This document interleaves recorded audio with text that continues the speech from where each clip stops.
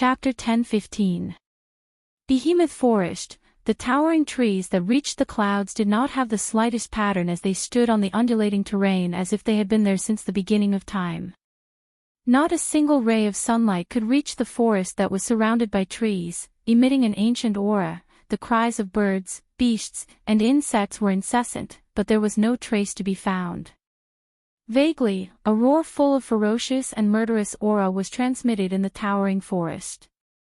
Among them, there were even one or two roars that contained a powerful aura. With just one sound, one could tell that the level of the owner was definitely not low. This was the deepest area of the Behemoth Forest, extremely close to the central area where the Beast King had been born. It could be said that this was the most terrifying area in the Behemoth Forest outside of the central area. The edge of the inner area was quite a distance away from here. It was common knowledge that the distribution of magical beasts in the Behemoth Forest was that the closer to the central area, the higher the level of the magical beasts.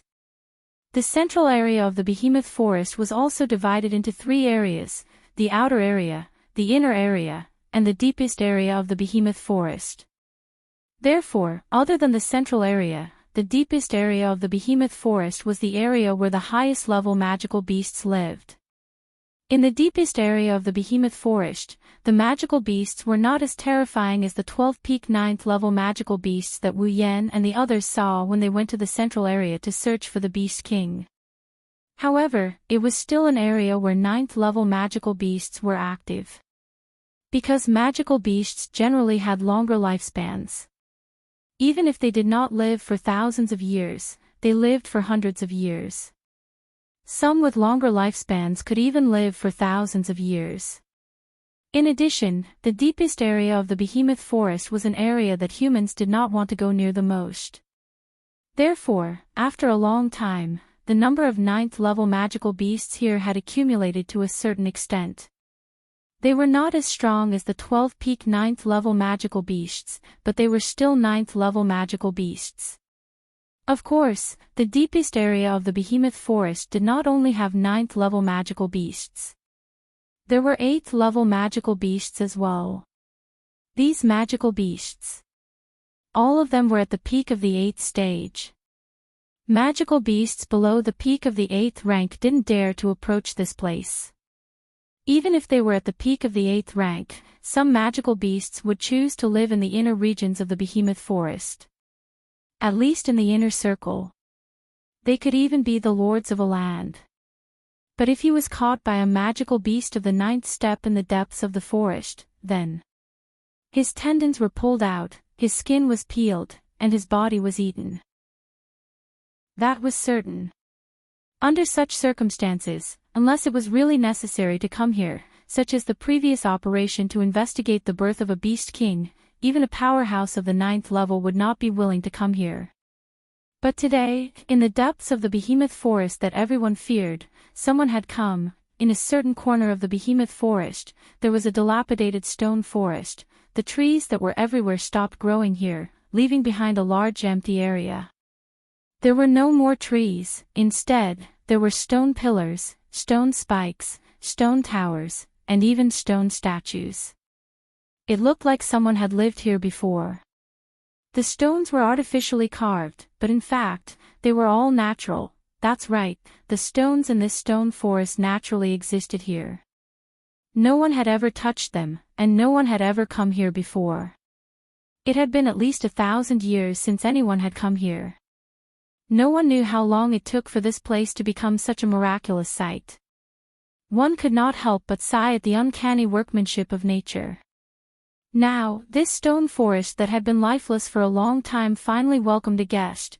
At the edge of the stone forest, a pitch-black crack suddenly and silently ripped open in the empty space, exposing the vicious eyeballs inside.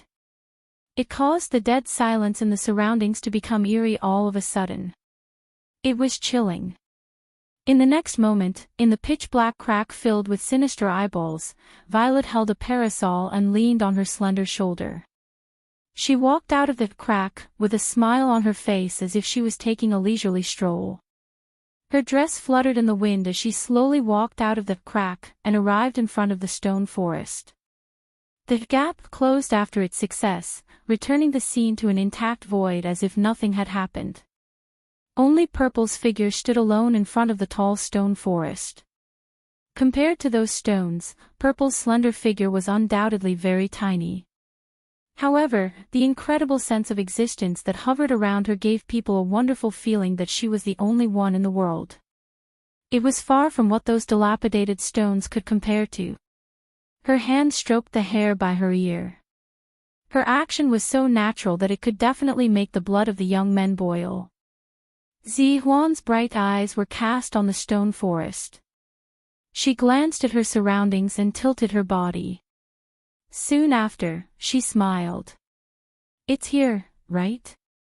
Her light voice echoed as if she was talking to herself, as if she was waiting for someone to answer her. She turned her head and looked in a direction beside her. Over there, a few black figures were slowly closing in on them. Those were demonic beasts. No, to be more precise, they were demonic beasts that had turned into monsters. Its entire body was covered in pitch-black scales. The front end of its 4 limbs were like the claws of a ghost or the tentacles of an octopus. It was extremely disgusting. Its ferocious head was also covered in black scales. However, there were no eyes on it. What was left was only a large eye socket that looked like a pair of goggles. Inside the eye sockets, there were many moving eyeballs. These demonic beasts looked more like monsters than demonic beasts. Some looked like baboons, some looked like tigers, some looked like jackals, wolves, tigers, leopards, and some looked like elephants, fish, dogs, and cats. However, all of them were covered in pitch-black scales. The front of their limbs had turned into that disgusting appearance. Coupled with their ferocious heads and strange eyes, it was as if they had returned from hell. Even Purple, who had lived for over 1,000 years and had seen a lot of things, couldn't help but raise her beautiful eyebrows when she saw such a monster. Demonic beasts. They don't look like them. If Wu Yan was here, he would have noticed that these demonic beasts looked exactly the same as Marcus and Bing Mian when they were possessed by blacklight. Ha ha. Just as Violet was sizing up the demons in front of her and trying to identify their species, those disgusting demons suddenly let out a strange cry that sounded like the cry of a dying cat. Their disgusting eyes were cast on Violet's body, and then, a thick black aura erupted from their bodies. Seeing the black aura flowing around the demonic beasts, Violet's brows furrowed tightly. A trace of disgust appeared in her eyes. What an uncomfortable aura. She twirled the parasol in her hand and sneered. I wanted to study it more, but this aura is too disgusting. It's even more disgusting than the bad luck on the body. If I capture you all, Xiaoyan and my sisters won't like it. It's better if you all disappear. Before Violet could finish her words, the magical beasts seemed to have lost their patience. Amidst the ghostly roars, they leaped into the air, bringing with them a large amount of black gas. They were like dark clouds that blotted out the sky and covered the earth as they pounced on Violet. Allah! Violet smiled faintly at the demonic beasts that pounced on her. How impatient! She didn't do anything but slowly smiled. In the next moment, a mysterious wave reverberated from her body and spread out like a wave. This is Violet's ability. The power of a realm. In just a moment, the wave that represents the power of a realm smashed into the demonic beasts like a hot knife through butter. In the depths of the behemoth forest, the demonic beasts in front of them are disgusting, but their strength is not to be underestimated. Looking at the black aura that blotted out the sky, each one of them is probably a level 9 demonic beast. But this group of level 9 demonic beasts didn't even make a sound in front of Violet's ability. They didn't even have time to struggle. In the blink of an eye, under the power of a realm, they were all turned into ashes. Not a trace of them was left behind. With a wave of her hand, a group of level 9 demonic beasts died in Violet's hands. This is the power of a demigod. This is Violet's power. It belongs to the founder of Fantasy Village, the power of a sage. As for Yukari herself, it was as if she had done something extremely insignificant. Her expression did not even change in the slightest. Only a sharp glint flashed in her purple eyes as she looked at the place where the magical beasts had been reduced to ashes a second ago. Over there were streaks of black light dancing. Chapter 10:16. There were about a dozen of them. The black lights danced up and down like ribbons, pacing back and forth like large earthworms, twisting their bodies. However, if one were to observe carefully, one would notice that although they were flying around recklessly, none of them dared to fly in the direction of Amethyst. Purple narrowed his eyes filled with interest. Although Amethyst did not know what these black lights were, she was certain when she saw that they were timid and did not dare to approach her. These black lights either had consciousness, or even if they did not, they had a beast-like instinct. They knew what was dangerous and what could threaten them. Black lights with instincts or consciousness. They could even attach themselves to other life forms. Amethyst felt that she had seen enough strange things in her life. She had seen all kinds of strange things in the fantasy village. However, she was still interested in something like this. The reason why those magical beasts became so disgusting is probably because of you. Amethyst's lips curled up slightly. She stretched out her hand. That's good too. I can't take those disgusting things away, so I'll bring you back to study them. Amethyst did not know if the black lights understood her words. When Amethyst stretched out her hand, they all trembled. With a sudden twist, it broke through the atmosphere and flew toward the forest in the distance with a whistling sound of wind. Their speed exceeded that of an ordinary ninth-grade warrior. Running away. Seeing the black lights flying in the opposite direction of her, Yukari was not surprised. Instead, she was delighted. They chose to run away when she was about to attack instead of running away when the situation was bad. Amethyst could basically rule out the possibility that the black lights had consciousness. These black lights. They should have some kind of biological instinct and relied on it to control their actions. Isn't this interesting? Amethyst's interest grew. She no longer dared to delay. She slowly opened her hand and let her palm face up. Then, a sparkling, translucent cube appeared in Amethyst's palm, glowing with golden light. Amethyst was not only good at cultivation, she was also good at enchantments. This cube was one of the enchantments that Amethyst was good at, quadruple enchantments. Therefore, if anyone could discover it, he would have seen it. Inside this small cube, there were 3 other cubes that almost overlapped with it. These cubes were one size smaller than the original one. Clearly, by using the power of the barrier, Violet wanted to capture all of these black lights. With a move of his palm, the 4-layered square enchantment whistled in the air. It expanded with the wind and turned into a star. It tore through space and shrouded the black light that was flying away. Buzz! Before they could even touch Haiguang's body, the 4-layered square-shaped barrier expanded fiercely. In an instant, it expanded from the size of a palm to the size of a stone forest on the ground, covering the sky above the stone forest. Although the speed of the black light was extremely fast, the 4-layered cube that suddenly expanded was even faster. In less than a second, it had already grown to the point where it could envelop the stone forest below, enveloping all the black light. The black light that was trapped in the enchantment did not slow down at all. It crashed into the enchantment at an extremely fast speed. In the end, it was like an egg crashing into a rock. With a muffled sound, it flew back and almost shattered itself. When all the black light was trapped in its body, the 4-layered barrier slowly descended. As it descended, it shrank in size. When the 4-layered barrier fell back into Amethyst's palm, it had already returned to its original size.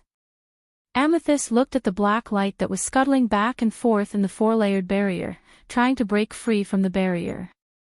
A joyful smile appeared on her face. For the time being, it shouldn't be boring. Amethyst shook his head with a smile as he patted the four-layered barrier that imprisoned the black light in his hand.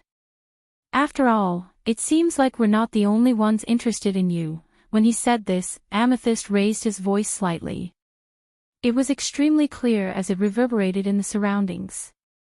It was like a sound wave that slowly drifted into the distance, as if he was deliberately saying this for someone to hear. As it turned out, Amethyst's actions were not without reason. Beep! Suddenly, the sound of thunder striking down from the clouds in the sky like a thunderbolt.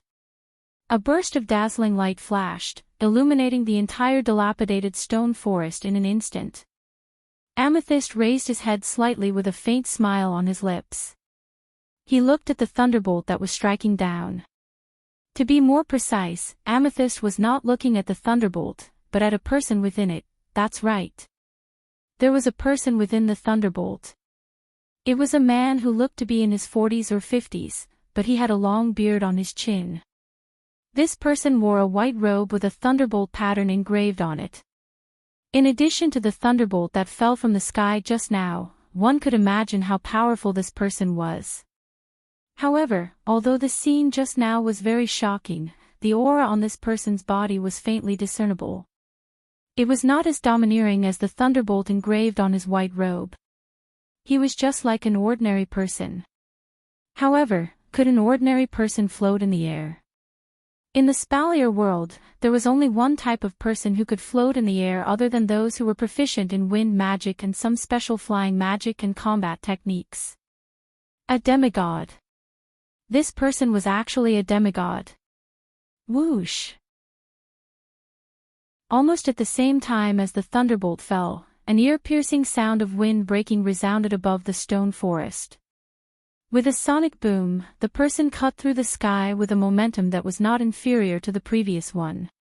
In a flash, he appeared above the stone forest. It was an old man, an inconspicuous old man wearing a gray robe. However, this old man was also floating in the air. Just as the old man appeared above the stone forest, a pitch-black figure flashed from afar. As if teleporting, it directly appeared beside the old man and the old man in the white robe. This time, the person who appeared was also an old man. He was also floating in the air, but the difference was that he was wearing a black robe. In the blink of an eye, in the behemoth forest, in the sky above the stone forest, 3 demigods appeared. No! It's not over yet. Whoosh! Like the howling of the wind and thunder flashed, bringing with it an ear-piercing sound. Immediately, another figure appeared in the sky. Her long hair was scattered behind her back, fluttering with the wind around her. She looked very elegant. She looked to be around 30 years old, more than twice as young as the other 3. However, the wrinkles at the corners of her eyes constantly showed that her real age was definitely above what one could see from her appearance. This was a gorgeous woman. However, she also knew how to float in the air. The 4 people who suddenly appeared in the sky stood in opposition to each other, forming a square with 4 corners. After they appeared, their auras completely disappeared. They were all like ordinary people, inconspicuous, if one ignored the fact that they were floating in the air. Sweeping her gaze across the 4 people in the air, the smile on Violet's lips unknowingly widened by quite a bit, proving that she was definitely in a rather good mood right now. However, that happiness was not directed at the 4 people in the sky. Instead, under the guidance of her gaze, it was directed towards the person on the ground opposite her, in her vision, in front of her, in the stone forest. Next to a stone pillar that was supposed to be lifeless, a figure appeared out of nowhere. Silver white hair, blue muslin clothes, a delicate figure, a beautiful face. She was in the prime of her youth, looking as youthful and beautiful as Violet. However, Z's interest in such a young girl was even greater than that of the 4 people in the air who weren't young at all. This was because although the auras of the 4 people in the air were ordinary, Yukari could still clearly sense their specific strength. As for this young lady who looked as young as herself, if not for Yukari wanting to test the wonders of the system's perceptive ability, she might not have discovered her until now. It wasn't that she was stronger than Violet, but there seemed to be something on her that was hiding everything about her. Chapter 10:17. In the air, the white-robed old man, the gray-robed old man, the black-robed old man, and the gorgeous woman faced each other. They looked at each other, as if they were surprised by each other's appearance. "I didn't expect you to come as well." The white-robed old man was the first to voice his surprise. When he looked at the black-robed old man, the surprise in his eyes became even more obvious. "That's not a big deal. I didn't expect you to come as well, Mula.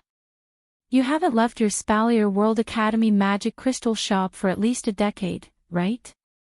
Hearing this, the black-robed old man snorted heavily, and his attitude was extremely bad as he yelled. "What? Do you have a problem with me coming here? Magnubi." If Wu Yen was here, he would be so shocked that his jaw would drop to the ground if he saw this black-robed old man whom Magnubi referred to as Mula. This old man is the owner of a magic crystal shop that Wu Yen met when he first entered Silveria World Institute. The owner of the shop had a very bad attitude towards his customers. After hearing Mu La's bad attitude, the other three didn't feel strange at all. Obviously, it was not the first time that they had seen Mu La's bad attitude. "I'm just a little surprised." Magnubi glanced at Mula. "Didn't you say you wouldn't leave the Spalier World Academy until you reached peak demigod rank?" Mula curled his lips in disdain and sneered. "Didn't you say you wouldn't cultivate your lightning beast-type combat skill to the point where you could destroy the entire Spalier World Academy? You wouldn't leave the Baruba Empire's treasury?" "Humph." Magnubi's eyes flashed with anger. "If you didn't embarrass me, would I have said something like that? I just don't like the way you Baruba men look down on women." Mura spat out his saliva. "Disgusting. You." Enough. The argument between Mula and Magnubi escalated to a higher level. When his anger was on the verge of erupting, the gorgeous woman stood up at the right time. "Stop arguing. Since you're here, I'm sure you're here for the same reason. Do you want to mess things up by arguing?" Mula and Magnubi paused at the same time. After exchanging a glance, they both snorted. Turning his head away, he could tell that the relationship between the two of them was not good. "Linya, did you receive the news as well?" Magnubi turned his gaze to the beautiful woman. "I thought I was the only one who received the news. Even Mura left the Silveria World Institute and you received the news. It's reasonable for you to leave the Faya Empire's treasury. Aren't you the same?" The gorgeous woman named Linya smiled and looked at the gray-robed old man who had been silent all this time. "Why didn't you tell me that something like this happened?" "Garen, that's not very nice of you." "Yes, the gray-robed old man. He's the guardian of Ailu Empire, Garen." As for the other three people's identities, they could more or less guess from the conversation just now. Magnubi is the guardian of Baruba Empire. Linya is the guardian of Faya Empire. As for Mula, even though he's not a guardian, he's one of the 5 demigods in the Spalier world. 5 demigods. At this moment, 4 demigods appeared at the same time. Maybe there's more than 4. Mula, Linya, and Magnubi looked at the silent Garland at the same time. They could feel the other three's gazes. Garen smiled bitterly.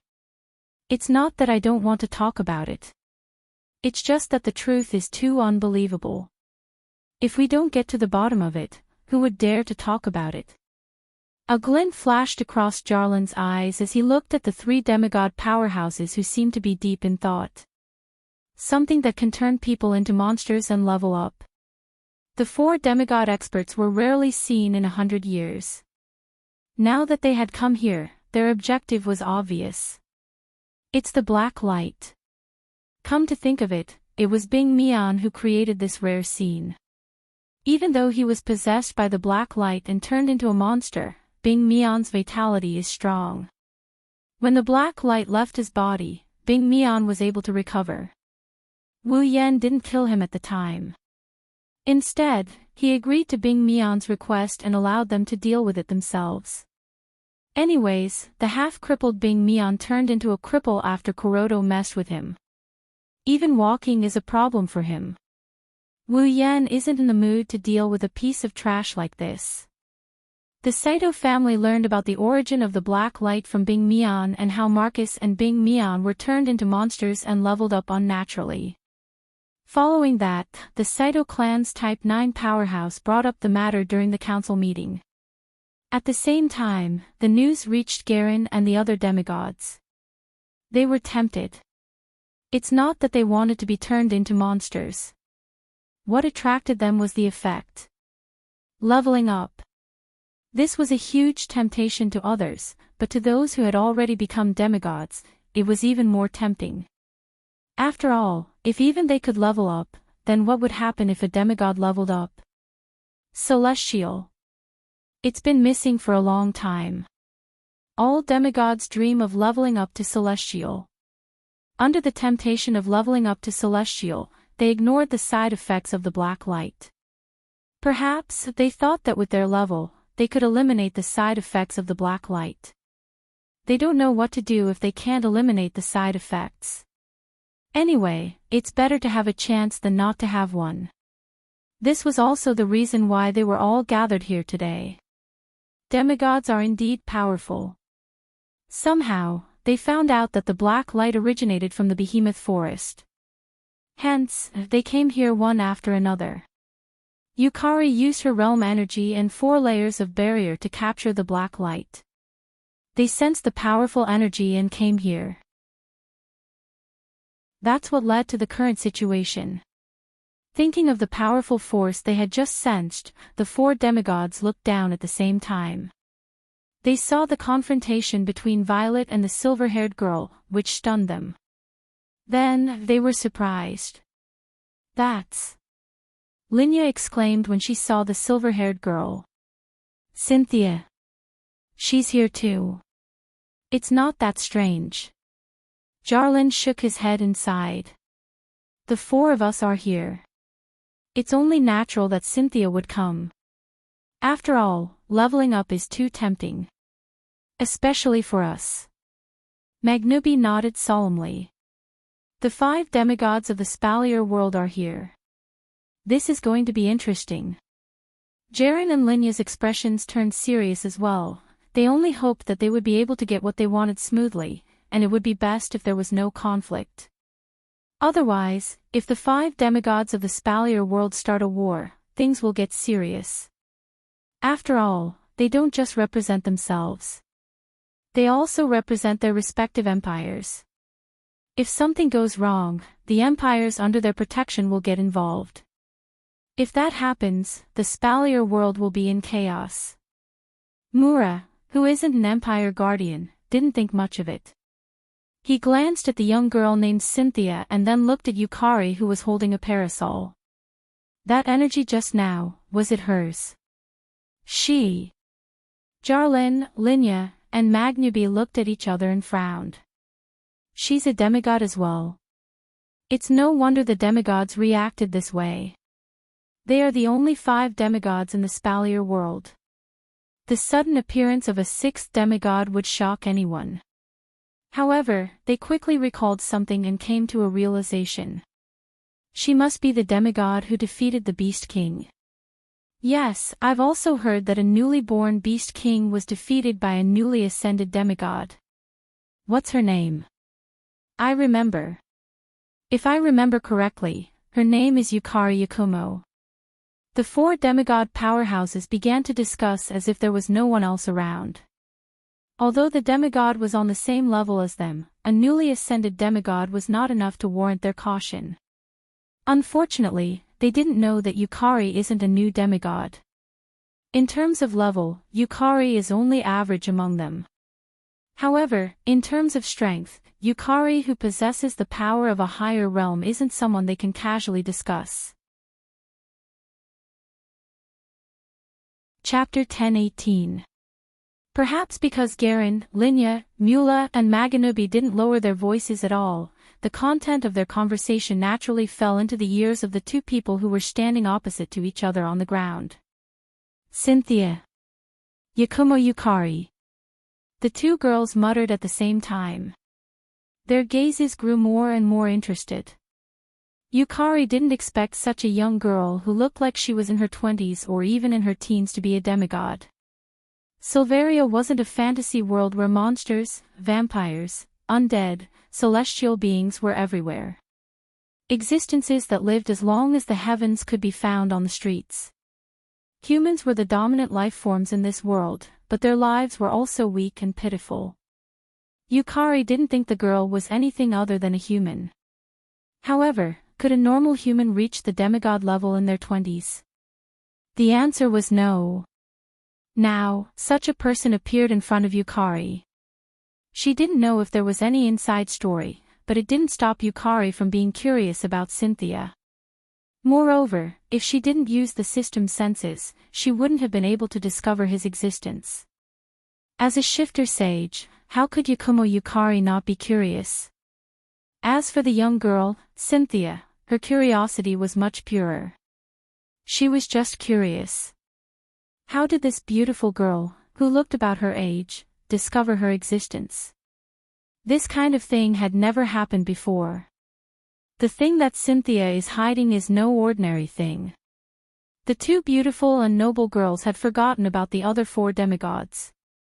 They looked at each other in silence, not bothering to hide the curiosity in their eyes. Until a certain moment, Cynthia, who obviously lost in terms of patience, took the initiative to speak. I'm Cynthia. Yukari smiled and nodded. Yakumo Yukari. What a strange name. Cynthia pursed her lips. She didn't mince her words. Can you tell me how you discovered my existence? Yukari's lips curled into a sly smile. Then. Can you tell me how you managed to hide your existence? Me? Cynthia blinked. I relied on external objects to hide my existence. Allah, what a coincidence. Purple smiled. I was only able to discover your existence by relying on external objects.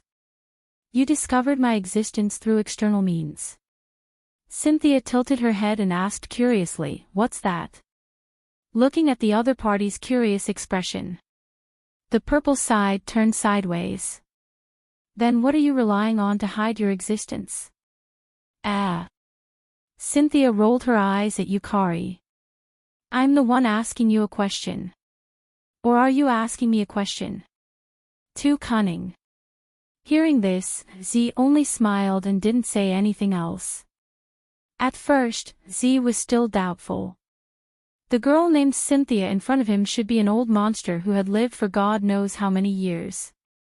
The reason why she looked so young was because she had used some items to retain her youthful appearance. Her appearance shouldn't match her real age. But now, Yukari has refuted this conjecture. A real old monster, even if they could pretend to be the same as when they were young, it wouldn't be natural and their aura wouldn't be too dazzling. However, not only did Cynthia act like an ordinary young girl, she also acted naturally. Although Yukari couldn't completely sense her aura due to the external object in her mouth, Yukari felt that Cynthia's real age should match her appearance. In other words, Cynthia was a demigod in her teens or 20s. Thinking of this, Amethyst narrowed his eyes slightly. Of course, she didn't think that anyone in their teens or 20s could reach demigod rank. At least in the Spalier world, there was no such person. Even if there was such a person, it would be Wu Yan's summon who had the system. Therefore, this demigod named Cynthia must have a story behind her. At this moment, the four demigods floating in the air landed on the ground one after another. They came to Yukari and Cynthia's side. Instinctively, Jarlin, Mula, and Magnubi sized Z up. Only then did they realize that this new demigod master was younger and prettier than they had imagined. Gazing at Z, who was looking at them with a smile, even though Garland and the other two were already in their 70s or 80s, they could not help but be amazed. Even Linya, who was a woman, was the same.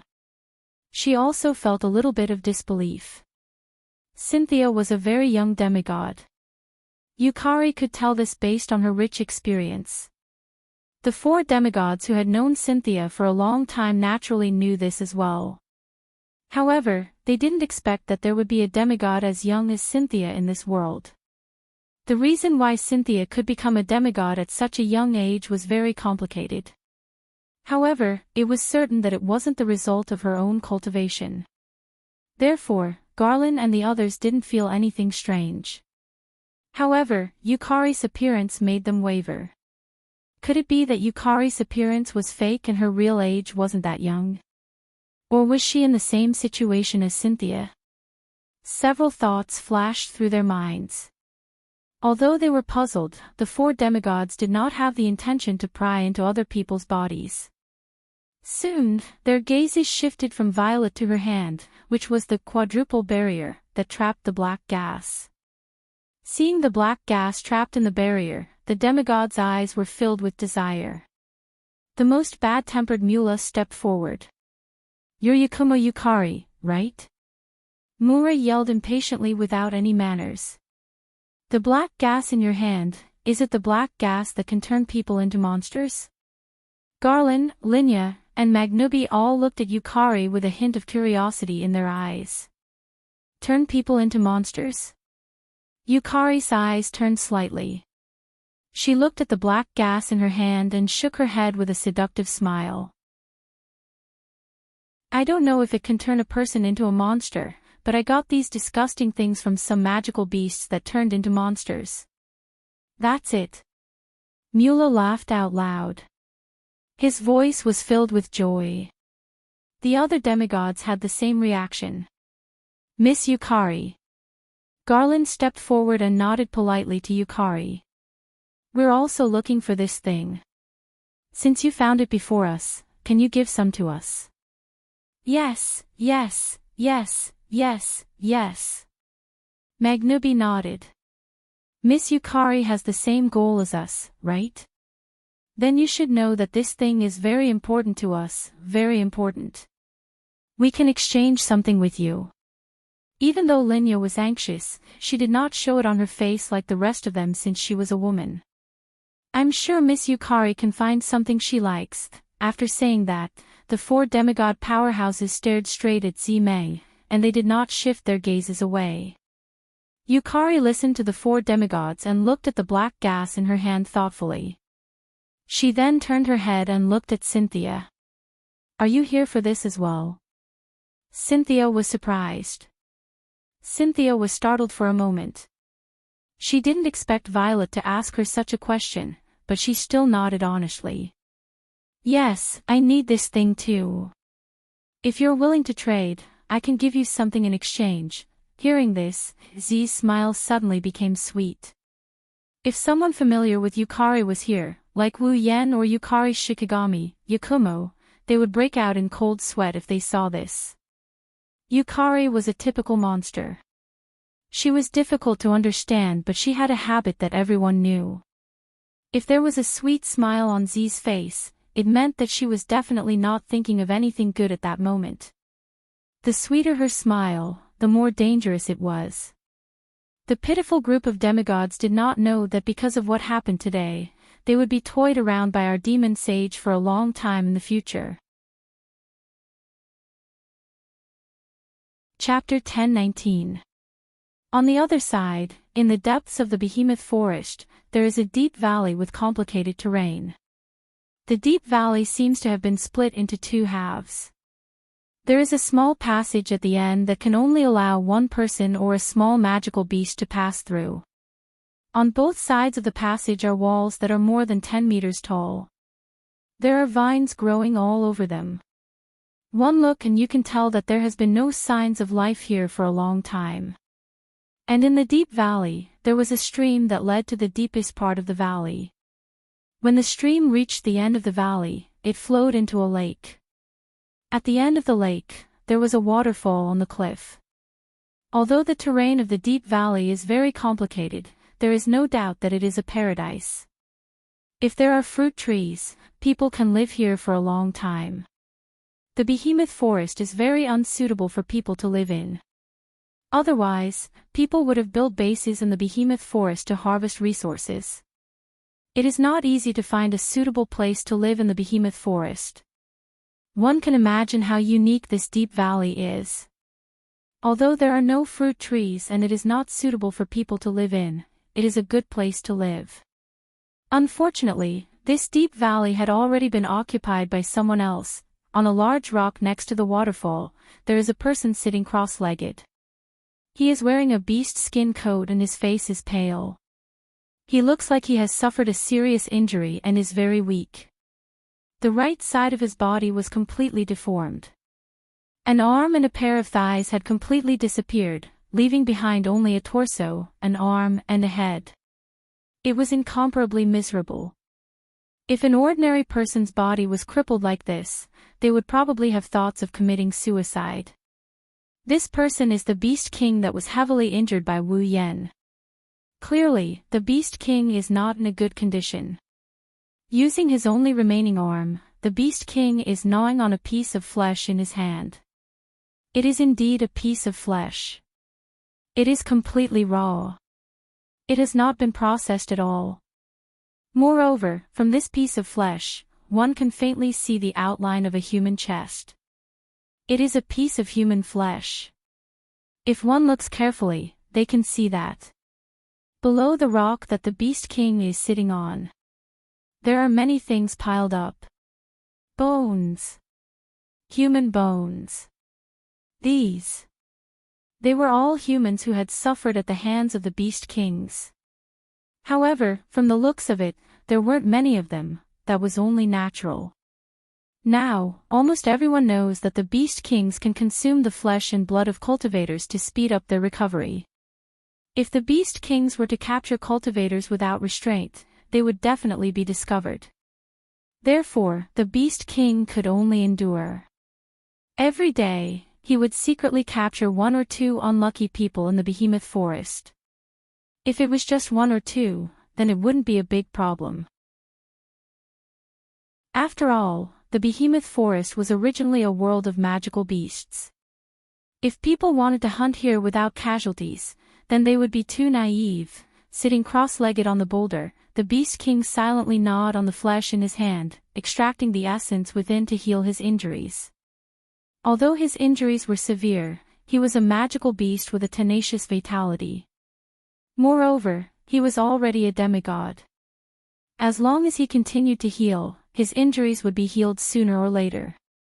As for whether or not his broken arms and legs could be healed, that would be difficult. Therefore, in addition to secretly capturing one or two people in the behemoth forest every day, the Beast King would also go out every day to search for treasures. The behemoth forest has plenty of these treasures, some of which can even heal broken limbs.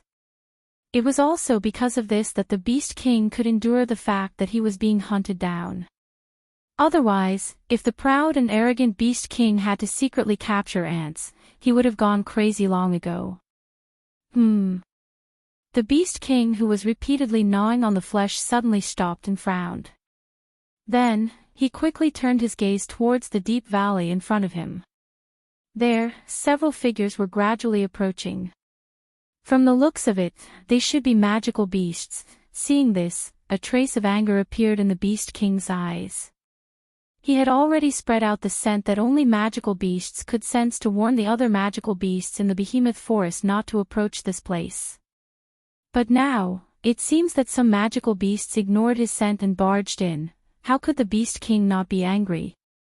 He is the king of magical beasts.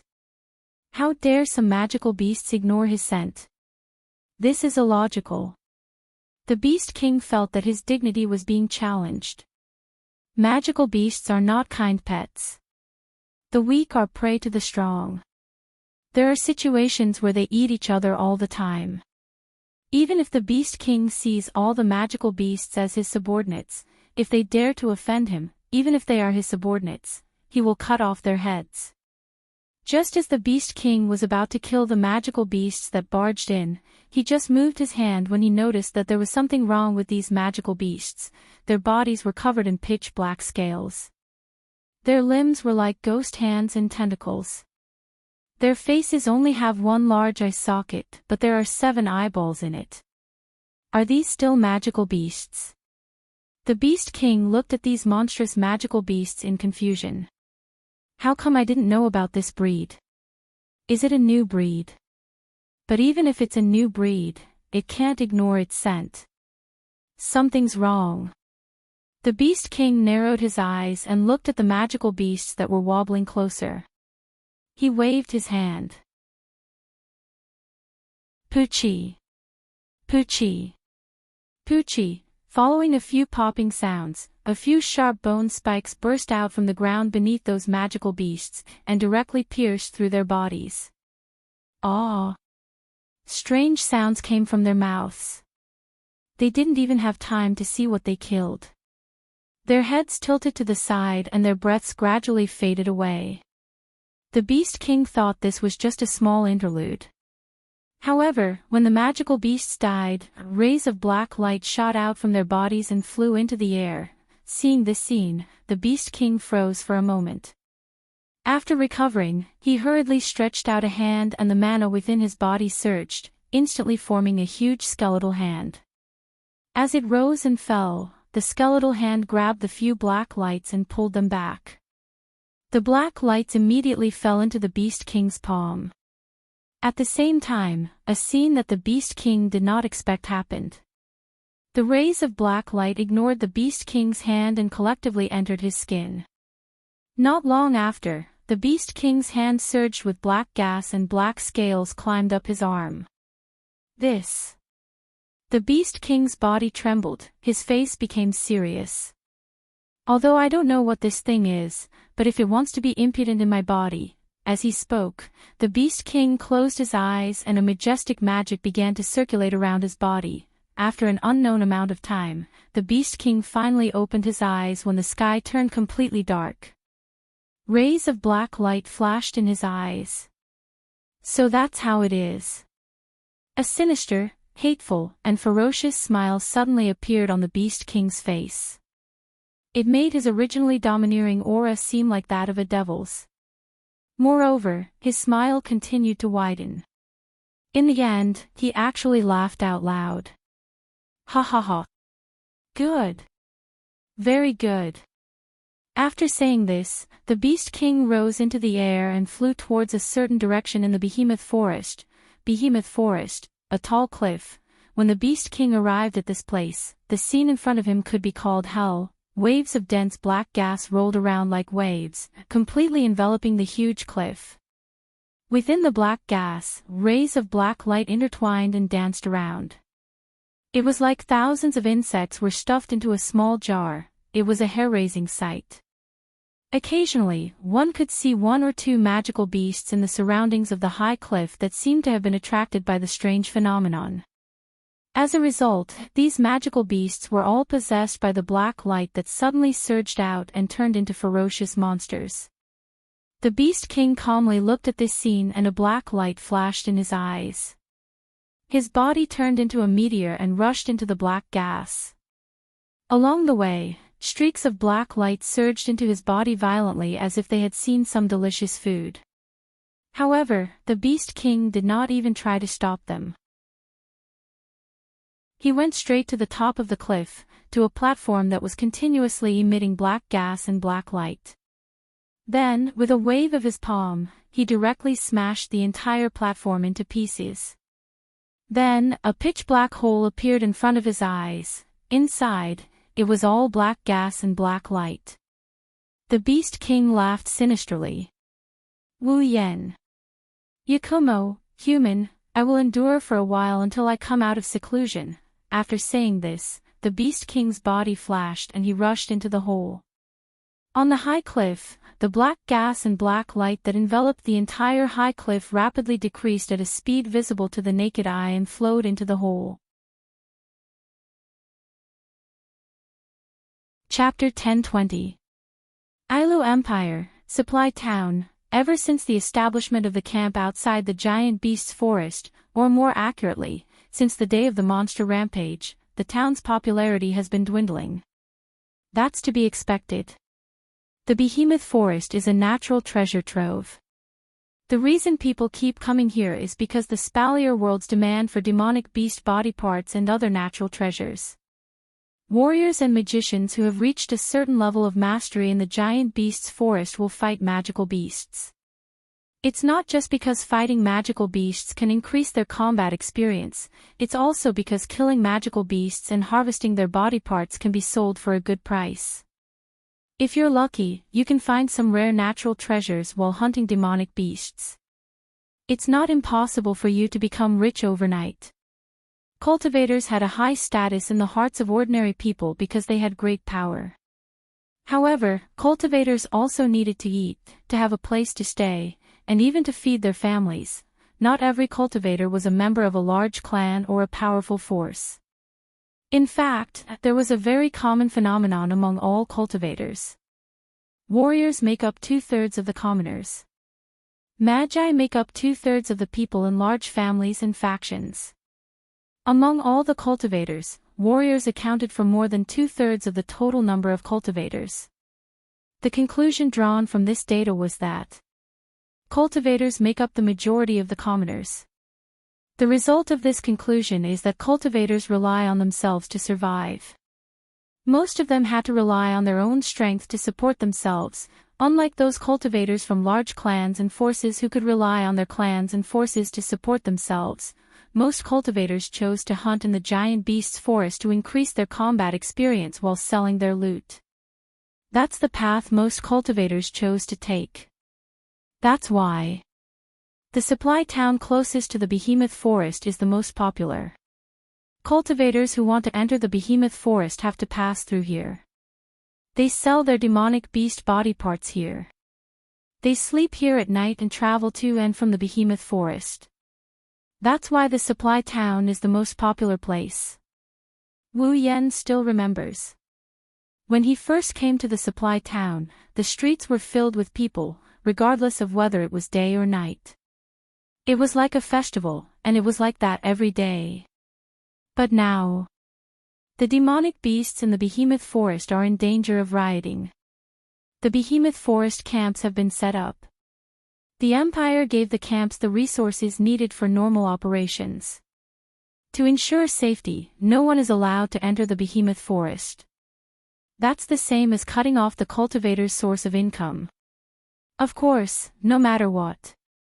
Even if they were commoners, cultivators were still cultivators. With some strength, they could find a way to get money wherever they went. But at the same time, there was no need for that anymore. There were no more cultivators coming to the supply town. The streets that used to be filled with people were now scattered in 2s and 3s. At a glance, the end of the street could be clearly seen. It was no longer like before, where even 1 or 2 meters away from the ground would be filled with people. The supply town is no longer a supply town. It's a real town. Other than the occasional guards from the camps who come here to buy things, the only people in the supply town are the natives. Fortunately, the shops here are still open. Some of the resources brought back from the camps are sold here. Otherwise, the town would have been abandoned. Thank you for your patronage. Walking out of the shop amidst the cheers of the shop's employees, Wu Yan's hands are already filled with bags. Chiju wants clothes. Misaki-chan wants a bag. Kurumi wants hair accessories. Yoshino wants some books. What else do I need? Oh right, Mikoto wants gure, Kotori wants lollipops. Wu Yan counted the items in the bags. He's at a loss. But do they sell gure and jewel lollipops in the Spalier world? Obviously, Wu Yan is buying gifts for the girls. This is what he promised the girls. If it wasn't for the fact that he couldn't leave, Wu Yan wouldn't have delayed until now. But from the looks of it, Wu Yan, who's not good at shopping, is a bit tired. Looking at the sparse streets of the supply town, Wu Yan sighed in a troubled manner. I'll go look for more. I don't have anything to do today anyway. After making up his mind, Wu Yan patted his cheeks to cheer himself up. He then walked down the street. Wu Yan scanned through the shops in an attempt to find Gouda and lollipops. They're considered rare items in the Spalier world, especially the former. It's not easy to find. That's the conclusion Wu Yan came to after 3 hours of shopping. After 3 hours of searching, Wu Yan suddenly had an idea. Would a normal shop sell Gouda and lollipops? Indeed, the reason why a trading company was called a trading company was because its scale had already developed to a certain extent. In such a trading company, how could one find things that belonged to children like Gouda and lollipops?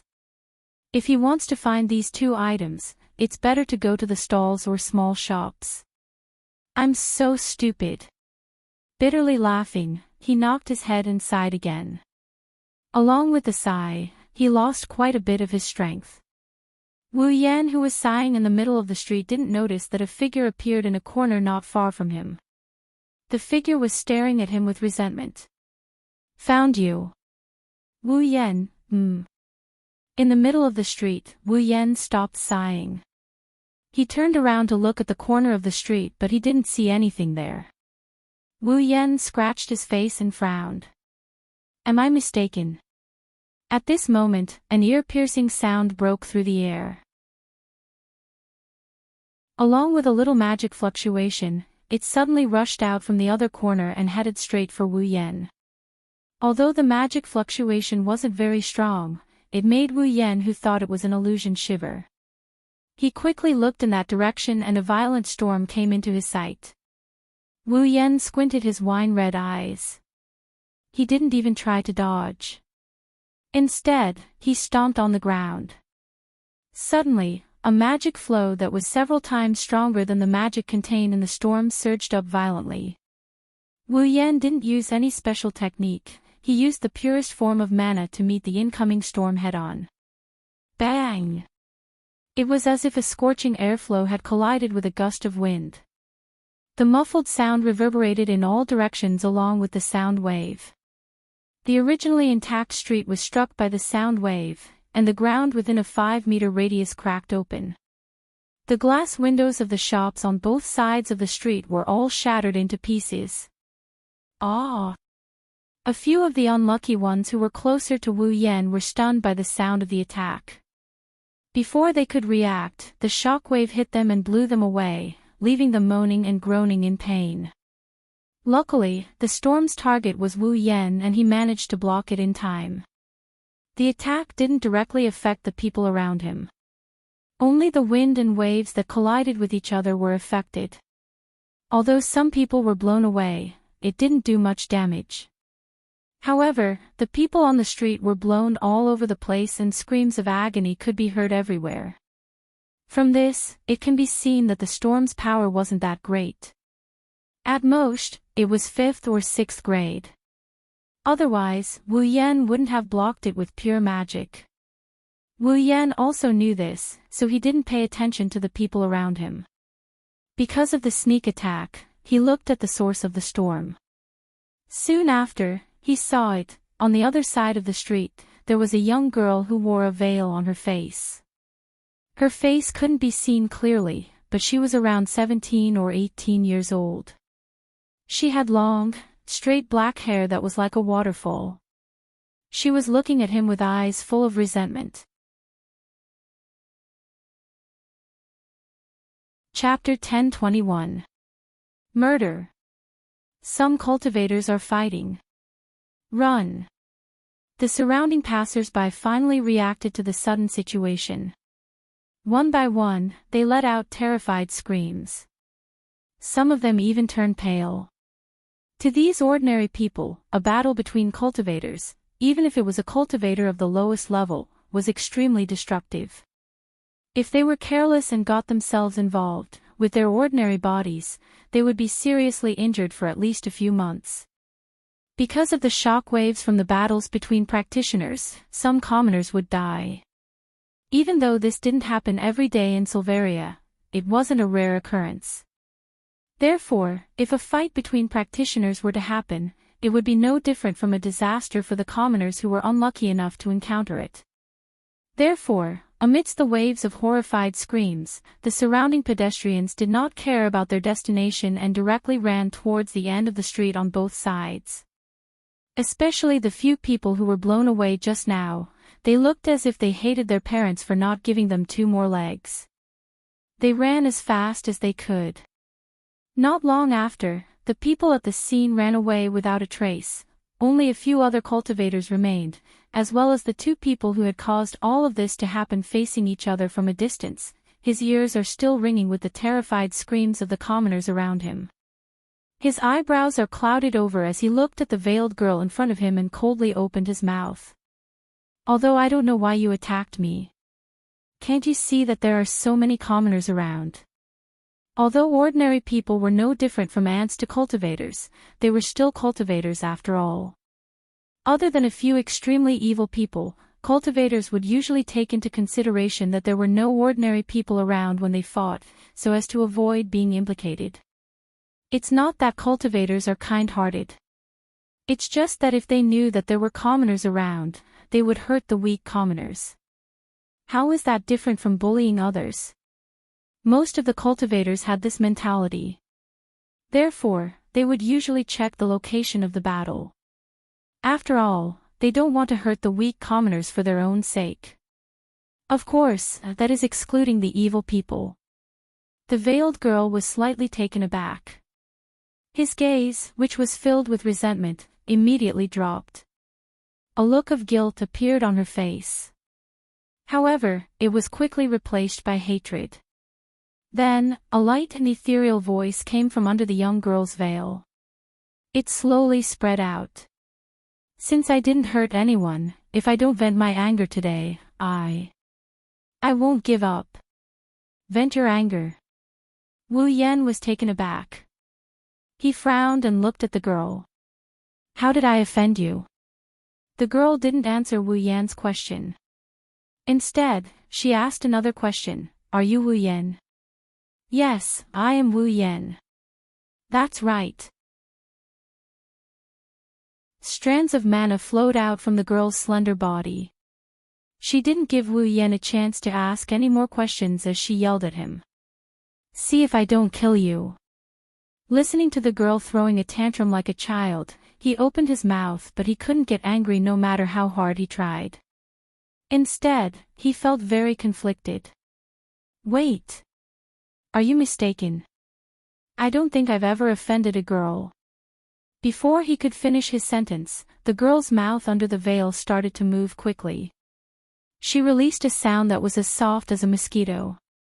At the same time, a storm that was even more ferocious than before rolled up from the girl's body. It was like a blooming lotus. It flashed with a green light and violently swept past like a tornado. Hey! Wu Yan wanted to say something. The tornado that was spinning crazily like a spinning spear pierced towards him mercilessly. F***CK. At that moment, Wu Yan could only curse gloomily. However, since he knew that there was something fishy about this matter, he naturally wouldn't make a move. Moreover, Wu Yan wasn't going to argue with a little girl. His expression is gloomy but his body moved. He took a step forward and instead of retreating, he moved closer to the incoming tornado. Following that, he lashed out with his leg. Like a whip, his leg flashed in front of him and it landed heavily on the tornado that is not weak in the slightest. Pang! This kick, Wu Yan didn't use magic or superpower. He only used his physical strength to throw out this kick. However, it was this kick that sent the wind magic that was powerful enough to slice off a layer of the ground and the surrounding streets flying away with a muffled sound. The wind magic changed direction and shot straight into the sky. Seeing this scene, the masked girl's eyes suddenly widened. Faintly, from her transparent veil, one could see that her mouth had turned into an O shape. Her eyes were filled with disbelief. My magic was actually sent flying with a kick. Looking at the girl's look of disbelief, Wu Yan bitterly smiled and shook his head. He was certain that he didn't know this girl and this girl definitely didn't know him. If she did know him, even if she didn't know his strength, she should have heard of his deeds. She should know that he was once the strongest person in the Spalier World Academy and that he killed Marcus and Andrew, who were both peak rank 8. It's impossible for someone who knows him not to know such a big event. Moreover, the information from the system is also very unfamiliar. Rena Phelps, level 55. Rena Phelps. I don't know her. What did I do to offend this girl? Phelps. Phelps, this surname, is she a member of the Phelps Empire's royal family? Wu Yan couldn't figure it out no matter how hard he racked his brain. He could only bitterly smile. But this bitter smile in Rena's ears sounded like mockery. Thus, Rena became angry. What's there to be proud of? This princess hasn't used her true strength yet. Without thinking, Rena yelled angrily. But due to her anger, she also leaked some useful information. This princess. Wu Yan raised an eyebrow. You're a member of the Phelps Empire's royal family. How did you know?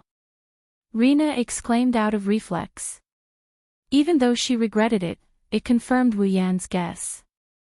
Alright, princess of the Phelps Empire. Wu Yan rubbed his brows as if he had a headache. Let's not talk about why you're in the Ailu Empire's territory and in a supply town. You should at least tell me how I offended you. What do you mean you're an elder? This princess is only 17 years old. Rena yelled, and the sound of gnashing her teeth came from under the veil. If you want to know, let this princess teach you a lesson first.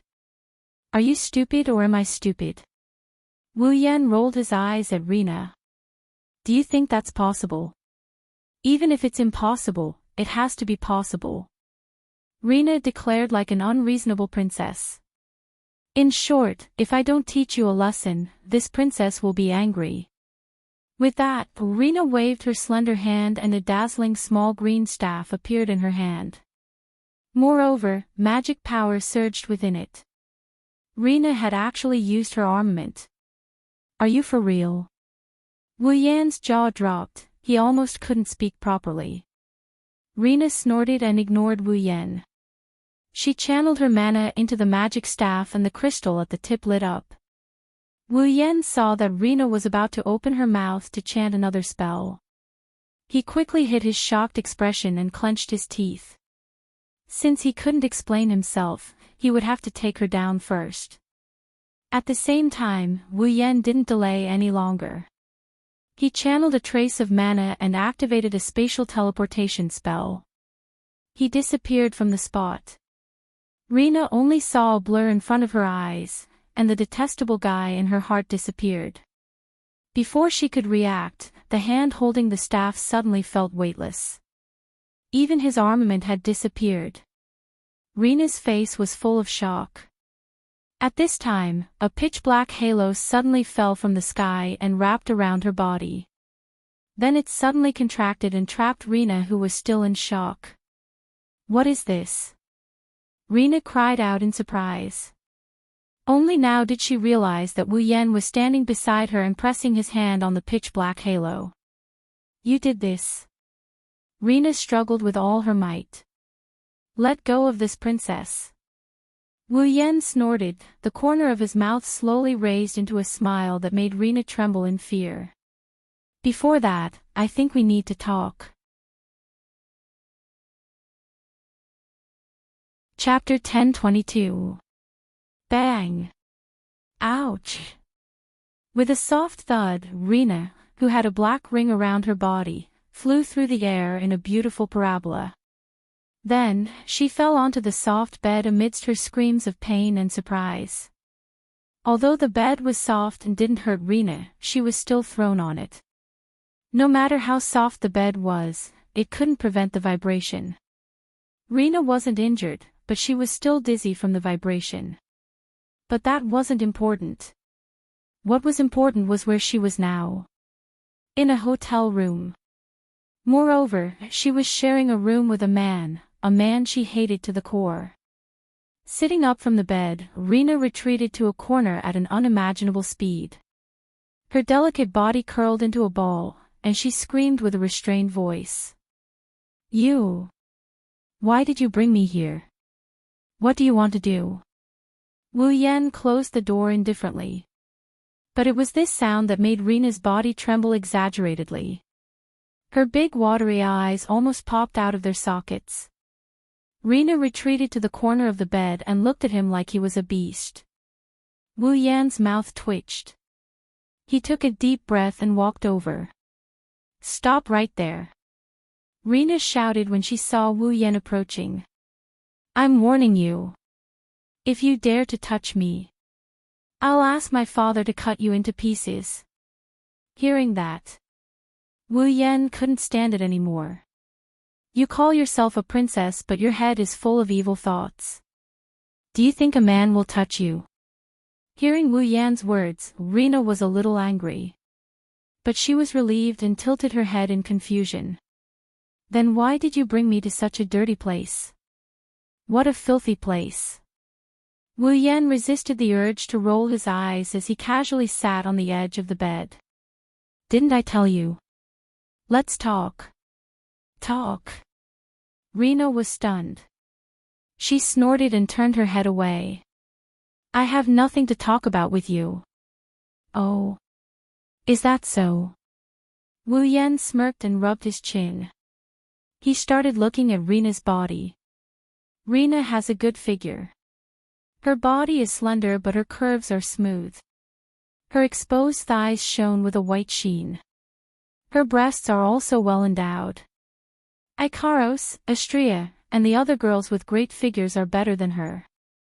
She's much better than Kurumi and almost as good as Shokuhu Misaki. She has a pair of big round eyes and long black hair. Wu Yan didn't take off Rena's veil, but he's sure she's a beauty.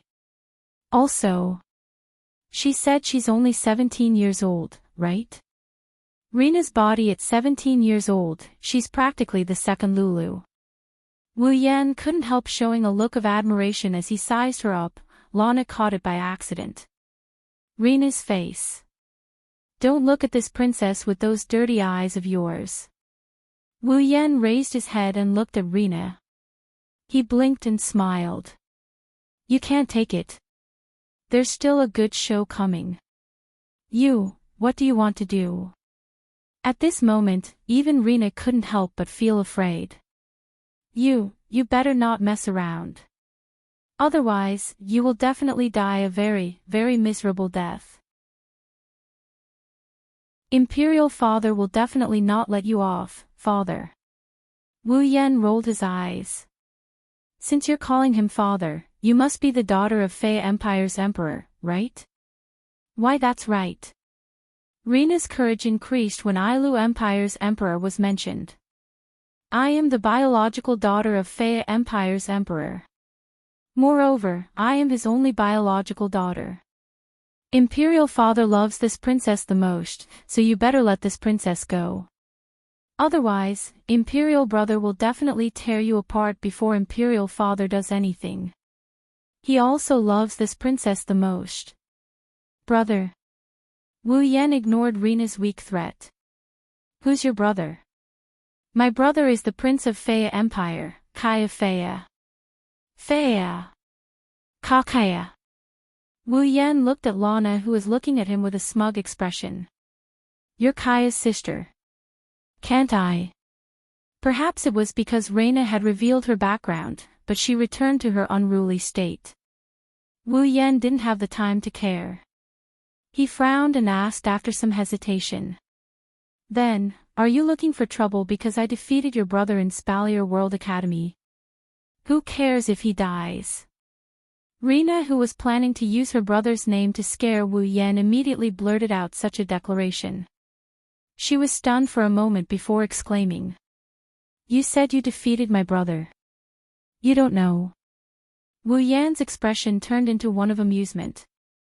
Since you have such strength, you should be a student of Spalier World Academy, right? Haven't you heard of me? Do I have to hear of you? Rena curled her lips in disdain. I am indeed a student of Spalier World Academy. I just took a 3-month leave. Wu Yan felt relieved. No wonder this wild brat hasn't heard of him. She took such a long leave of absence. I haven't been a student of Spalier World Academy for more than 3 months. In other words, I went in as soon as this girl took a leave and she came back after I left. There were all kinds of coincidences. Helplessly shaking his head, Wu Yan sighed. Since you don't hate me because I defeated Kaya, what did I do to offend you? What? What did I do to offend you? Wu Yan's reminder reminded Lana of the reason why she came looking for trouble with him. Her face turned green and her eyes burned with rage.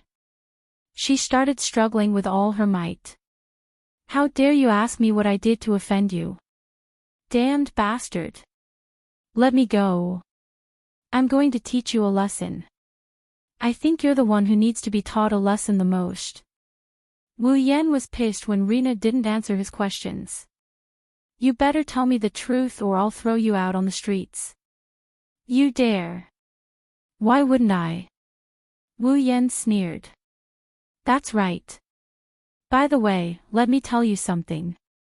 I still won't release the shackles on your body. If you want to wait for it to disappear on its own, it will take at least 8 to 10 days. During this period of time, I think there will be people who will be very, very interested in you who can't resist you. Lana's expression changed. Wu Yan didn't look like he was faking it. She gulped and her eyes were filled with anger. Damn it. Why would someone like you be Sister Sylph's fiancé? Sylph. Wu Yan was surprised to hear this name. He asked Lana in a surprised tone. Are you looking for trouble with me because you think I'm not good enough for Sylph? Yes. Of course. Sister Sylph is so beautiful, so noble, so powerful and so sacred. You're not worthy of her. Even your clothes are cheap. How can you be worthy of her? Lana retorted. You're not worthy of her at all. Even your clothes are cheap. Wu Yan almost choked on his breath. His expression became more and more interesting. His lips kept twitching and his eyebrows kept twitching. He looked at Lana who was glaring at him like she wanted to bite off a chunk of his flesh. After holding back for a while, he finally managed to squeeze out a sentence. You don't know me, so why do you think I'm not good enough for Sylph? Are you stupid? Are you an idiot? Lana gave Wu Yan a look of disdain. Then, her gaze turned into a heated one. Sister Sylph is as noble as a lotus on a snowy mountain. Her beauty can make heaven and earth lose its color. Her gaze can make all things sing and her voice can make everyone scream. Even her body is blessed by the sun. She is the most beautiful and powerful ice queen in the Spalier world. After saying that, Rena's tone of adoration changed, and she became fierce again. How can a man be good enough for someone as good as Sister Sylph? Wu Yan pressed down on his chest, suppressing the urge to vomit blood when he heard such words that can't be ignored. Don't tell me you're a lesbian. You're the lesbian. Your whole family are lesbians. I just can't bear to leave Sister Sylph's side. How could I be a lesbian? Lana said with a smirk. You're a lesbian, Wu Yan roared in his mind. Chapter 1023. As noon approached, there were more and more people in the supply town. Most of them are natives of the supply town. Only a small portion of them came here to purchase behemoth forest resources. After all, the behemoth forest resources can only be used in 2 ways. One is to transport them to King City, the other is to store them in the supply town and let the resources flow to the entire Ailu Empire. That's why the supply town didn't become a place for people to live in. Without the giant beast forest's resources, a lot of businesses would close down and the town wouldn't be worthy of the word supply anymore. However, as the flow of people increased, the pedestrians on one of the streets of the supply town all moved to the sides, leaving a large space in the middle of the street.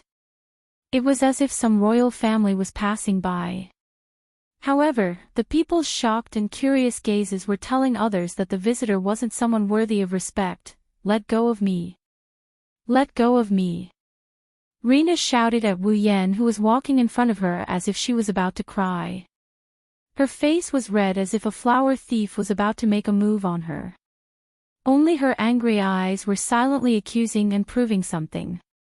Sensing the curious, shocked, and confused gazes from the crowd around her, as well as the way they looked at each other and whispered to each other, Rena felt that she had really embarrassed herself. She wanted to find a hole to hide in. Of course, Rena felt embarrassed. Because at this moment, the pitch-black halo around Rena's body still hasn't disappeared. No, not only did it not disappear, there is also a rope tied to the front part of the black halo, and the other end of the rope is in Wu Yan's hand. In other words, Rena, the princess of the Faya Empire, was a noble. She is being dragged around by someone like a dog. How could Rena not feel humiliated? Fortunately, Rena still has some self-awareness. She didn't shout out, "This princess," in front of everyone. Otherwise, the commotion she caused at that time wouldn't be as dramatic as it was now. Instead, it would be a real big commotion. Furthermore, Rena couldn't shout those words either. Now, in other people's eyes, at most, she was a young girl who was tied up with a rope. However, if she called out, "This princess," then she would become a princess who was tied up with a rope. If that really happened, where would she put her face?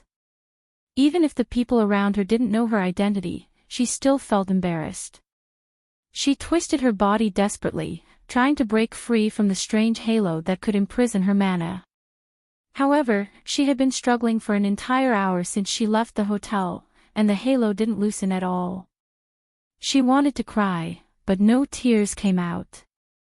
"Let go of me!" Rena screamed frantically. "Aren't you afraid I will take revenge?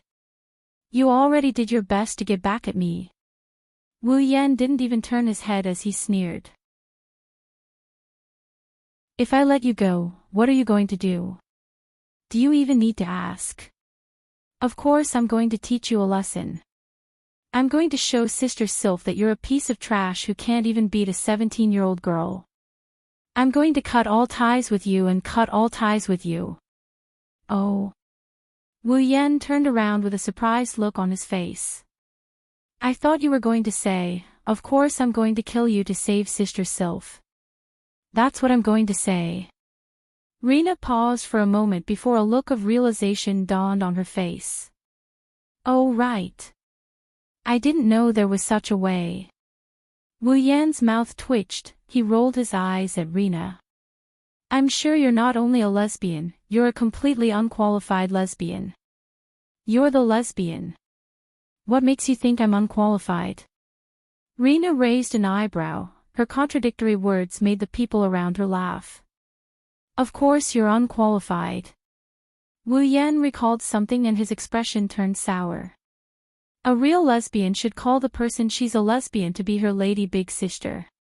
Every day, she'll look for an opportunity to rub against her lady big sister's modest chest.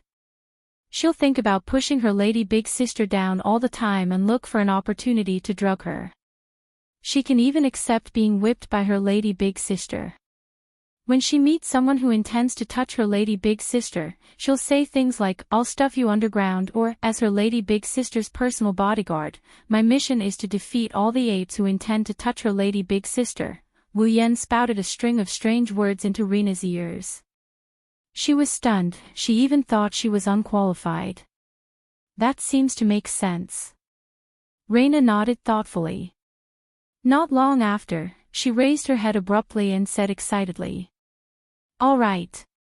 Rena will call Big Sister Sylph Big Sister from now on." Wu Yan, who was walking in front, almost tripped and fell to the ground. He wiped the cold sweat off his forehead and felt a little guilty. Could it be that he had raised a pure lily into a pure pervert? What a sin. Wu Yen shook his head and drew a cross in front of his chest. He muttered as if he was atoning for his sins. Sylph, don't blame me. I was just complaining. I hope you can live your life as usual. Rena saw Wu Yen muttering and shouted in dissatisfaction. Hey!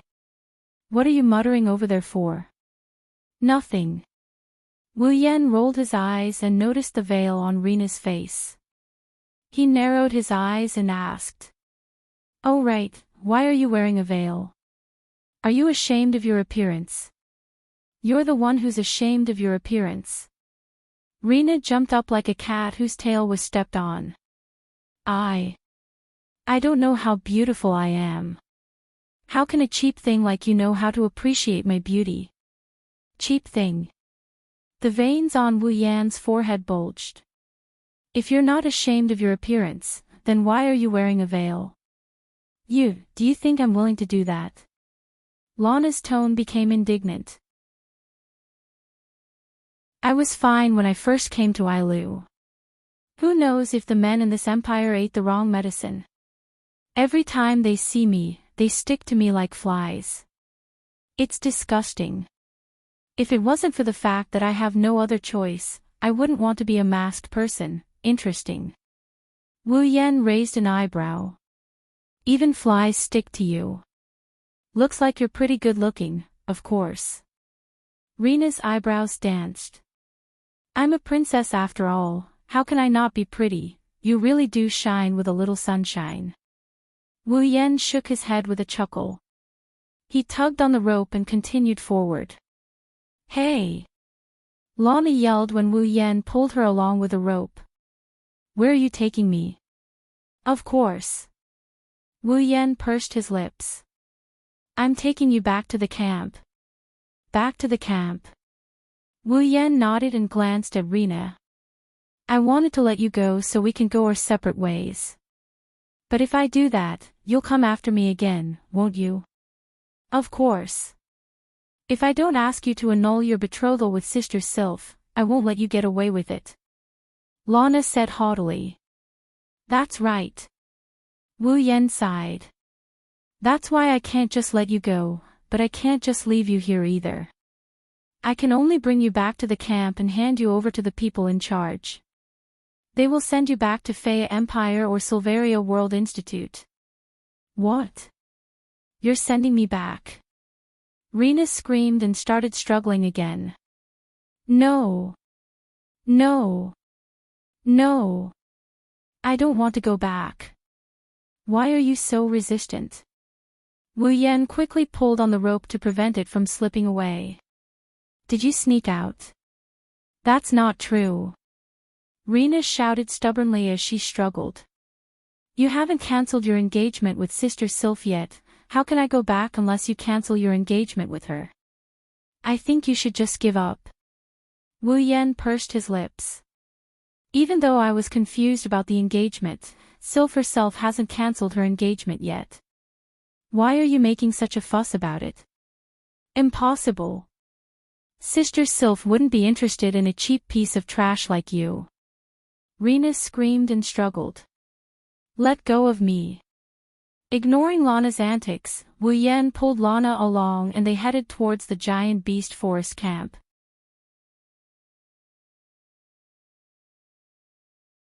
Chapter 1024. Behemoth Forest, Encampment. So this is Ailu Empire's Behemoth Forest encampment? Standing outside the camp, Rena's curiosity was immediately replaced by boredom as she looked at the camp that was filled with tents, weapons, and guards who were patrolling back and forth. Apart from that, there was nothing special about the camp. It's so shabby. Wu Yen rolled his eyes as he glared at Lana with an exasperated look. This is an encampment, not a castle. Do you think there are golden walls and war chariots? There should at least be a fence. Rena said in a matter-of-fact tone. If the demonic beasts go berserk and rush into the encampment, we'll be in trouble. You think a fence can stop a bunch of rampaging demonic beasts? Wu Yen pursed his lips. Lana wasn't convinced by his words. It's better than having nothing and exposing the encampment to the outside world, right? Wu Yan turned around when he heard Lana. He stared at Lana so intensely that if she wasn't restrained by the black ring, she would have covered her chest with her hands. You. Why are you looking at me like that? You can't take it anymore. Yeah. I can't take it anymore. Wu Yan's mouth twitched. I really can't take it anymore. What do you mean? Little princess, even if you haven't been to Faya Empire's encampment. Even if you don't know what the encampment looks like, you don't have to be so shallow. Rina's eyes were filled with anger. Wu Yan pointed at the encampment in front of them. Take a closer look, do you really think there's nothing here? Lana wrinkled her nose. She subconsciously looked at the campsite again under Wu Yan's guidance. Her expression turned serious. She finally noticed that something is wrong. The encampment looked like it only had tents and guards. However, not far from the encampment, there was a fluorescent light. It was blinking. That is. When Rina saw the fluorescent light clearly, she was stunned. Then, she was astonished. A barrier. Good, it's not a waste of your 6th-tier power. Wu Yan sighed. Fences, walls, war chariots, how can they compare to a barrier? I see. Lana nodded in realization. She paused and she looked at Wu Yan with a suspicious look. Right. How do you know I'm 6th tier? Wu Yan smiled bitterly at Rina's question. Do you think everyone is like you, rushing forward blindly without understanding the strength of the other party? What? You make it sound like it's something amazing. Rina yelled unhappily. Then why don't you tell me how powerful you are? What's your tier? What's the level of your armament? Are you a sorcerer or a warrior? Wu Yan rubbed his head as if he has a headache. Heavens, it's fine if you don't even know if I'm a mage or a warrior, but you still want to cause trouble for me. I have to hand it to you. Rina rolled her eyes and giggled. If that's the case, why don't you let me go? Wu Yan looked at Lana like she's an idiot. She was infuriated by the way Wu Yan looked at her. I'm warning you. Don't look at me like that again. Otherwise, I'll get angry. When this princess is angry, even she is afraid of herself. It's scary. Looking at the angry yelling at him, he thought, what? Rina was glaring at him fiercely with her big round eyes, baring her teeth like a spoiled kitten. Wu Yan couldn't help but laugh out loud. He nodded like he's serious about it. Indeed, it's scary. Ignoring Lana's flushed face, Wu Yan pulled the rope and brought this wild princess back to his tent. Lana's loud and coquettish scolding caused ripples in the air, attracting the attention of the surrounding guards. There is a rule in the camp that the guards are not allowed to bring outsiders into the camp. Violators will be punished severely. This is a rule that every guard has to abide by. When they saw someone bringing an outsider into the camp, the guards wanted to stop the intruder, but when they saw that it was Wu Yan, they exchanged glances with each other and they walked away while whistling like it was nothing out of the ordinary. If he dared to kill the person in charge of the camp, would the guards dare to cause trouble for him if he brought an outsider in? They would probably turn a blind eye to it. Even if the people in charge of the camp had a way to deal with Wu Yan, they wouldn't dare to offend a demon like him. It's better to pretend they didn't see anything. Under the watchful eyes of the guards, Wu Yan brought Rina to his tent. When Wu Yan was about to bring Rina to the public tent, Rina let out an ear-piercing scream. It almost shocked Wu Yan to the ground. What's wrong with you? Lana ignored Wu Yan's scolding. Her eyes bulged as she stared at the tents in front of her. To be more precise, she stared at the Misaka sisters who are busy with their chores. Her mouth that is hidden under her veil is wide open and her eyes are filled with disbelief. They all look Wu Yan finally understood that Lana was frightened by the sisters who looked exactly the same as her. Sigh. Wu Yan patted his chest and sighed helplessly. What did I do wrong? Why did I have to deal with a wild girl like her? It's bad for my heart. Yen. At this time, the entrance to the public tent was opened, and Hinajuku, Mikoto, Shokuhu Misaki, Kotori, Kurumi, and the rest of the girls ran out. Yen. What's wrong? I heard a scream. The more impatient Hinajuku and Mikoto ran towards Wu Yen as soon as they came out. While running, they started asking questions, but when they saw Lana being tied up by a certain wolf, they stopped in their tracks. Even their mouths were frozen in place. Their impatient faces darkened. Ah la la la. Kurumi acted as if she was frightened, but her wine-red eyes that weren't covered by her bangs revealed a deep smile, betraying her true thoughts. Did Aotsusama capture other girls because we couldn't satisfy Aotsusama's appetite? What a surprise, what a surprise. Not just Kurumi, even Shokuhu Misaki looked at Wu Yen with a half-smile. Unlike Kurumi, she didn't seem to be smiling at all. I didn't expect you to bring a girl back after just a short while. You even did it in such a way. Yen, is this your hobby? As expected of Aotsusama. Despite her praise, Kotori's lips curled into an evil grin. Clearly, her words didn't match her true feelings. Nah. Both Hinajuku and Mikoto's gloomy expression changed into a bright smile, saying so. Aren't you going to explain? When he saw the girls looking at him with sharp eyes, it was as if they were considering where to cut him first. Wu Yen shuddered and he quickly let go of the rope in his hand. He said in a flustered manner. Wait.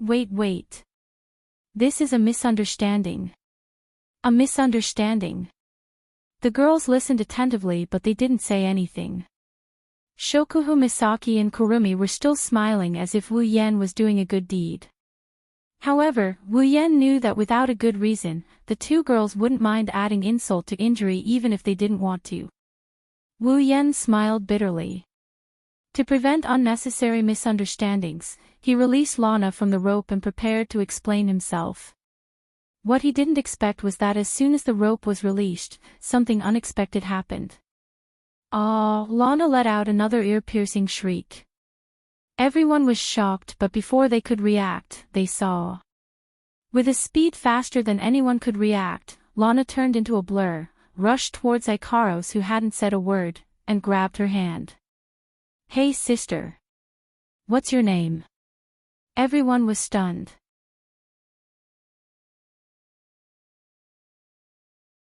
Chapter 10:25. Wu Yen and the other girls fell silent when they saw Lana looking at Ikaros with her starry eyes. She clasped Ikaros' hand and acted like she's in a trance. Ikaros was also stunned. She couldn't figure out what was going on. Her pitiful face was filled with confusion. Her indigo eyes looked at Rina who was holding her hands, asking her silently. What's going on? What's going on? However, under the gaze of Ikaros' expressive indigo eyes, Lana moaned as if she was electrocuted. Even with a veil covering her face, everyone could see it clearly. Under the transparent scarf, there was a sparkling and translucent liquid that was slowly flowing down from Rina's mouth. It's saliva. Hey. Big sister. Rina, who had completely lost her composure, giggled like an idiot. What's your name? Can you tell Reina? Ikaros stared blankly at Reina, but she still answered her question. Ikaros. Is your name Ikaros? Is that so? Reina's pretty face abruptly moved forward, her eyes shining brightly. She looked like that. Even Ikaros couldn't take it anymore. What a beautiful name. You're beautiful, so is your name. Lana stuck her head on Ikaros' body like a pig. Saliva dripped from the corner of her mouth but Lana didn't notice. She kept rubbing her head against Ikaros' body, almost rubbing her face against Ikaros. You. What should I do? Rena already has big sister Sylph and now she has big sister Ikaros. Is Rena really a bad girl? Ugh. What should I do? That's what she said. Rena's face showed a blissful expression that couldn't be hidden even with the veil covering her face. In the next moment, a second stream of saliva flowed out from under the scarf. Humph. Humph. Humph. Humph. It's flowing out. Maw. Master. Rena passively accepted Rena's actions. Ikaros, who didn't know how to refuse, looked at Wu Yan for help. However, Wu Yan didn't have the time to care about Ikaros. He was petrified by the scene in front of him. He already knew Rena was a Yuri. He didn't expect her to be a true Yuri and not a pervert like Kuriko. Kuriko was only interested in Mikoto. She would only turn into a lesbian in front of Mikoto, but in front of other girls, her orientation was normal. But looking at Rena, it was obvious that she was different from Blackie. Not only was she cute to Sylph, but her interest was also effective for other girls. In other words, Rena is a true Yuri with an abnormal sexual orientation. Ikaros didn't know what to do as Lana rubbed her face against Ikaros. The other girls took a step back out of reflex, including Flander-chan, Yoshino, Astria, and Toka. Mikoto's body was trembling as she stared at Lana with caution. Sparks of electricity appeared on her forehead as she stared at Lana with a wary expression. Needless to say, this Yuri who was abused by her perverted roommate must have recalled her painful past. There's no doubt Mikoto wouldn't mind giving Rena a love whip if she dares to jump on top of Mikoto. Hey. Kotori glanced at Wu Yan with a sharp gaze. What's going on with that woman? Ahaha. Wu Yan chuckled dryly. He couldn't keep his cool. It's just like what you saw. Now you can rest assured that there's nothing going on between us, right? That kind of thing doesn't matter. Hinajuku, who almost turned black, glanced at Rena, who kept squeezing herself into Ikaros' arms, and Ikaros, whose eyes were filled with panic under Rena's teasing. She raised her voice slightly. Don't you think you should go help Ikaros? The girls went silent for a moment before they looked at Wu Yan. Wu Yan shook his head without hesitation. If there's a way to control that wild brat, I wouldn't have to tie her up. Wu Yan suddenly remembered something and turned to Mikoto. Mikoto! You go. Why? Mikoto jumped up. You have more experience. Who has experience? I don't need that kind of experience. Aya, why are you being so humble? You should be happy that you can help Ikaros. That's true, but I don't want to get close to that girl. You're the only one who can save Ikaros now. All you have to do is pull her away and Ikaros will be saved. You were going to say sacrifice, right? Sacrifice, right? That must be it. In any case, it's time for you to make your entrance. Why does my appearance have to be said at such an uncomfortable time? Also, what's the meaning of that pause? While Ikaros' situation is still unresolved, Wu Yan and Mikoto's situation is already starting to get rowdy. The girls looked at each other, they looked at Lana, who has turned into an idiot, and then they looked at Ikaros, who has a troubled look on her face. For a moment, the girls didn't know what to do with themselves. In the end, the most courageous and kindest Kaishu-sama stood up. Hey! You!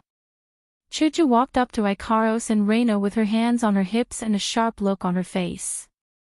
Ikaros is very troubled right now, can you please not make things difficult for her? Rena, who was squeezing Ikaros' body, suddenly stopped and turned around. Her eyes were filled with displeasure. However, when she saw Chuju, who was emitting an oppressive aura, she froze for a moment. Then, the displeasure in her eyes disappeared and was replaced with passion. Feeling Rena's burning gaze, Chuju's body stiffened and a bad premonition rose in her heart. And the facts proved that her ominous premonition was completely correct. So cool, so handsome, so strong. Muttering these words, Lana crossed her arms in front of her chest and abandoned Ikaros without hesitation. She came to Hinajuku's side with twinkling little stars in her eyes. "Dear sister, can you tell Reina your name?" Her delicate body trembled, then trembled again. Her gaze met with Reina's eyes that seemed to want to swallow her whole. Finally, Hinajuku couldn't maintain her calm. She took a few steps back, and a drop of cold sweat dripped down her forehead. My name is Chuju. Dear sister Chuju." When Hinajuku retreated, Lana immediately followed, closing in on her. The expression in her eyes constantly changed, until finally, it turned into longing. "No. I can't." Lana raised her head and leaped towards Hinajuku. "Reina can't hold it in anymore." Wah! Daisy didn't expect Reina to do such a thing. She only had time to let out a miserable cry before she was pushed to the ground by Reina. "You!" Reina moaned as she sat on top of Chuju and sniffed around with her little nose. "What a nice smell." "I can't. Reina is going to eat." What are you doing?" Being straddled by a woman, Hinajuku couldn't keep her cool, her face flushed red. Hinajuku wanted to scold her and stop her, but before she could open her mouth, the scolding in her throat turned into a moan. "That's because Reina sucked on Chuju's ear." "No. Don't. Ugh. You. That's great. Here. And here. Wait. What are you doing?" You. That's. Don't touch." "No." Following Hinajuku's uncontrollable moans and Reina's excited gasps, the surrounding space was suddenly enveloped in a pink and ambiguous atmosphere. Everyone present was shocked on the spot, including the Misaka sisters who were watching from the sidelines. Watching Hinajuku being toyed with by Reina, the girls couldn't help but gulp, cold sweat dripping down their backs. Among them, Mikoto's situation was the most serious, even her back was drenched in sweat. Thank God I didn't go up." The girls didn't say anything else. Instead, they glanced at each other and quietly retreated until they were at a safe distance away. Only then did they spread their feet out in unison. They ran away. Looking at the girls who ran away and the blooming lilies in front of him, Wu Yen was silent for a while. He found a place and sat down. How could he not enjoy such a beautiful scene?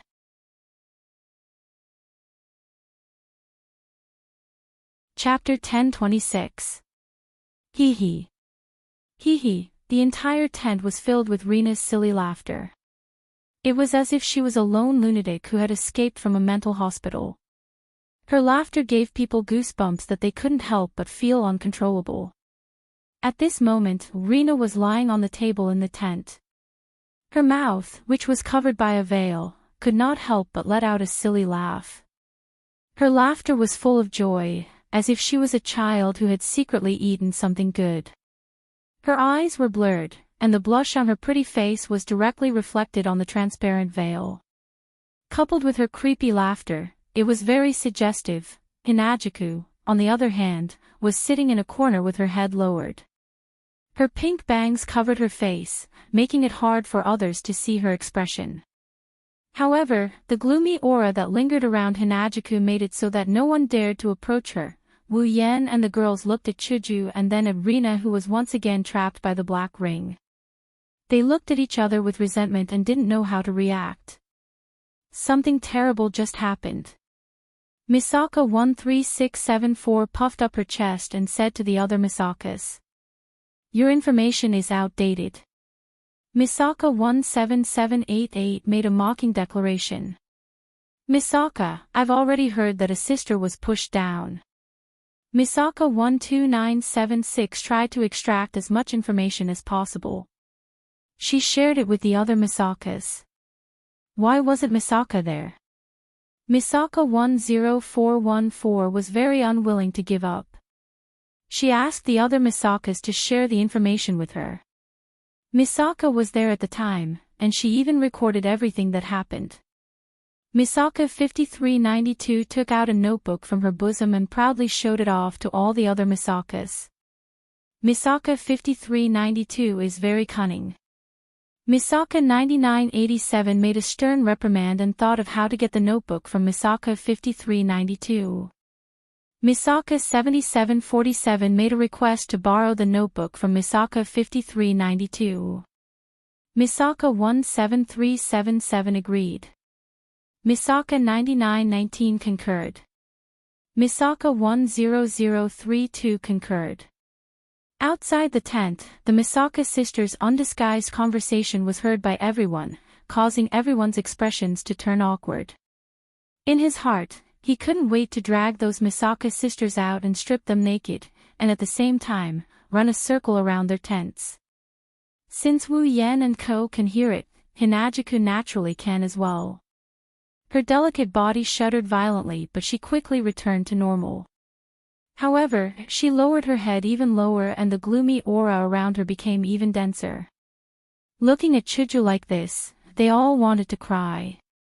The girls looked at each other and wanted to say something to comfort Hinajuku, but they were just deserters, and if they went up now, it would only trigger the gloomy atmosphere. Therefore, no one dared to talk to Chuju. Mikoto snuck up to Wu Yan and growled in a low voice. "We can't let this go on. You think of a way. Now you want me to think of a way." Wu Yan laughed coldly. Of course, he also lowered his voice. "Then why didn't you go and save Hinajuku? If you had, Hinajuku wouldn't have been violated like that." Era, Xiaoyan.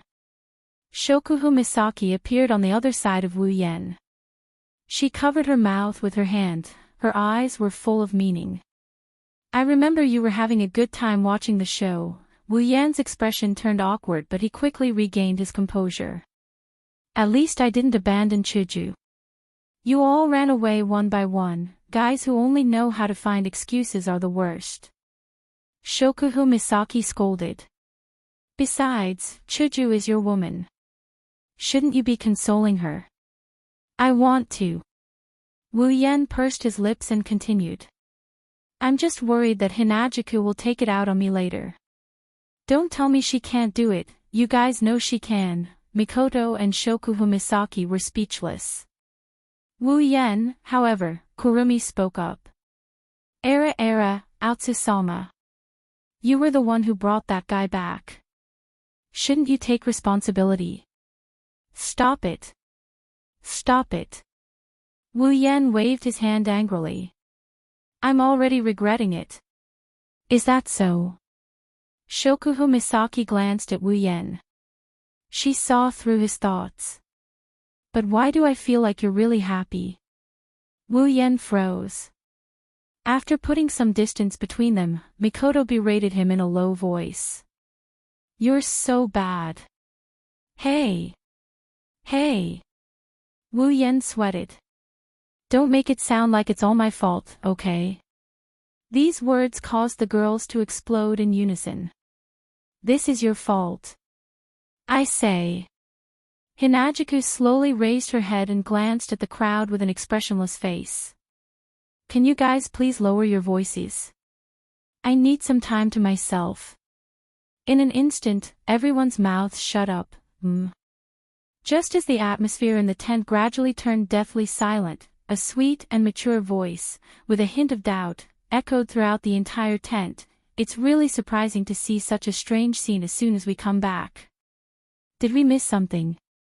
Holding a parasol and wearing a pink and white dress, her beautiful fairy-like figure was imprinted in everyone's eyes, causing joy to appear in everyone's eyes. "Yukari! You're back." "Well, I'm back." Yukari tilted her head and smiled seductively. "But compared to that, can anyone explain to us what's going on? Who's that girl over there?" "That's..." Wu Yan and the other girls all revealed awkward expressions. They laughed awkwardly, making the already weird scene even weirder. Yukari, you're just in time. To change the topic, Wu Yan clumsily walked to Yukari and pouted at Chuju. We're troubled right now, please help us comfort Hinajiku. Comfort. Yukari glanced at Chuju and looked at Wu Yan with a faint smile. Although we don't know what's going on, it's best not to provoke her now. You'll die miserably, as expected of the Sage of the Fairies. Even if we don't know the reason, we can still see the situation. Lana, who was lying on the table, heard an unfamiliar voice. She looked towards Yukari's direction and her eyes lit up like light bulbs. She screamed again without hesitation, causing Wu Yan and the girls to fall to the ground. Who is this wild girl trying to harm this time? While the group of people were roaring these words in their hearts, Reina actually jumped up from the table as if she was assisted by God. With a leap, she arrived in front of Purple. What a beautiful big sister. You're as beautiful as Big Sister Sylph and Big Sister Ikaros. Lana looked at Yukari pitifully. She rubbed her head against Yukari's chest. Big sister. Lana likes you so much. Please marry Lana. Lana will be good to you. Wu Yan and Ko, who just got up from the ground, shivered and their legs gave out as they fell back down to the ground. Even Hinajiku, who was in the dark, shook her shoulders in an exaggerated manner. She recalled the scene where she got F***ed by a girl. Her face darkened and the dark aura around her became even denser.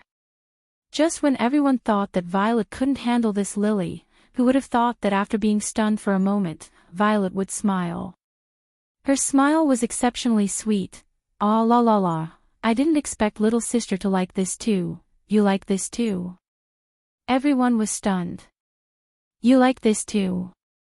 Lana was stunned for a moment before she reacted with excitement. Could it be that Big Sister is also? Yukari raised her paper fan and placed it under Rena's chin in a very flirtatious manner. She slowly lifted the veil on her face. The next moment, a delicate and cute face with a hint of childishness appeared in front of everyone's eyes. Oh?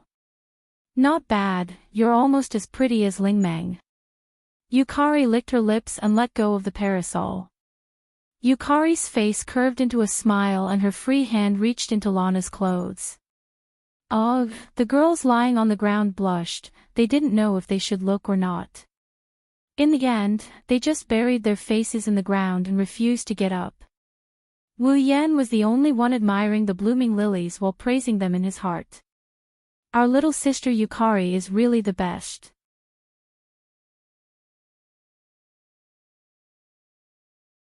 Chapter 10:27. So comfortable. Era, I didn't think someone as young as you would have such a model. Ah, that's. Let's have a good taste. Big sister, Listening to Yukari's teasing tone and Lana's moaning and moaning, the girls lying on the ground felt like they were about to explode from shame. Even Wu Yan's heart started beating faster. Just as Wu Yan was about to lose his temper, a small hand tugged at Wu Yan's clothes. When Wu Yan turned around, Flanderchan's crystal-clear red eyes entered his line of sight, filled with curiosity. Hey, Onie-chan. Flanderchan looked at Wu Yan expectantly. Flan has been wanting to ask you this for a while now. What is that big sister playing with the other big sisters? Who knows where she came from? It looks like it's going to be fun. Wu Yan's face twitched, he laughed dryly. And nothing, that's a game played by bad kids, Flanderchan mustn't imitate them. Really? Flanderchan put on a distrustful expression. Then why do the big sisters have to play the game of bad kids? Ha! Ahaha! Wu Yan awkwardly scratched his cheeks, his eyes rolled and he said to Flanderchan, ever since that big sister came, the big sisters have been led astray by her. So Flanderchan, as a good girl, you better stay away from that big sister, you'll be led astray. So it's that big sister who led the other big sisters astray. Flanderchan showed a look of realization, and then a bloody glint flashed across her red eyes. Then let Flandre-chan play with her, that way she won't be able to lead the other big sisters astray. Wu Yan was shocked. Flandre-chan doesn't look like she's joking, he quickly said, Flandre-chan, Flandre-chan. Be a good girl, Flandre-chan, just watch from the side. I have a way to deal with that big sister. I see. Flandre-chan smiled innocently. She threw herself into Wu Yan's arms and rubbed her head against his chest. Her face was filled with happiness. Sure enough, Big Brother is the best. I have a way to deal with the bad guys. Wu Yan sweated profusely and patted Flandre-chan's back. He gently placed her on the ground. She immediately ran to Z's side. He pulled her out of the soft country covered with lilies. All right, Yukari, Fran and Yoshino are still here. Don't be a bad influence on children. Violet pursed her lips, curled her lips, and turned her head away, releasing her hand from Rena's clothes. Rena immediately fell to the ground, panting, and her cheeks were already covered in a rose-like red. The girls lying on the ground heaved a sigh of relief and began to stand up. Only Chuju, who was sitting in the corner, suddenly raised her head and stared at Wu Yan. Why didn't you come and save me when I was being bullied? Fran and Yoshino were there too. If it were me, wouldn't I be a bad influence? His voice, which was filled with resentment, was extremely soft. However, it was clearly transmitted into everyone's ears, causing them to smile bitterly. In order to dispel the awkward atmosphere, Wu Yan patted his face and became serious. How was it? Did you find anything after going out? The girls gathered their focus and turned serious. It's not clear if they're trying to dispel the awkward atmosphere like Wu Yan, but they do know why Yukari went out. Zi Huan glanced at the crowd and nodded casually. Well, I did find something. She gently waved the paper fan in her hand, and a tiny gap opened up in the air in front of everyone. Under everyone's gaze, a transparent cube object emitting golden light flew out from the gap and landed in Yukari's hand. Everyone took a closer look. Only then did they realize that within this transparent cube object, there were black lights that were twisting and dancing around like worms. This is... Before the girls could react, Wu Yan's expression changed. Oh. She narrowed her eyes and nodded. It seems like you recognize this thing, Yan. The girls flinched and looked at Wu Yan in surprise. Only a few of them who reacted fast enough seemed to have recalled something as their expressions changed. This. Shokuhu Misaki and Kotori looked at each other before looking at Wu Yan. The last time you killed Marcus, the black light that flew out of his body and was tracked by you should be the same as this one, right? Wu Yan didn't answer, he silently agreed. He looked at the black lights and frowned. He raised his head and met Yukari's gaze. Yukari, is this the ominous aura you sensed in the behemoth forest? That's right. Purple put away the quadruple barrier in her hand, and a trace of seriousness appeared on her face. Originally, I sensed that there were many similar auras in that forest, but after I put them away, those auras all disappeared. They all... The girls looked at each other. Disappeared. Wu Yan frowned and looked at Yukari. Yukari, tell us what happened in the behemoth forest. Yukari pondered for a moment and told everyone about how she killed the ferocious-looking monsters in the stone forest and how she collected the black light from them. However, she didn't tell them about her encounter with the 5 demigods from Silveria. Wu Yan told Yukari how they got involved with Marcus, how he turned Marcus into a monster, how he killed him, and how he found out that the black light was the culprit. After both sides finished their explanations, the place fell into silence. Everyone looked like they were deep in thought, except for the 2 gluttons and the 2 lawless. I'm afraid that there are quite a few of these black lights in the giant beast's forest. Shokuhu Misaki said with a serious expression on her face. What are these black lights? Mikoto crossed her arms in front of her chest. I didn't see them in the Behemoth Forest and I've never heard of them in the Spalier world. Why did they suddenly appear? Wu Yan didn't understand either. He looked at Yukari, who was smiling. Yukari, what do you think? I think it has something to do with that Marcus guy you mentioned earlier. Yukari spread out her paper fan and covered half of her face. Her eyes flashed with wisdom and she displayed an unusual charm. That moment of charm made Wu Yan and the other girls who were in the middle of a serious discussion look at her. Their hearts started to get restless. You're saying it has something to do with Marcus? Wu Yan narrowed his eyes. It has a lot to do with him. Yukari didn't jump to conclusions. He was the first one to turn into a monster and he was the first one to use the black lights. I don't think he has nothing to do with this, you're right. Wu Yan rubbed his forehead as if he had a headache. What should we do now? Nothing needs to be done. Yukari closed her paper fan and placed the tip of her fan on Wu Yan's forehead. Her lips curled into a meaningful smile. There are people who care more about these things than we do. Let them worry about it. Ha! Everyone was stunned. What do you mean? Yukari shook her head. She didn't explain and took something out of her pocket. They were 5 different colored gems. She tossed the 5 different colored gems into Wu Yan's hands. This is for you. Wu Yan quickly took it and looked at the gems with the girls. His face was full of confusion. What's the use of these gems? Who knows? Yukari replied with a meaningful smile. When you fight with others, if you can't beat them, you can take out these gems and show them. Maybe you can scare them away. Hearing Violet's ambiguous words, everyone looked at each other, causing Violet's smile to become even more joyful. Then, she quickly changed the topic. Oh right, since there's still that black light in the forest, you should pay attention to the safety of the girls. After all, the base is in the forest. Hearing this, everyone's expression froze. Wu Yan looked at the 5 gems in his hand and gripped them tightly. He looked up at the ceiling of the tent. Looks like we need to investigate this behemoth forest.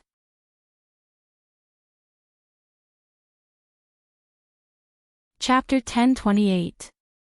Behemoth Forest. In a small corner of the inner circle, there was a team of about 10 people wearing armor and holding weapons. They were fighting against a huge magical beast. To be more precise, this team was beating up the magical beast that they had surrounded in the middle. Currently, the only people who can enter the Behemoth Forest are members of the 3 empires. If others want to enter the Behemoth Forest, they will be blocked by the camp outside the Behemoth Forest. Unless they want to force their way in, or if they are special like Wu Yan's group, they are considered members of the 3 empires. This group of about 10 people is the elite team of the Ailu Empire's Behemoth Forest camp. There is only one reason why they are here. They are here to follow the camp's orders and hunt demonic beasts. But it seems like they are in big trouble. Ha! Amidst the shouts, the 6 warriors in the 10-man team circulated their warrior chi and performed their battle skills.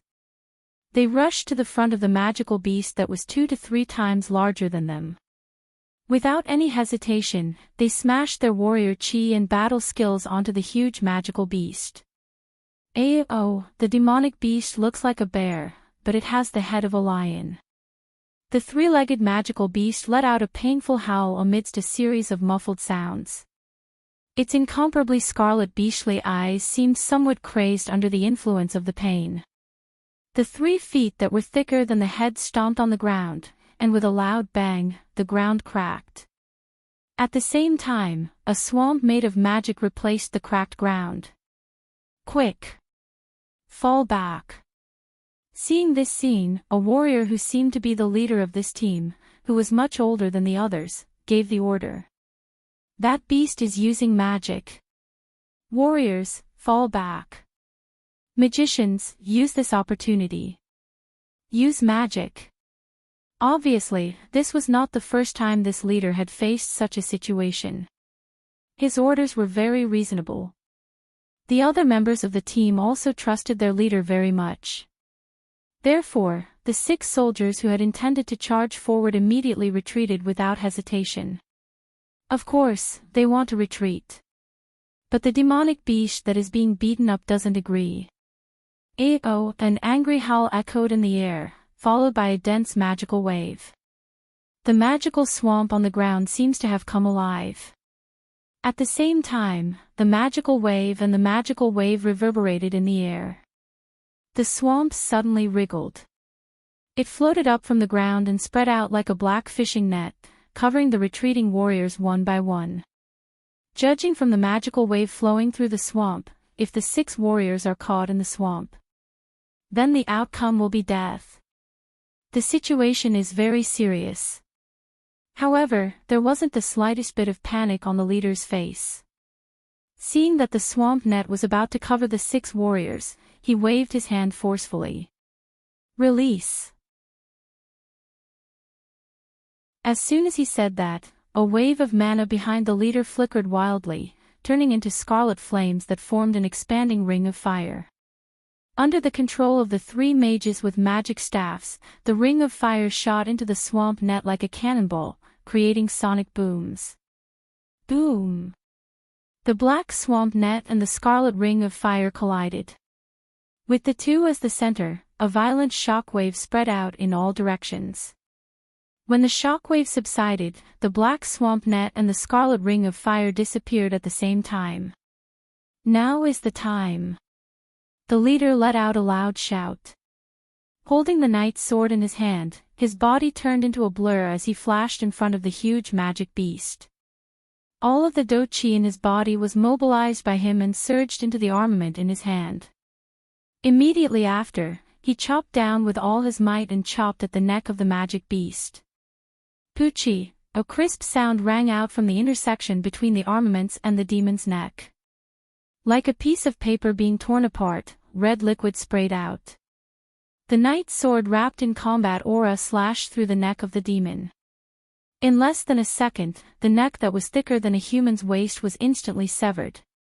The howling of the magical beast came to an abrupt end. It could no longer be heard. Only the head that was dyed red with blood was left. It fell to the ground with a dull thud in front of its owner's beastly eyes that were still wide open in death. When the head of the demonic beast fell to the ground, the body of the demonic beast slowly fell to the ground. A large amount of blood gushed out from the neck and dyed the ground red.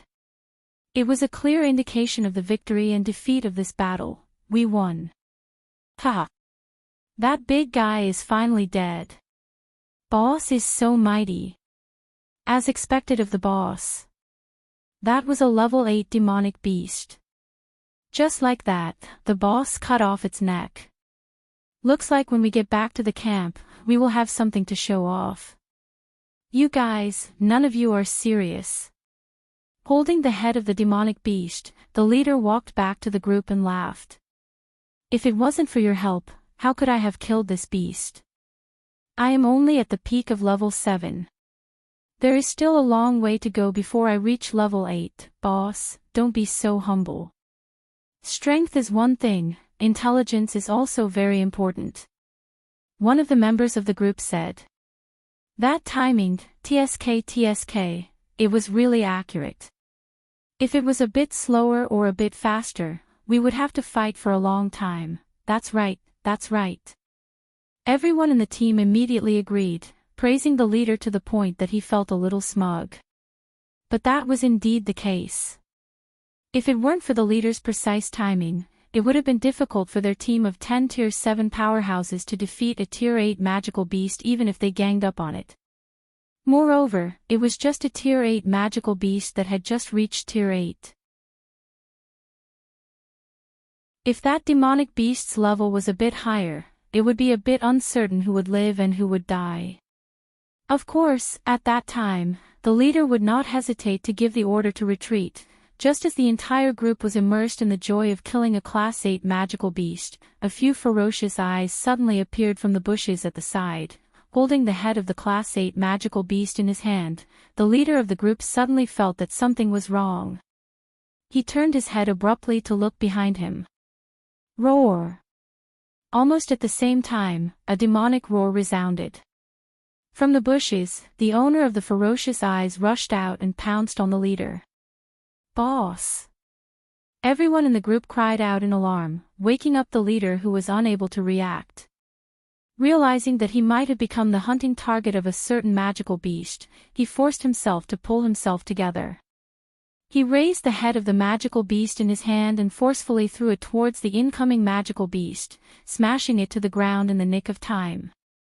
Only now did everyone see the full appearance of the attacker. But when they saw it, they all sucked in a breath of cold air. Pitch-black scales, tentacle-like limbs, and a single eye socket with 7 eyes. That has completely exceeded the image of the attacker in everyone's imagination. What kind of monster is that? Many people reflexively took a step back. Roar!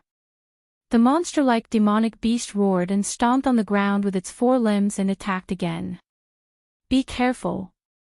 Suppressing the fear in his heart, the leader shouted. But the ferocious appearance of the demonic beast made some of the more timid ones feel fear.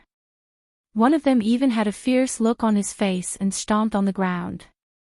He rushed in front of the monster-like demonic beast and used the weapon in his hand to chop it. Everyone turned pale with fright. Just as they were about to cry out in alarm, they did not expect that the magical beast monster would actually be chopped into 2 halves by the person who had frantically attacked out of fear. It bounced on the ground twice and did not move anymore. Seeing this scene, everyone was stunned. The person who attacked was also stunned. His face was still pale. Looking at the demonic beast that was chopped in half by him, he couldn't help but laugh out loud. WH. What is this? So it's just a wax spear that looks like silver. Nice to look at but useless. Hearing his words, everyone in the group sighed in relief and laughed. Only the leader stared at the demonic beast on the ground. He had a bad feeling in his heart.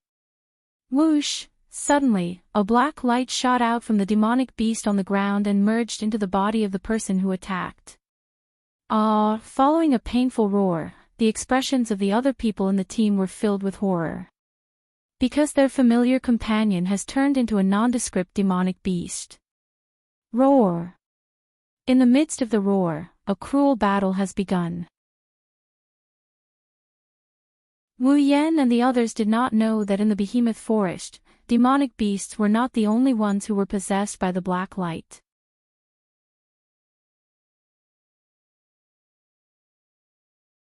Chapter 1029. Behemoth Forest Outpost, Central Tent. Pelosi, Bing Ling, and Bishi were all present in the tent. The higher-ups from the various families were present as well. They were lined up on both sides of the tent. Pelosi, Bing Ling, and Bishi were standing in the middle of the tent.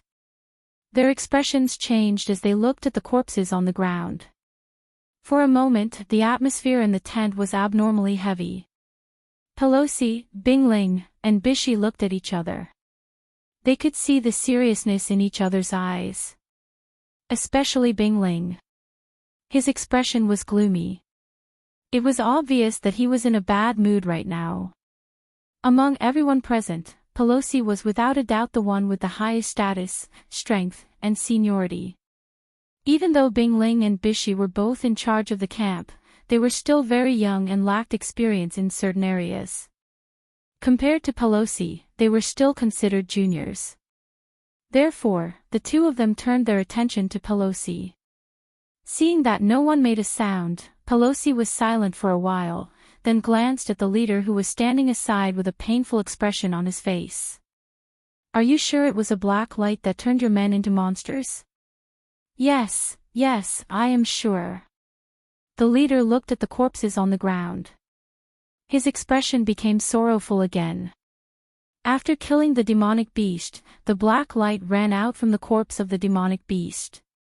It attached itself to one of my men. He didn't even have a chance to struggle before he turned into a monster. He attacked us and his strength increased greatly. He is at least at the 8th level. We had no choice but to fight him. His strength increased too much. He killed 3 of our men in an instant. The leader's face paled. He seemed to have recalled the situation back then. In order to prevent any more casualties in the team, we had no choice but to kill them. Even so, 5 people died in the team. Other than me, the other person also lost an arm. I was the only one who was lucky enough to be fine. Under the leader's narration, Yizichin nodded. Everyone present seemed to recall the scene at that time, and their gazes towards the leader gradually became sympathetic. His comrade turned into a monster and killed the rest of his men. The leader had no choice but to kill his comrade in order to protect the rest of his men. In the end, they were the only ones who survived. They couldn't imagine what happened. If they were in the same situation, they might go crazy. Pelosi sighed and patted the leader's shoulder. He comforted him before asking, "What about the black light?" "What?" "After the possessed man died, the black light flew away." "That streak of black light flew away." "It flew away." Bing Ling and Bishi frowned. "Do you know where it went?" The leader smiled bitterly and shook his head. "We only know that it flew towards the depths of the behemoth forest." The scene fell into silence once again. Pelosi glanced at the corpses on the ground, his gaze lingering on the corpse that was said to have turned into a monster for the longest time. He muttered to himself for a moment before turning back to look at the ice spirit. "Bing Ling, you know the monster and the black light the best. What do you think?" "What do you think?" Hearing this, the ice spirit's face turned ashen for a moment, but it soon turned into a bitter smile. "He knows the monster and the black light the best." "That's right. After all, Bing Ling's uncle, Marcus, and his brother, Bing Mian, had both turned into such monsters. I don't know much about it. I only know that the black light can possess a person and turn them into a monster. It also has the ability to raise a person's level. Other than that, I don't know anything else." Bing Ling took a deep breath and narrowed his eyes. "However, I think Wu Yen knows more about it than we do." The moment the name Wu Yen was uttered, the tense atmosphere froze. As long as one was in the camp, there was no one who didn't know this person who had once stirred up a storm in the camp. As long as one was in the camp, they would feel a little bit of fear towards this name. That's because he's too hard to control. He's super strong and he does whatever he wants. He's fearless and has a group of equally strong girls with strange abilities. Who can guarantee that they won't be afraid of someone like him? At least, no one here is afraid of him. That includes Pelosi, Bing Ling, and Bishi. The ice spirit glanced at the crowd and said, "Uncle Marcus turned into a monster because he wanted to take revenge on him. Otherwise, with his pride, he wouldn't have turned into a monster for the sake of improving his strength. Bing Mian turned into a monster because he chased the black light all the way to the base of the Saito family. In the end, he was the one who destroyed the black light." Bing Ling recalled the time when the black light came out of Bing Mian's body and attached itself to Wu Yen. Not only did Wu Yen not turn into a monster, but he also forced the black light out of his body and crushed it. Bing Ling's face tensed up. He's the one who dealt with the black light the most. I don't think anyone knows the black light better than him. Hearing the ice spirit's words, everyone present felt that it made sense and nodded thoughtfully. At this moment, you've guessed wrongly this time around. My understanding of the black light is not much different from yours. As the voice sounded, a figure emerged from the void and appeared in front of everyone. This person is none other than Wu Yen. Wu Yen. Gasps of surprise rang out from inside the tent, causing a commotion. Pelosi, Bing Ling, and Bishi were also shocked.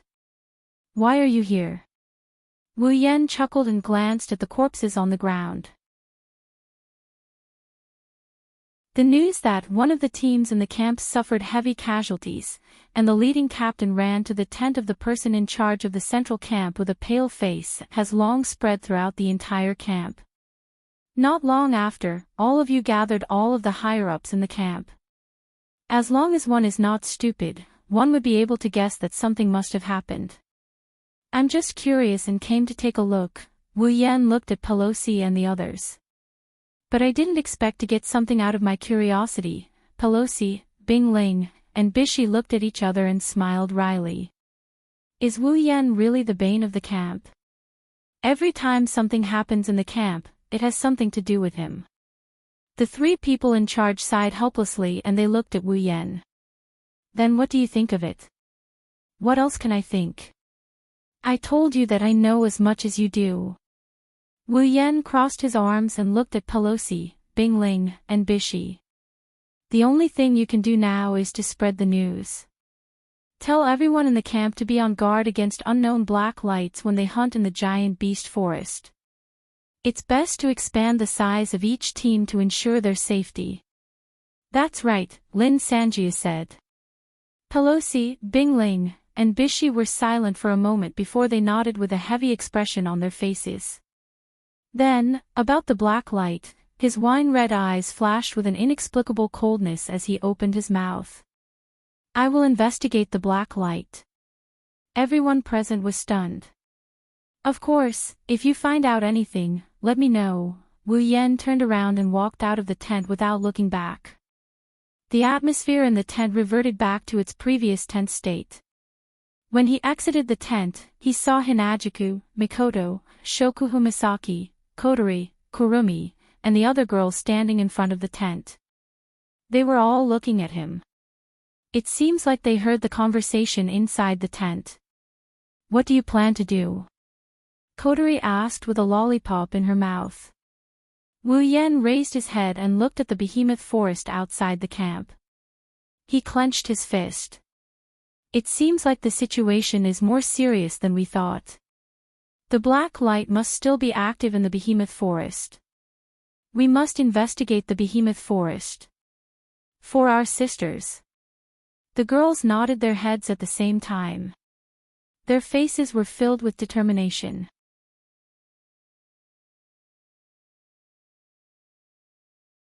Chapter 1030.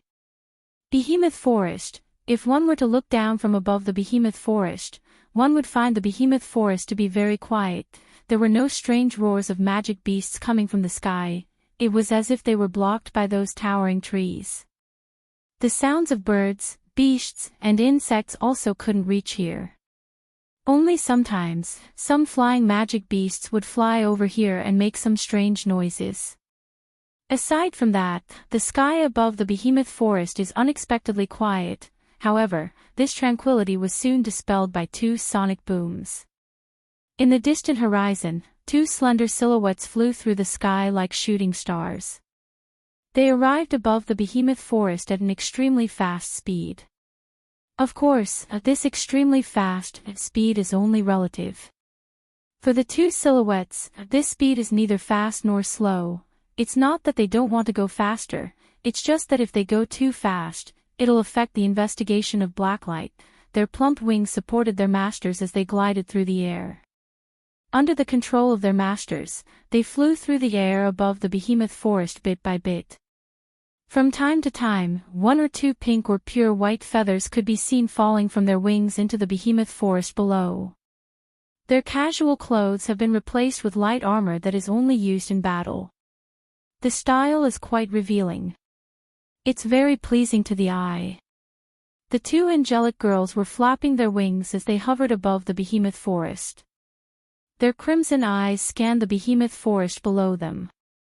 One could faintly see two sci-fi-like frames fluctuating. Under the influence of their crimson pupils, the two girls' devastatingly beautiful faces appeared somewhat cold and emotionless, as if they were puppets that only knew how to carry out missions. It was very easy for people to feel a sense of sanctity that made them unapproachable. Unfortunately, this sense of sanctity didn't last long. Coo, it sounded like a cute animal's cry. The strange sound came from a pair of pure white wings flapping in blue and white light armor. She has long hair. It came from a girl with two bundles of blonde hair at the end of her hair. If one were to look closely, they would notice the source of the strange sound came from the girl's stomach. For a split second, the girl with short pink hair and pink wings flapping and wearing white light armor, with two small ponytails hanging behind her back, paused for a moment. Although she quickly returned to her original state, the girl's gaze was cast towards the owner of the strange sound. You. The frame in her eyes disappeared and the cold expression disappeared. It was replaced by a teary expression. Astrea clutched her stomach and whimpered. I'm so hungry, are you hungry? Ikaros and her crimson eyes disappeared together. Her indigo eyes couldn't help but look at Astrea. Her expression but her voice hesitation. Do you want to go back and eat? In the end, Ikaros asked. Astrea smiled happily. However, the joy disappeared after a while. She shook her head firmly. I really want to go back for dinner, but we can't go back until we finish what Master ordered us to do. Ikaros raised her eyes and asked softly, Are you all right? I'm fine. I'm fine. Astrea clenched her fists to express her conviction. Master won't be angry if we go back now, but Astrea doesn't want to see Master disappointed. Ripples appeared in Ikaros's eyes. She pondered for a moment before nodding firmly. Me too. I don't want to see Master disappointed. Then, Ikaros-senpai, let's continue. Okay. Ikaros and Astrea entered their combat mode and scanned the behemoth forest. Wu Yen wanted to investigate the black light in the behemoth forest, but Shokuhu Misaki and Kotori stopped him. The reason why they were investigating the black light was because the Misaka sisters' base was in the giant beast forest. The black light's existence was very likely to endanger the sisters, so they had to investigate it thoroughly. Even if they couldn't investigate it thoroughly, they had to at least find out the ins and outs of the black light or expel it to ensure the sisters' safety. However, it was also because of this that the defenses of the base had to be raised. Therefore, after talking to Pelosi, Bingling, and Bishi yesterday, they all agreed that it was time to set up the defensive barrier around the base in advance. This way, they can more or less guarantee the safety of the sisters who are busy working in the incomplete base. This way, Wu Yen won't be able to participate in the investigation. After all, Wu Yen and Yukari are the only ones who know how to use barrier techniques. Wu Yen had no choice but to give up on the idea of investigating the black light himself. Ikaros and Astrea are the strongest in the group after Yukari and himself to investigate the behemoth forest. Other than Wu Yen and Yukari, Flandre-chan is the strongest in the group. She has the highest level after Yukari. She also has the ability to destroy eyes. Even if Wu Yen goes up against Flandre-chan, he won't be able to defeat her without Ruby Mode. It's the same even if he summons all of his familiars. However, Flandre-chan is strong, but her mind is still the same as a child's. It's hard to guarantee that she won't lose her sense of direction if she's sent on an investigation mission. Other than Wu Yen, Yukari, and Flandre-chan, Ikaros and Astrea are the strongest in the group. Ikaros and Astrea are omnipotent angels. They aren't as good at investigating as combat, but they aren't weak either. The two angelic girls have wide-area radars that can scan everything within a certain range. They are the best candidates for the investigation. Of course, Astrea's IQ is her weakness. It's inevitable for her to get into some accidents when she's on a mission. However, with Ikaros accompanying her, she should be fine. With the wide-area radars, Ikaros and Astrea don't need to explore the entire behemoth forest. They only need to move their positions so that the behemoth forest is within the radar's range. With their speed, it didn't take long for them to scan a small portion of the forest. Flying above the behemoth forest, the two angelic girls kept flapping their wings and changing their positions. They scanned the entire behemoth forest with their wide-area radars. This saved them a lot of trouble by avoiding the demonic beasts in the behemoth forest. As more and more areas were scanned, Ikaros and Astrea started to notice some strange-looking demonic beasts. Pitch-black scales, tentacle-like limbs, and a single eye socket with 7 eyes. This appearance might be unfamiliar to others, but to the two girls who had seen Marcus turn into a monster, it wasn't familiar, but it was impossible for them to be mistaken.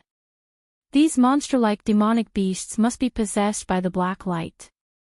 No. It's not just demonic beasts. Ikaros and Astrea also noticed some humans being possessed by the black light and turned into monsters. Ikaros-senpai.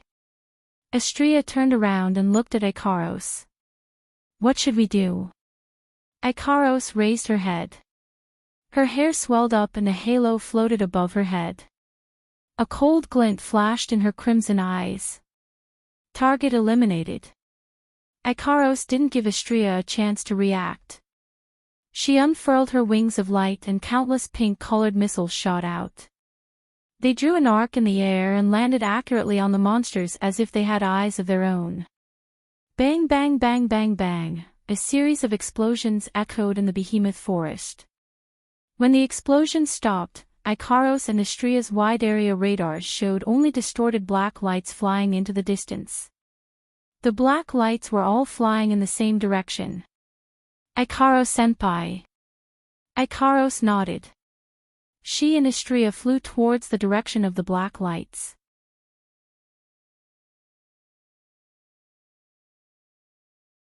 Chapter 1031.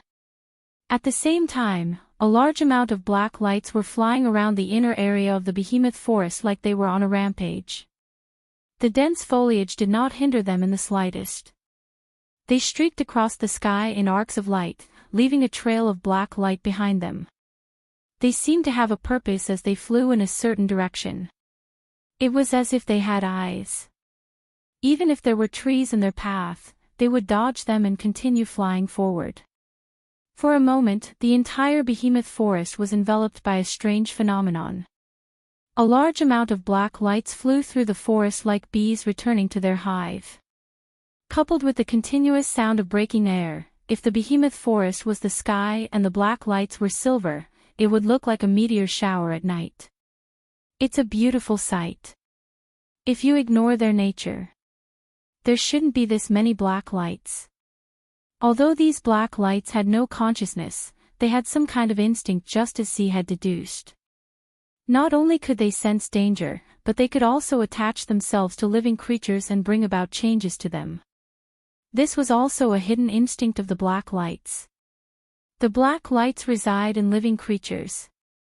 That's why most of the black lights here are attached to the bodies of demonic beasts in the behemoth forest. A small number of them are attached to humans. After mutating, the black lights returned to normal. But now, the targets of the black lights were reduced to ashes by Ikaros Artemis, permanent rear-homing missile. So, the black lights had no choice but to leave their hosts and follow their instincts. They have to continue searching for the next host.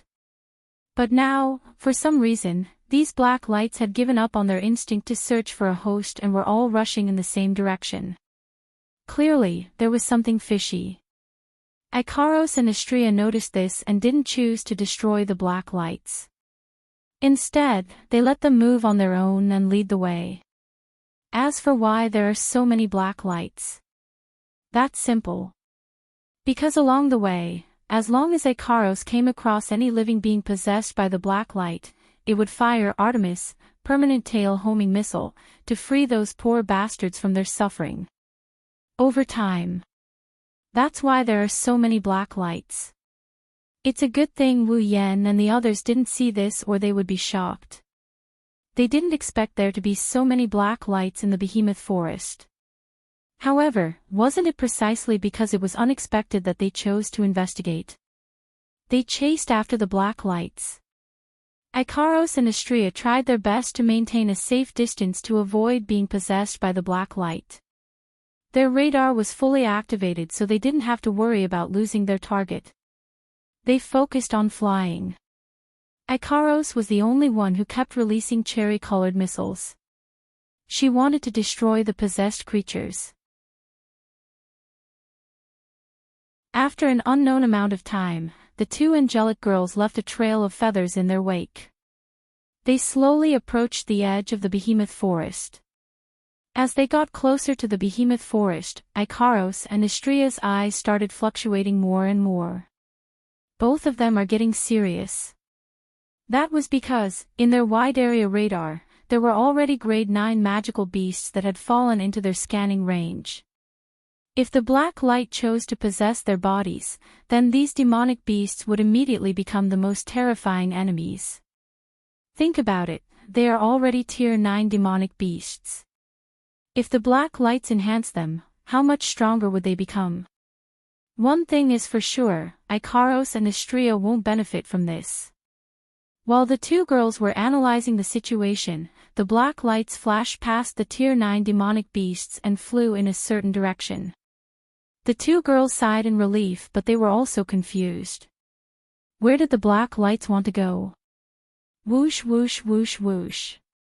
The sound of the giant beast's forest breaking through the air continued. The speed of the black light seemed to have increased. Many magical beasts in the giant beast's forest saw the black lights dancing in the sky. They were so scared that they started to roar. Some of them even ran away.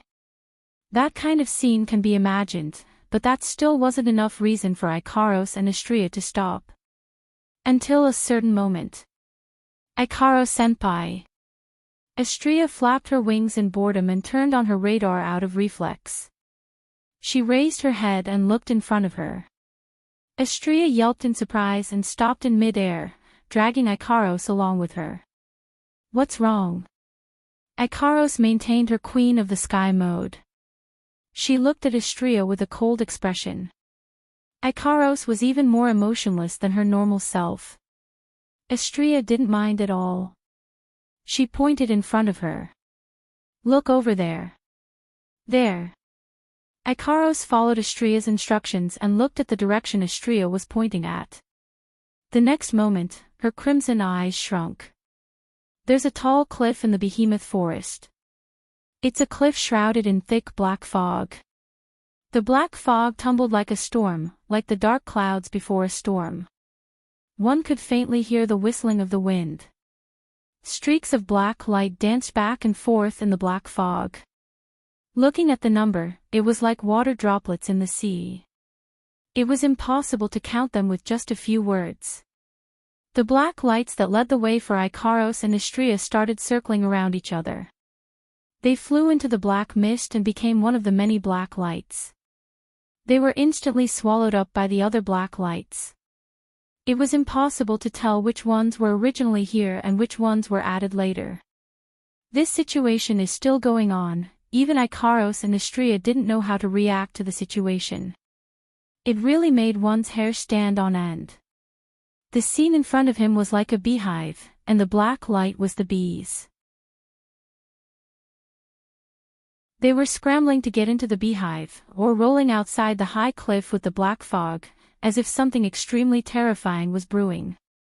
If there was a person with trypophobia here, he or she would definitely be scared to death by the scene in front of him. There are too many black lights. They're too dense. If there are more black lights in the behemoth forest, the entire behemoth forest will be turned into a land of monsters.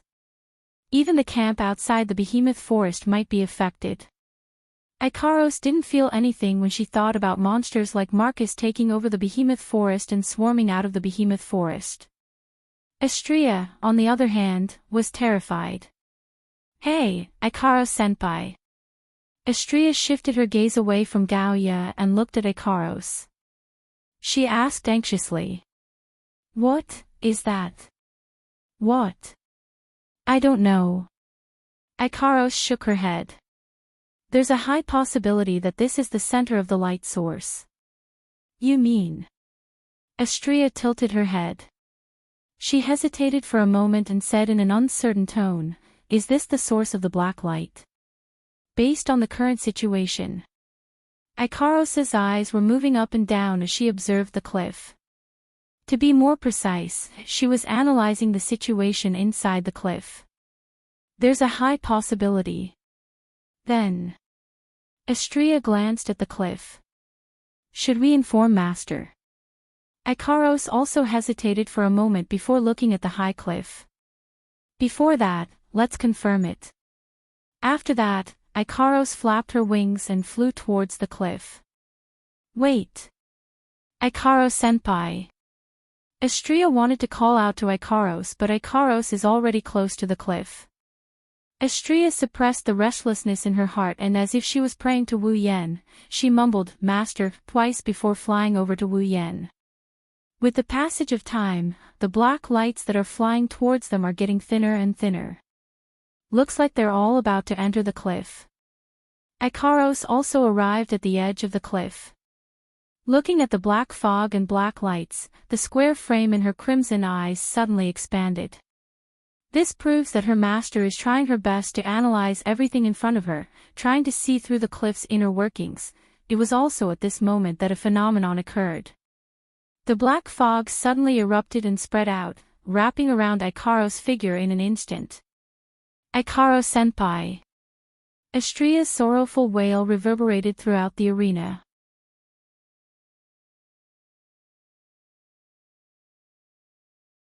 Chapter 1032. Ikaros-senpai. Astrea panicked when she saw Ikaros being swallowed by the black mist. She flapped her wings and wanted to dash out. But the black mist that swallowed Ikaros suddenly glowed brightly. Astrea stopped in her tracks and got a clear view of the situation inside the black mist. Within the steam-like black fog, threads of sparkling light flickered. Upon closer inspection, one would discover that the source of the threads of light was a circular crystal barrier. That's Ikaros' Aegis, Absolute Defense Circle. At the critical moment, Ikaros activated her Aegis, Absolute Defense Circle. As if propping up heaven and earth, Ikaros spread her arms wide. Aegis, Absolute Defense Circle, formed a circular barrier around her beautiful figure, protecting her from the invasion of the black mist. But even though the surrounding black mist didn't pose any threat to Ikaros, the densely packed black light seemed to have met with a formidable foe. Inside the black mist, the black light seemed to have transformed into iron hammers. As they twisted and contorted, they collided with the Aegis, Absolute Defense Circle, like beams of light. Boom, boom, boom, boom. Instantly, a series of muffled sounds rang out from the circular barrier of the Aegis like the beating of a drum. There was no pattern in the black mist. The sound reverberated through the clouds. One could tell from the deafening muffled sounds. Just how strong is the black light? Ikaros, who had entered her Queen of the Sky mode, had her eyes flashing crazily. Her cold and pretty face showed signs of pain. She clenched her teeth, and her hands that were holding up the Aegis, Absolute Defense Circle, were trembling slightly. Obviously, the impact of the large amount of black light had exceeded the burden of her defense. Ikaros-senpai. She saw Ikaros' current situation clearly. Astrea didn't hesitate. CHRYR, Super Photon Blade, and Aegis equals L, Area of Defense, appeared in her hands at the same time.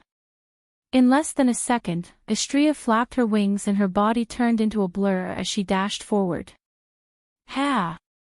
Along with a clear cry, the radiant blade of the CHRY saw, Super Vibrating Photon Knife, suddenly expanded by several dozen times.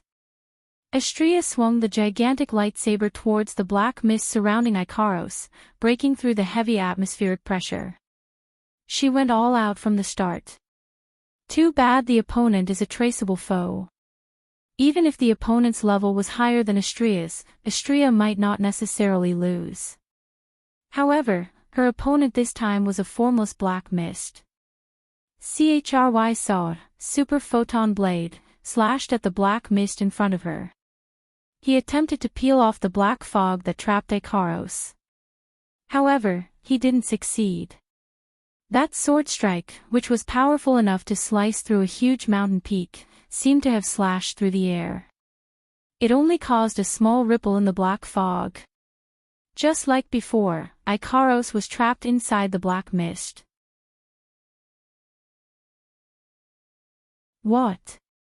Astrea looked at her CHRY saw, super photon blade, and then at the black mist in front of her. Her cold red eyes were filled with shock. It didn't work at all. While Astrea was still in shock, the black mist seemed to be stimulated by something. It started tumbling even more violently.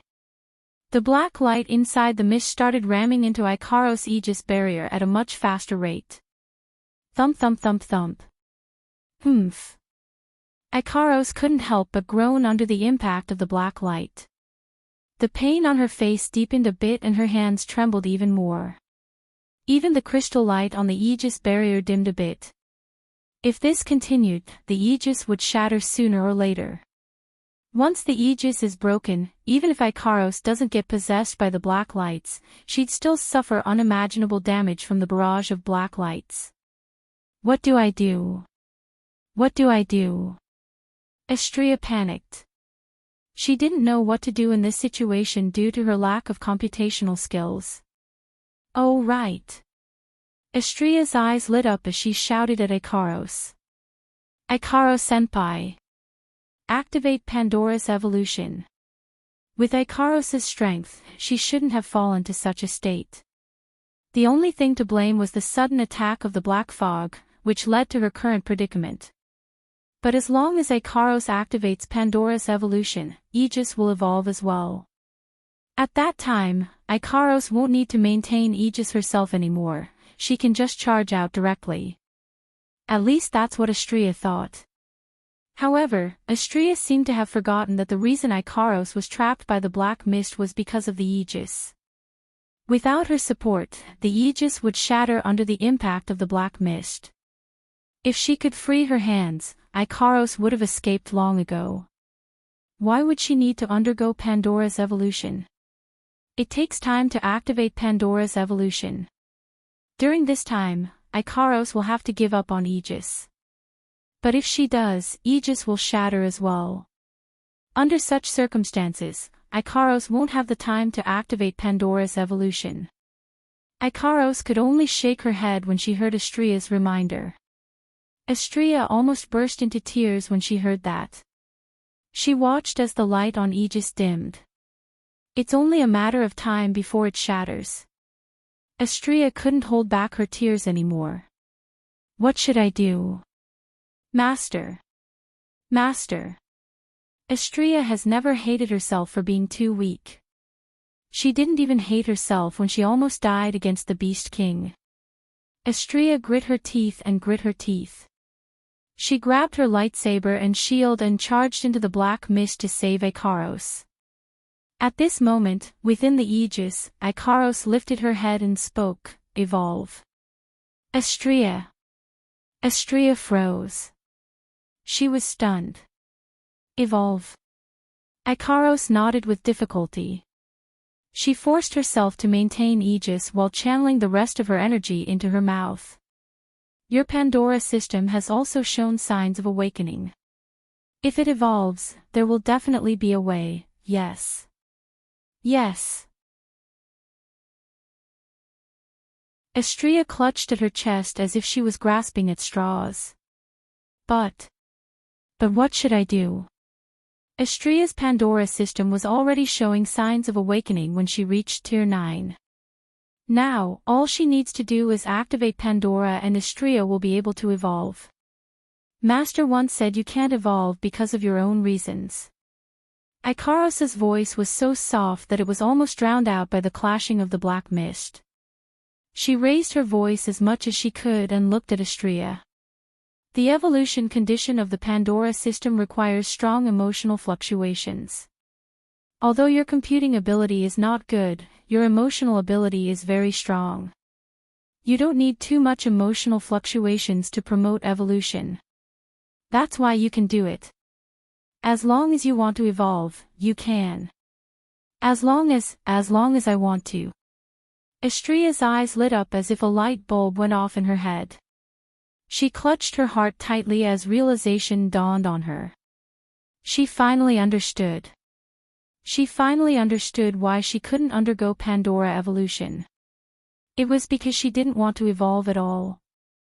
What Ikaros said was absolutely correct. As long as Astrea wants to evolve, Astrea will evolve.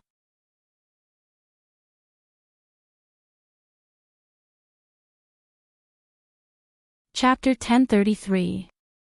To be honest, Astrea doesn't like fighting at all. She was a very simple girl. What she liked the most was to be able to eat her fill every day, have fun, and have companions by her side so that she would not be lonely. She was satisfied as long as she could. Just like now. Not only did she have companions by her side, but she also got to eat until she was full. Wu Yan also doted on her and spoiled her. This kind of life is no different from heaven for Astrea. Compared to now, before she was summoned, Astrea's life in Synapse wasn't happy at all. That's why Astrea is very satisfied with her time with Wu Yan. Astrea doesn't like fighting, she doesn't like bringing harm to others, and she doesn't like the feeling of hurting others. Plus, Astrea was able to live the life she wanted. She didn't like fighting anymore. Of course, there are times when she really wants to fight. For example, when Wu Yan is in danger. Or when her companions need her help. That's the only time Astrea will fight. But knowing how to fight doesn't mean she wants to. If possible, Astrea hopes that the time when she has to fight will never come. If that's the case, she can continue to eat good food and play with Wu Yan and the others. Sometimes, she can even play with Flander-chan, Yoshino, and the others. She can live a fulfilling life. Unfortunately, this kind of thinking is naive. No matter what, Astrea is an all-purpose angel used for fighting. She was born to fight. It's too hard for Astrea not to fight, it's too hard. In the past, Astrea didn't have any hope that she would be able to live a life where she didn't need to fight. But Wu Yan's existence reignited her hope. It was because Astrea knew her master. She doesn't like fighting.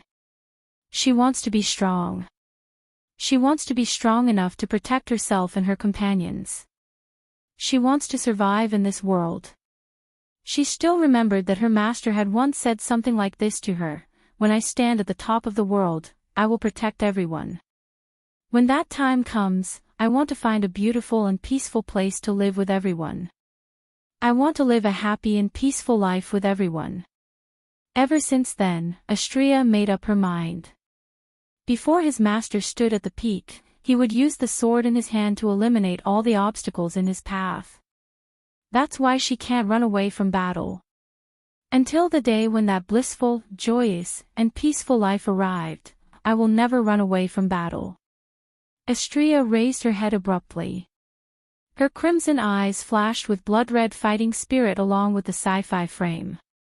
At the same time, the pure and innocent girl's determined roar echoed through the sky. In order to live a happy, and peaceful life. As the shouts rang out, the world suddenly fell silent. Bzzz, a beam of light shot out from Astrea's body.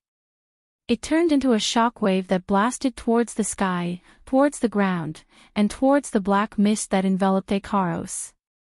Boom! Like a white wind clashing with a black wind, the shockwave and the black mist collided.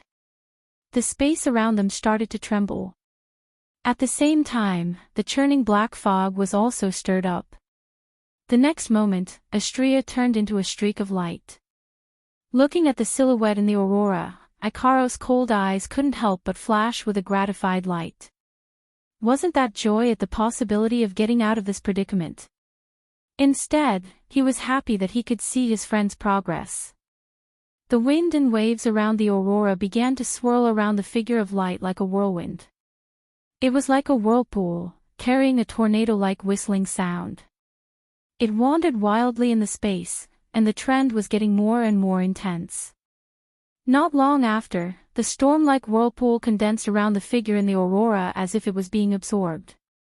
Together with the aurora that wrapped around the figure, it gradually entered the figure's body until it was completely absorbed into the slender figure.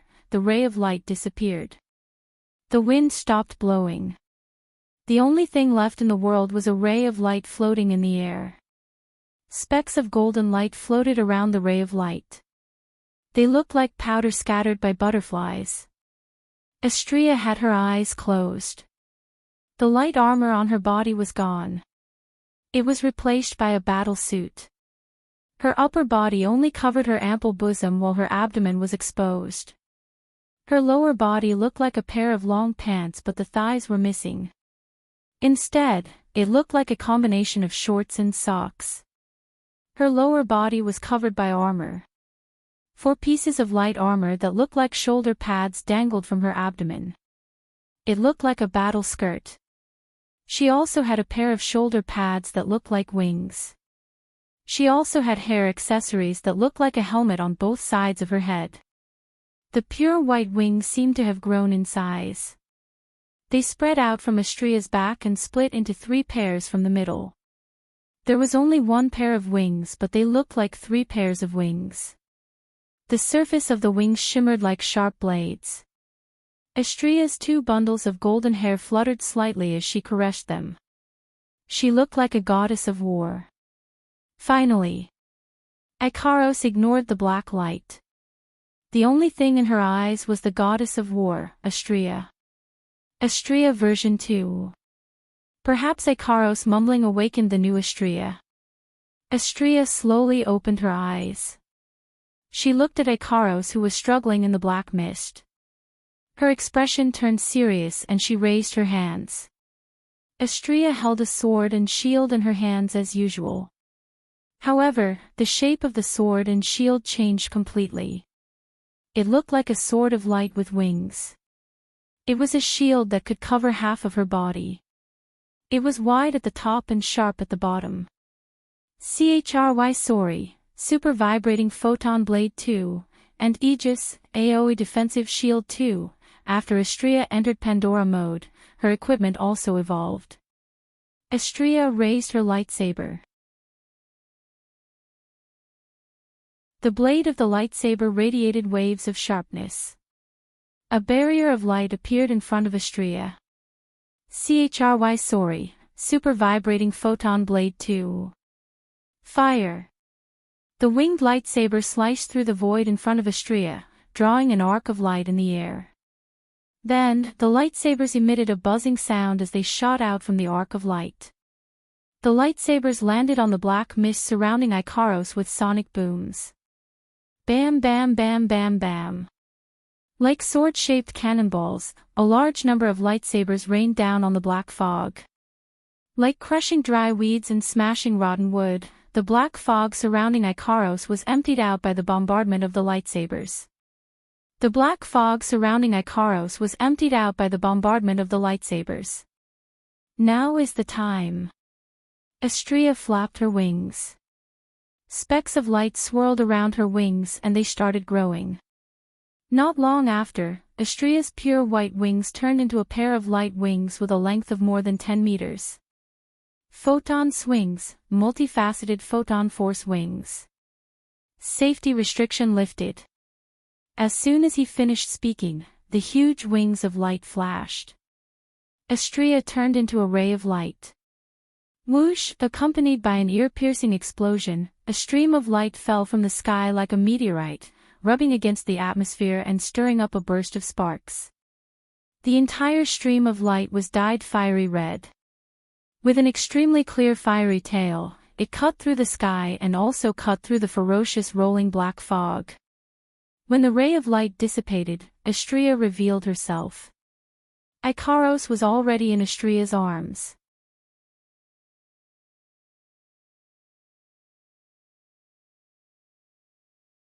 Chapter 1034.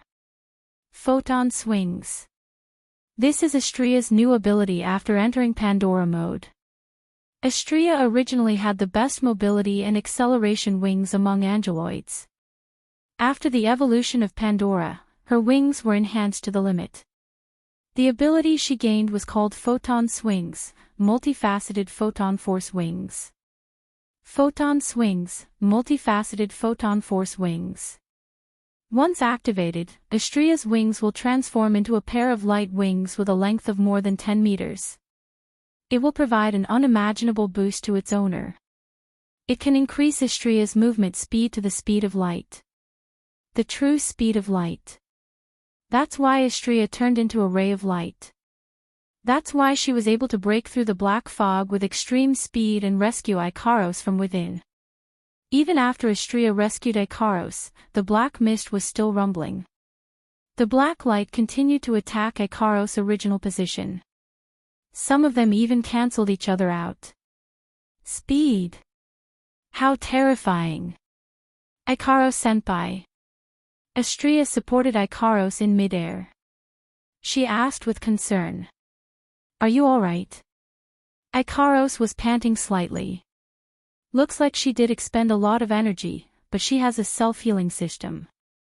Not only can it heal her wounds, it can also restore her stamina. Otherwise, she wouldn't have been able to hold on for so long under the onslaught of those black lights. It's not that the black light is too strong, it's just that there are too many of them. Ants can bite an elephant to death. This is probably what they mean by a situation like this. She took another deep breath. She calmed herself down. Ikaros gently pushed Astria's hand away. She looked at Astria, who was in Pandora mode. Her gaze wavered. What if it worked? Ahahaha. Even though her appearance has changed, her strength has increased. However, Astria's personality didn't change at all. She heard Ikaros' words. She scratched her head embarrassedly and smiled sheepishly. After all, reality has proven itself. The reason why her Pandora system hadn't been truly activated was because she didn't want to evolve. How could the girls who were racking their brains to help her evolve endure this? She knew the girls wouldn't blame her, but she still felt embarrassed. Ikaros felt the same way. Astria quickly changed the topic. Then, Ikaros-senpai, what should we do now? Ikaros returned to her Queen of the Sky mode, her cold eyes sweeping across the black fog and black gas below. The analysis of the unknown substance is still incomplete. The most important thing to do now is to continue. Ikaros lowered her head. However, Master's order must be our priority.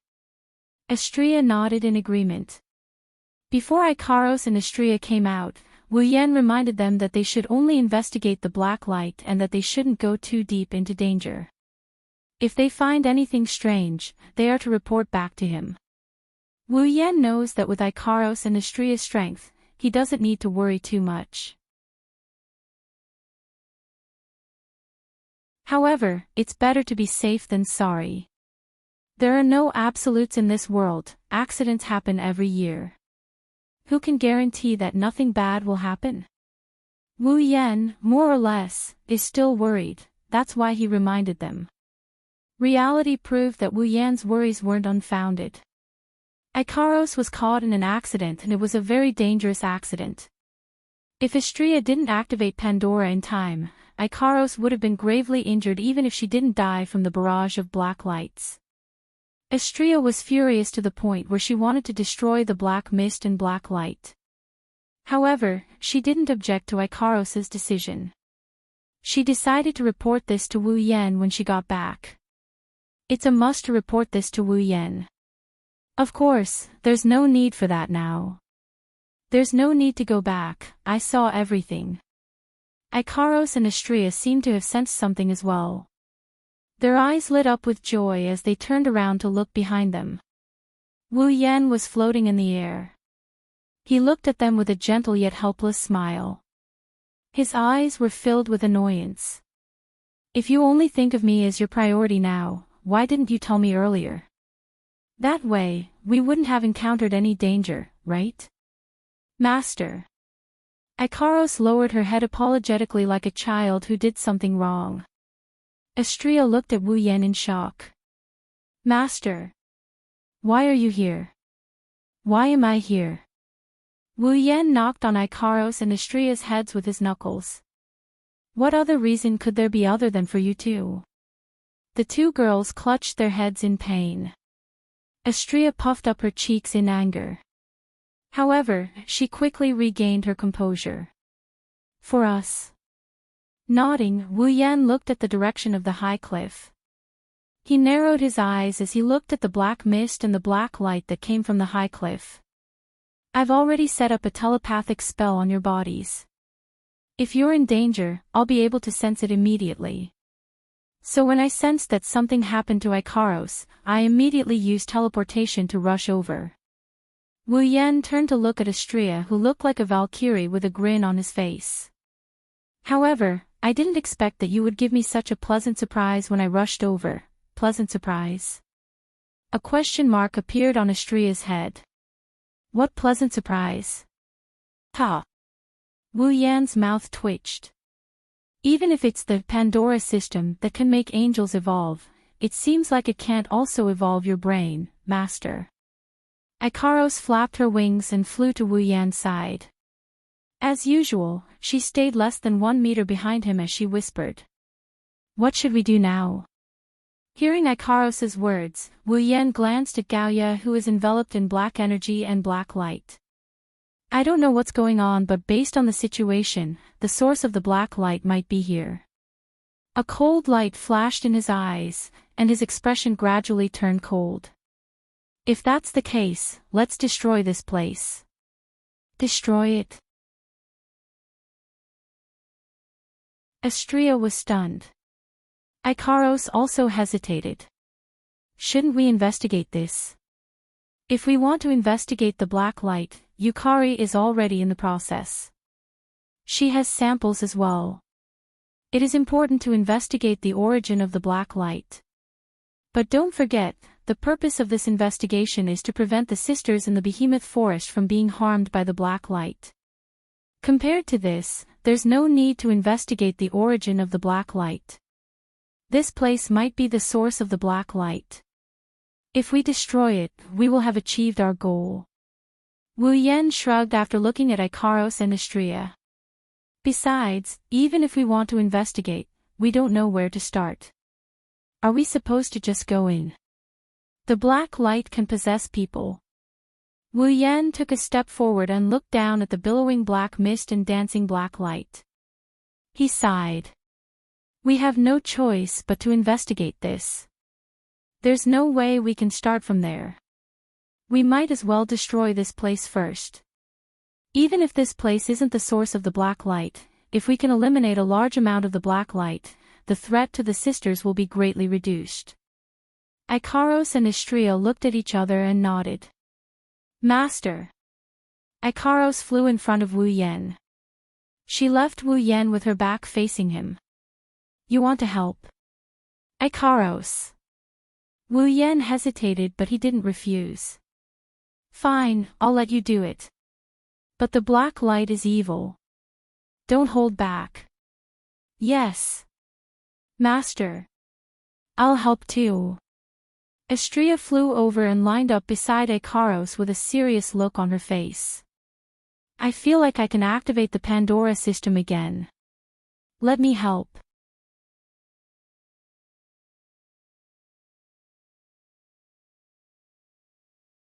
Chapter 1035.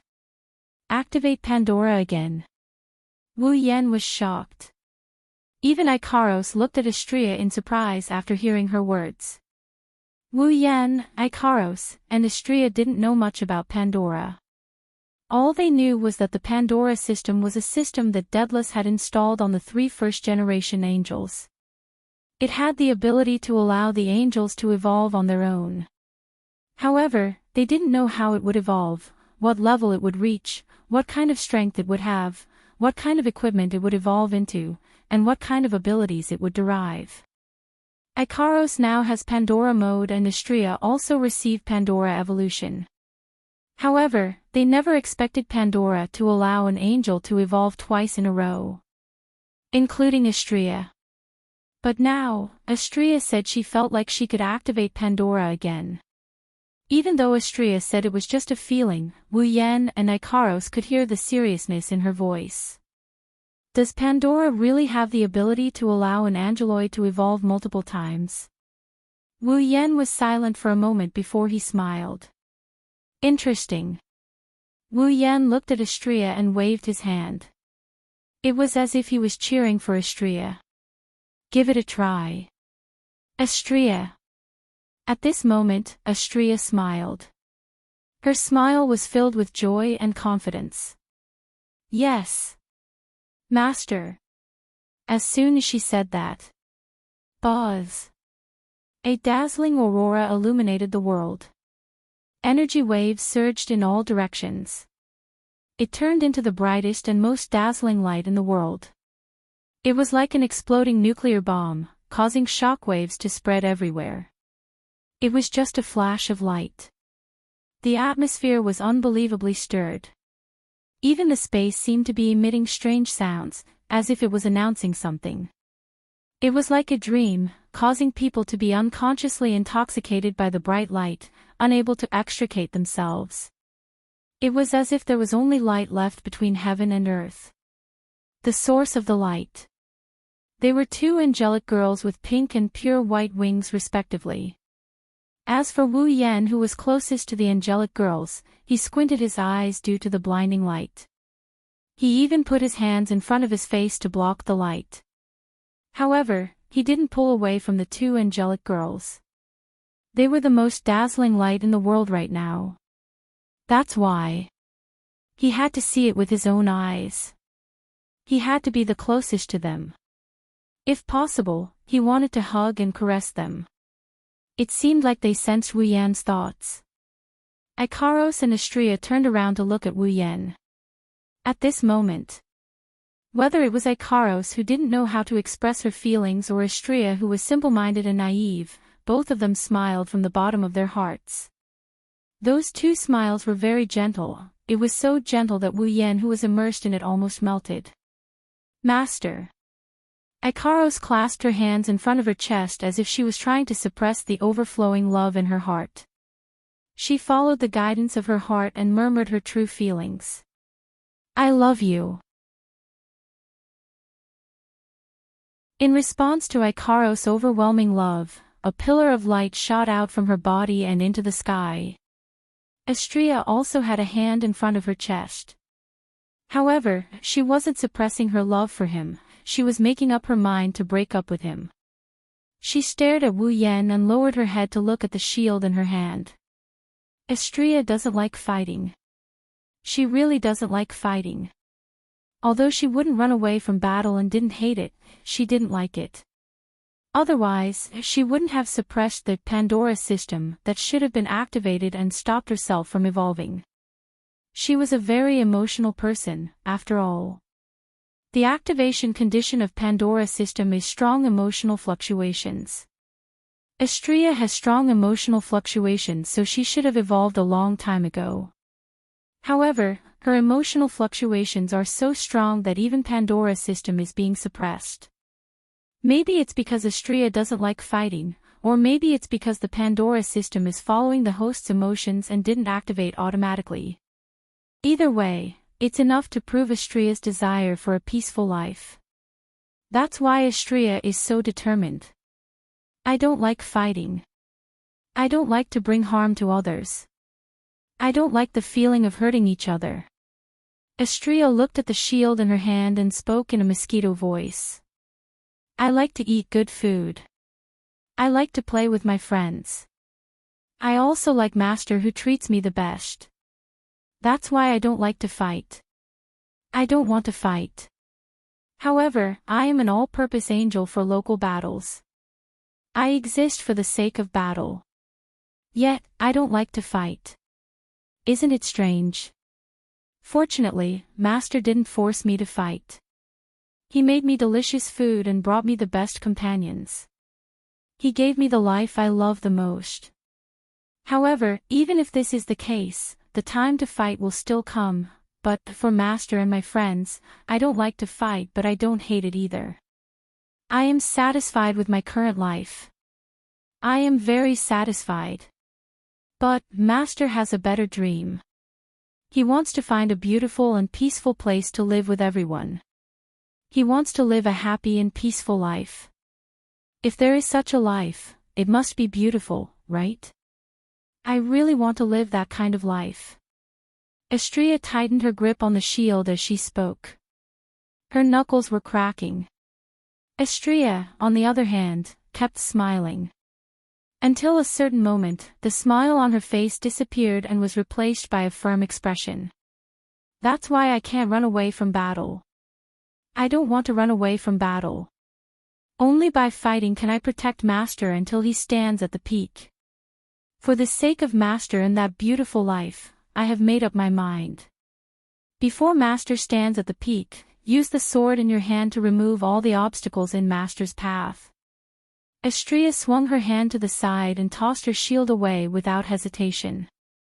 On the other hand, she grabbed her lightsaber with all her might. That's right.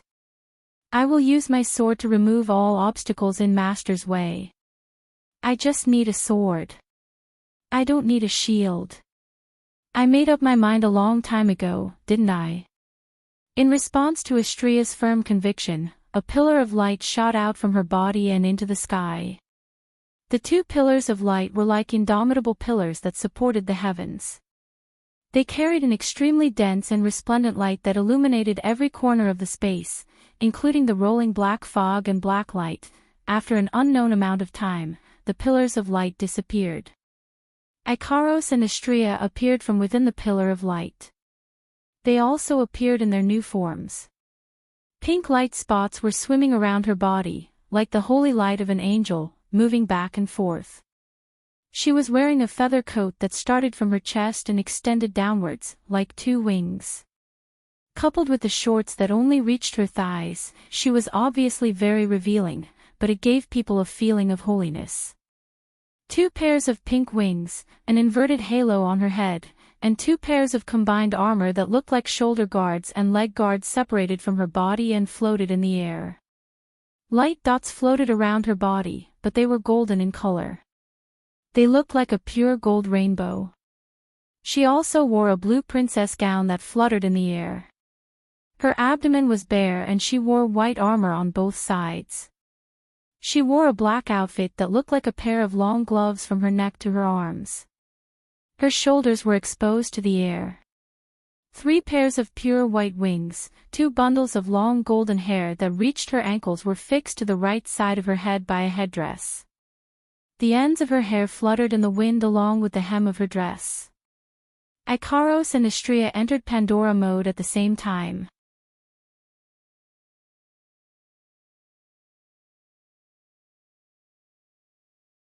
Chapter 1036. Looking at Icaros and Estrella, who entered Pandora mode with pink wings and white wings respectively, Wu Yen fell into a daze. Even when the world returned to normal and only the rumbling of the black mist could be heard, he still hasn't recovered from his daze. There's no other reason, he just found them too beautiful, too beautiful. Wu Yen already saw Icaros in Pandora mode once, but after such a long time, he still couldn't help but be captivated by her beauty. Her purity, elegance, beauty, and purity were constantly captivating his heart. He couldn't help but lose himself. If Icaros' Pandora mode made Wu Yen lose himself, then Estrella's second evolution of Pandora mode really shook Wu Yan's heart. All this while, Estrella's image in Wu Yan's mind is a naive, innocent, playful, and carefree little girl. Even though she's an excellent fighter, her personality still made everyone in the group treat her like a little sister. They subconsciously wanted to take care of her to the best of their ability. But now, Estrella. Her blue dress swayed slightly. Her blonde hair was tied into 2 ponytails on the right side of her head due to a hair accessory. It looked like a split ponytail. It's a small change, but it covered up Estrella's naive and romantic personality. She became shrewd and valiant. Estrella's light armor was gone. The only thing left on her body were the 2 pieces of armor on her waist. Other than that, she was wearing a light gown that looked like the gown a queen would wear during a ball. The color was as dark as the sea, but it felt like it was the color of the sea. It's no doubt the most suitable color for Estrella. Estrella is as noble, beautiful, and pure as Icaros. She's different from Ikaros' holiness. Astrea is an intelligent and capable goddess. Different vibes but equally beautiful. The two angelic girls are the only ones left in this world. They had already become the only thing in this world. Even the black fog that covered the sky and the sun was unable to cover their radiance. At least, that's what Wu Yan thought. Of course, if he saw this scene. If he thought the two angelic girls were only beautiful, he would be sorely mistaken. Wu Yan, who was immersed in the beauty of the two girls, didn't notice Astrea was holding a great sword in her hand. In terms of size, it was comparable to 10 incenses the last sword, a giant sword of light that was more than 10 meters long. She's holding the great sword by its hilt. Astrea could feel the purplish golden light flowing on the blade of the sword. His current strength had already far exceeded his normal state. No. Compared to the first time he activated Pandora, he was several times stronger than when he hadn't abandoned his shield. This was a transcendental power that was completely given up on the absolute defense in exchange for. She tightened her grip. She couldn't even hold a tenth of the sword hilt with both hands. Astrea's confidence increased when she felt her strength. She felt that even if she were to cut open the heavens and the earth, she would still be able to do it. This is, without a doubt, an illusion. However, even though splitting the sky and the earth was a bit exaggerated, if he were to split that high cliff, Astrea slowly turned her gaze downward. She saw the howling black mist and dancing black lights. She narrowed her eyes and raised her sword with all her might. Astrea pulled the gigantic lightsaber behind her back and swung it at the bottom half of the cliff where the black fog was billowing. Clang between heaven and earth, a sharp and clear whistling sound reverberated, shaking all directions. The sharp light sword slashed through the space below, breaking through the atmosphere, like a sharp sword light, flashing by. When the great sword ray landed, the area went silent for 2 to 3 seconds. Around the cliff, the black mist and black light continued to move. It was as if they were mocking Astrea for overestimating herself. They were mocking Astrea for not being able to pull any punches with her earlier attack. If the black mist and black light really had the ability to express their emotions in the form of mockery, then what replaced their mockery in the previous moment would only be utter shock and despair. The rolling black fog, the dancing black light, at a certain moment, paused for a split second. Phew. A gentle breeze blew across the cliff. It didn't stir up the black fog or black light. It was like the straw that broke the camel's back. Then, the cliff split open. The part of the cliff that was parallel to the ground suddenly trembled and split open neatly. The entire cliff was cut open. Any part of the cliff that was filled with black fog and black light was separated from the ground and tilted towards the ground. With a loud bang, the cliff fell down with great momentum. Unfortunately, before the cliff could fall, Astrea started swinging her greatsword at the cliff. She unleashed one sword ray after another. The entire area was filled with her sword dance. Without the slightest suspense, Gaoya, who was falling to the ground, was simply chopped into countless pieces under the continuous slashes of the giant sword, smashing to the ground like falling stones. It seemed that until this time, the black fog and black light seemed to have reacted, and violent fluctuations began to appear. Artemis II, Permanent Rear-End Missile II. Suddenly, the halo above Ikaros' head expanded several times. It expanded to the same height as her slender shoulders. Ikaros opened her cold eyes. Her 2 pairs of 4 pink wings seemed to have transformed into a pair of pink wings of light, slowly unfurling behind her back. In the next second, the sky above the giant beast forest was filled with pink streams of light. As they rose and fell, they streaked across the sky and landed on the cliff that had been cut into countless pieces and was still wrapped in black fog and black light. Bang bang bang bang bang. Deafening explosions rang out one after another, and the frequency of the explosions was dozens of times higher than when the fireworks were shot during the ceremony. The sky was replaced by fire and smoke. This is really... Wu Yan, who was standing behind Icaros and Istria, was speechless when he saw the sky filled with flames and explosions. Of the two angels beside him, one has unparalleled destructive power and AoE abilities. The other has insane speed and close-range combat abilities. They are the best candidates for both one-on-one and group battles. Daedalus was indeed the most powerful and greatest scientist in Synapse to be able to create two angels like this. There was no one else like him. He looked at Icaros and Istria in the sky and he chuckled helplessly, but at the same time, he also chuckled to himself. Well, if I have the chance to visit Heavenly Item, I should thank Daedalus properly. Master. Icaros and Istria flapped their wings and flew back to Wu Yan's side. Is this good enough? Yes. Just destroy it. Wu Yan nodded and he smiled at Icaros and Istria. Thanks for your hard work. Icaros flinched and lowered her head, obviously embarrassed by Wu Yan's praise. Istria nodded her head and proudly put her hands on her hips. What do you think? Amazing, right? Oh. Wu Yan raised an eyebrow. He started messing with Istria's hair that was tied to the right side of her head with a single ponytail that looked like a pair of wings. I thought that after the second evolution, you would have matured quite a bit. But now, it seems that only your appearance has changed. Your personality is still unflattering, wah. Istria frantically tried to block Wu Yan's hand that is ruffling her hair. She started dancing around in a frenzy. Stop it. You idiot, how dare you resist? Master. Master is the idiot. Idiot. Oh. Not only did you resist, you even talked back. Let's see if I don't teach you a lesson tonight. Tonight. Istria's face turned red. Master. Pervert. Blinking her eyes, Icaros tilted her head as she watched Wu Yan and Istria messing around with each other. She looked at them enviously. Kaboom! It was also at this moment that a violent explosion suddenly resounded from within the flames that filled the sky. When Wu Yan, Icaros, and Istria looked up, they saw a sea of black mist covering the sky and the earth. The black mist roiled around them like a tidal wave, enveloping them completely.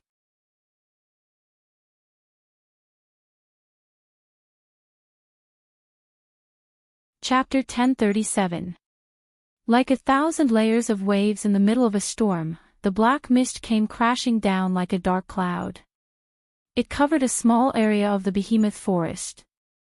The black lights in the black fog were like sharp arrows, shuttling back and forth in the black fog, destroying everything that was covered by the black fog. Not long after, apart from the ground, the magic beasts and trees that were covered by the black fog were pierced full of holes in less than a second, fragmenting into pieces. If the black mist can cover the entire behemoth forest, the behemoth forest will cease to exist. If the black mist can cover the entire Spalier world, one can only imagine how despairing the scene would be. The black mist flowed like clouds on the ground. If one ignored the black lights, it would look like a poisonous miasma in a forest. It would make one's hair stand on end. Even if it's a Tier 9 fighter, they might be able to hold on for a while. But if they stay in the black mist for too long, they will die. Just like Icaros, who was trapped by the black mist is too troublesome to deal with. There are too many black lights, and this is an opponent that relies on numbers to win. Fortunately, Wu Yan, Icaros, and Istria didn't get attacked by the black mist or black lights. Otherwise, they would be in big trouble. Above the black mist, Wu Yan, Icaros, and Istria appeared from a spatial ripple. They floated in the air again. Looking at the black mist covering their field of vision, the three of them felt their heart palpitate. If Astrea didn't use photon swings to pull Wu Yan and Ikaros away as fast as she could, Wu Yan and Ikaros wouldn't have been able to escape with their lives. The three of them weren't enveloped by the black mist in the first place. When Ikaros reacted, she used Aegis 2, Absolute Defense Circle 2, to deflect the incoming black light. Wu Yan didn't have a chance to use space transfer. Ikaros and Astrea were brought away from the black mist's attack range. That range. It's too wide. The black mist's attack was too fast. It was too sudden. Otherwise, Wu Yan and Ikaros wouldn't even need to do anything. Astrea alone could use her photon swings, multifaceted photon wings, to bring everyone away from this place. Wu Yan, Ikaros, and Astrea were too careless. They were so careless that they almost fell into a dangerous situation. But you can't blame them. Whether it was Ikaros who was attacked before or the three who were attacked this time, they didn't expect the black mist and black light to have the ability to actively attack others. Yukari once told them that the black lights don't have sentience. They only have the instincts of a beast. They can determine when there is danger and when there is a threat to them. Based on the situation, they can escape based on their instincts. Other than that, they can only possess someone. However, the black mist didn't seem to have sentience when it attacked them. Instead, it seemed to be actively attacking them. This is why Wu Yan, Ikaros, and Astrea almost fell into a dangerous situation due to their carelessness. What the hell is going on? Wu Yan's expression turned gloomy. Why did the black mist suddenly attack us? I thought they don't have sentience. Could it be because we launched the attack that caused it? Ikaros's eyes trembled when she heard Wu Yan's words. She whispered. I didn't attack when we were trapped. Ikaros's meaning was clear. She didn't attack, but she was still attacked by the black mist. At this moment, the three of them felt that the black fog that seemed easy to deal with was not as simple as they had imagined it to be. That's right, if it was that easy, how could it trap Ikaros and almost attack Wu Yan's group? Is Yukari's judgment wrong? Wu Yan pondered for a moment before shaking his head. But that's impossible. If it's Violet, she must be very confident to give the answer that they don't have any consciousness. If she isn't absolutely sure, Violet won't give a conclusion. Wu Yan gnashed his teeth as he stared at the black mist below him with his wine-red eyes. There must be some other reason for the black mist to react this way. Ikaros and Astrea looked at each other. They activated their radar and scanned the black mist. Their expressions changed when they saw the black mist. Astrea cried out in alarm. Master! Be careful! Before he could finish his sentence, the thick black fog below suddenly swelled and began to swirl at a speed that was difficult to discern with the naked eye, causing a series of ear-piercing explosions. Not long after, a sharp tornado formed from the black fog was formed in an instant. It shot out like a thunderbolt, piercing through the layers of atmosphere like a giant rotating machine gun, piercing into the sky. Its target was Wu Yan's group. It was another sudden attack. But this time, the three of them were on high alert. They weren't as careless as before. As the tornado swept over, the three of them tensed up at the same time. Watch me. As expected, Astrea reacted the fastest. In a flash, she appeared in front of Wu Yan and Ikaros. Astrea swung her great sword and with a heavy swing, she slashed horizontally at the tornado coming at her. Poochie, as if it had cut open the body of some creature, an unusually crisp sound of breaking flesh reverberated. The violent tornado was directly cut into two halves in the process of flying through the air. Before Astrea could rejoice, the two halves of the black mist tornado didn't stop moving. It continued to move towards the three of them. It formed two smaller black mist tornadoes along the way. Whoosh, without the slightest pause, two tornadoes of black fog soared into the sky. They were like two black dragons as they broke through the air and attacked the three people. Aegis 2. Activate. Just as Wu Yan was about to teleport the two girls again, Ikaros appeared in front of them like Astrea did. She spread her wings and a transparent crystal barrier enveloped the three of them. In the next second, the black mist tornado came and crashed into the Aegis 2, Absolute Defense Circle 2, with a howl of the wind. Bam! A huge muffled sound reverberated, causing the ears of the three people in the circular barrier to buzz. Their minds went blank, and before they could react, the sharp sound of the collision between the black fog tornado and the Aegis, Absolute Defense Circle 2, also rang out, causing the hearts of the three people to clench fiercely as their faces turned ugly. Ikaros gritted her teeth, her eyes flashed. Trajectory correction. A ripple that contained a strange power flowed on the surface of the Aegis, Absolute Defense Circle 2. With the black fog tornado as the center, the ripple gradually spread out and was transmitted to the black fog tornado. Bam! Amidst the ripples, the black tornado was smashed into pieces by a ferocious force. It shattered into bits of mist and scattered in all directions. That ferocious force was the force of the black fog tornado itself. Ikaros Aegis 2, Absolute Defense Circle 2, has the ability to reflect all external attacks. The black mist tornado can be considered as reaping what it sowed. Of course, to the black fog that didn't have a physical body, this little bit of damage was nothing. The scattered black fog fragments suddenly swirled and turned into laser-like arrows. Like meteors, they enveloped the black fog without any regard for the head. There's no end to this. Aegis 2, Absolute Defense Circle 2, the three people inside the Aegis 2 showed a troubled expression. As a result, the three of them did not notice that there was a hole in the ground where the cliff used to be.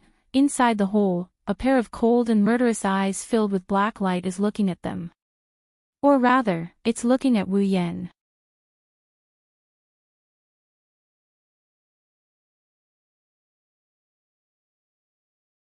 Chapter 1038. At this moment, if someone were to personally witness everything that was happening here, they would see a scene like this. Black raindrops fell from the sky above the behemoth forest like a storm. The raindrops fell mercilessly towards the ground. To be more precise, the raindrops fell towards a transparent crystal barrier. Clang, clang, clang, clang, clang. The sound of a bell ringing reverberated throughout the behemoth forest. The black raindrops fell on the transparent crystal barrier, creating ripples on the surface. The raindrops bounced off the barrier and returned to the sky. Not long after, the raindrops fell onto the barrier again. They bounced off the barrier and fell down again. The cycle repeated over and over again. Over time, the sound of a bell ringing reverberated throughout the behemoth forest. The sound reverberated throughout the forest. The demonic beasts that heard it all ran away with their tails between their legs. This scene has been going on for a while now. Wu Yan and Astrea gnashed their teeth as they looked at the endless rain of lasers raining down on them. Being inside the Aegis 2, Wu Yan and Astrea gnashed their teeth in anger. Bluntly put, whether it's the black mist, the black light, or the black raindrops, their attacks might be scary to normal people, but in the eyes of Wu Yan and co., they're nothing. The real problem is that the amount of black mist, black light, and black raindrops are too much to deal with. If only there were fewer of them. Deal with them. It wouldn't be that hard. This is the first time Wu Yan, Astrea, and even Ikaros have encountered something so troublesome. They would rather fight someone of equal strength than them. They would rather fight someone stronger than them thousands of times. They don't want to fight someone who is weaker than them. Someone who is extremely troublesome to deal with. If they took advantage of their carelessness, the ambush would still be somewhat effective. However, once they became serious, fighting with such troublesome creatures, he could not do anything to them, and they could not do anything to him. There was simply no end to this. If this situation continues, Wu Yan, Ikaros, and Astrea will eventually run out of energy. Even if one were to use their knees to think, they would still be able to understand.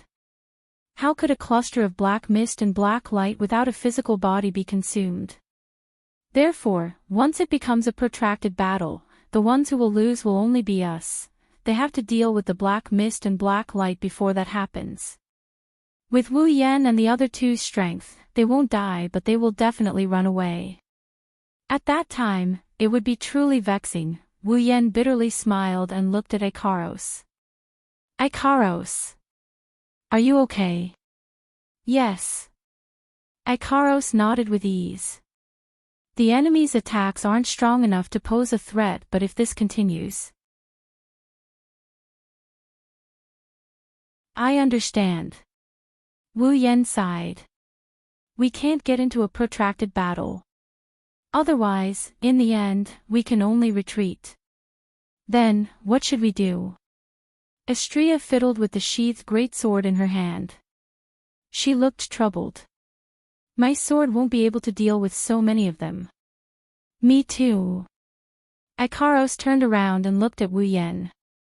Arte Missile 2 might be able to deal with the current situation, but the unknown objects won't be damaged. There is a high chance they will form a new attack pattern, so I don't recommend it.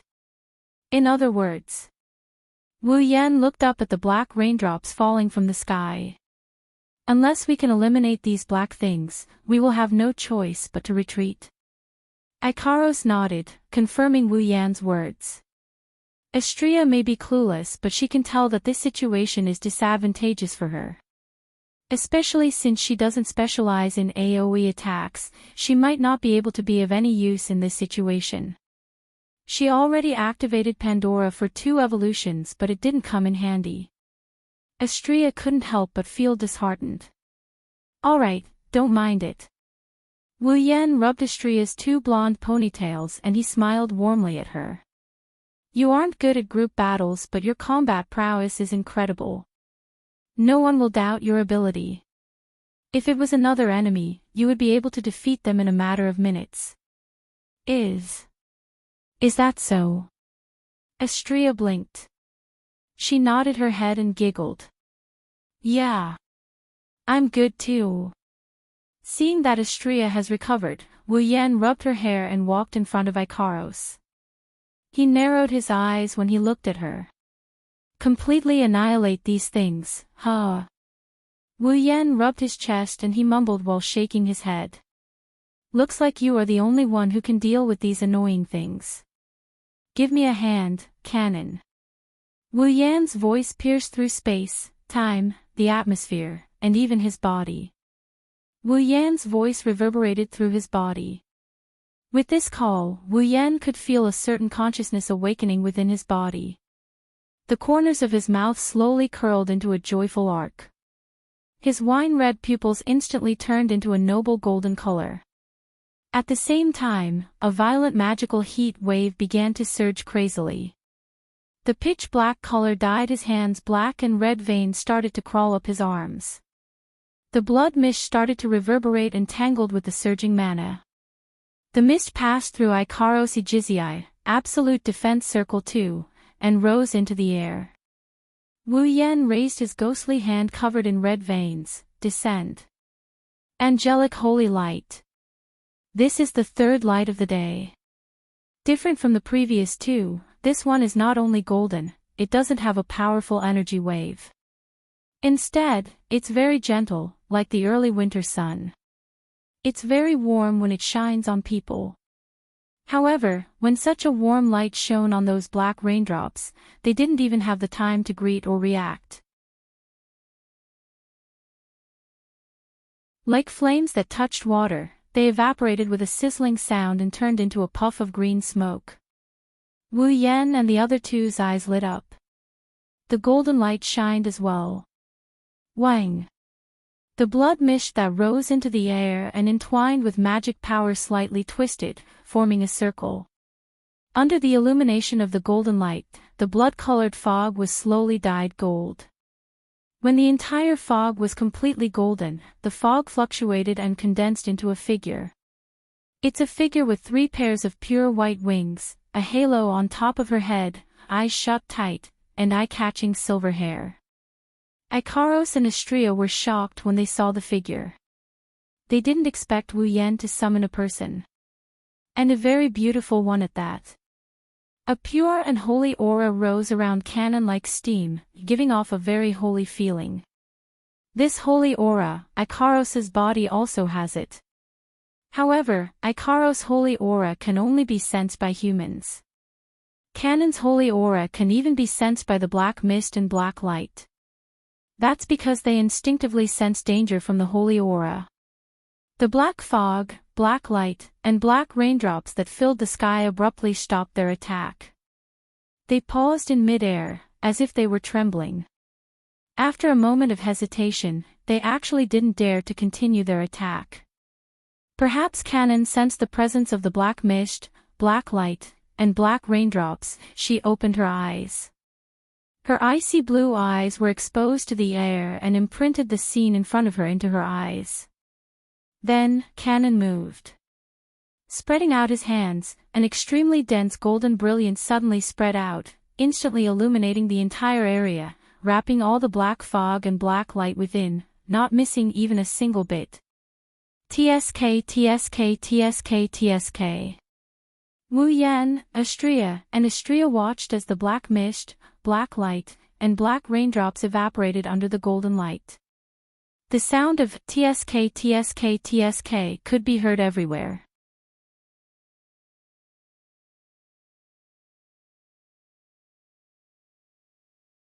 Chapter 1039. TSK TSK TSK TSK. The sound of flames being extinguished by waves of water echoed in the forest. The black mist that covered the sky above the behemoth forest has completely disappeared. It was replaced by a dense white mist. Of course, this white mist was just some ordinary steam. It was not an existence that possessed evil power like the black mist. Being in the white mist, not only could one feel the warm touch of the white mist when it brushed past one's body, one could also feel a surge of power from it. The power of purification. This is one of the only two abilities Canon has in her angelic form. Although it didn't have much destructive power, it was the most effective ability to deal with negative attributes and evil powers with curses and the like. Without a doubt, the black mist and black light that were able to forcefully transform living creatures into ferocious monsters was definitely not a positive energy. Under such circumstances, Canon's purification power was definitely their most terrifying natural enemy. Wu Yan, Icaros, and Astrea can see this from the fact that Canon took less than a minute to deal with the black mist and black chi that had been bothering Wu Yan, Icaros, and Astrea. Canon floated in the white mist with a golden glow around her. She looked around her to make sure there isn't a speck of black mist in her sight. She sighed in relief. With this action, Canon's sacred and inviolable aura gradually receded, and she became gentle and calm. She is like an angel who fell from the heavens. She still has her wings, but she has a human touch to her. People don't dare to approach her. Her green eyes shifted downwards, and when she saw Wu Yan's figure, those eyes that seemed to be able to speak lit up. She looked at her owner's face. A joyful smile appeared on her master's face. For Canon, who has been sleeping inside Wu Yan's body, only a second has passed since she saw Wu Yan. She saw him before she fell asleep. She saw him the moment she woke up. Maybe it didn't even take a second. However, during the time she lived with Wu Yan in the bloodlust rampage world, Canon became dependent on Wu Yan. Canon started relying on Wu Yan. Her reliance on Wu Yan only grew stronger after she became his familiar. No matter how long she hasn't seen Wu Yan, every time she sees him, Canon would feel happy from the bottom of her heart. It's easy to imagine how much Canon relies on Wu Yan. Nagisa is also very dependent on Wu Yan. After all, she is only a 14 or 15-year-old girl. Plus, she has to rely on him because of her emotions. Even Aurora wants to stay by Wu Yan's side. Natsuki is the only one who is still the same. Of course, that's only on the surface. Sensei.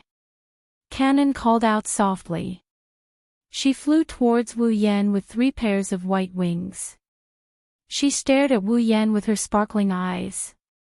Then, she lowered her head in embarrassment. Thank you, Kanon. You've been a great help.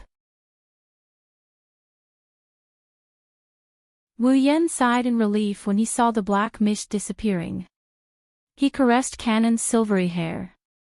That annoying thing has been bothering me for a long time. Kanon took care of it in an instant. You're amazing. Kanon smiled shyly. Her cheeks blushed. I am Sensei's familiar. My power is Sensei's power. That's a great honor. Ikaros and Astrea, who had been observing Kanon, also walked up to her. They sized her up with their crimson eyes, and a strange light flashed in their eyes. Astrea was the first to speak. Hey! Master! Astrea tugged at Wu Yan's sleeve. She asked curiously. Who is this child? Before Wu Yan could answer, Astrea flew to Kanon's back and caressed her white wings. Wow! She has wings too. They are the same color as mine. Is this child an angel too? What's her model? Astrea has never heard of it before. That. Her wings trembled under Astrea's touch. Kanon was startled by Astrea's enthusiasm.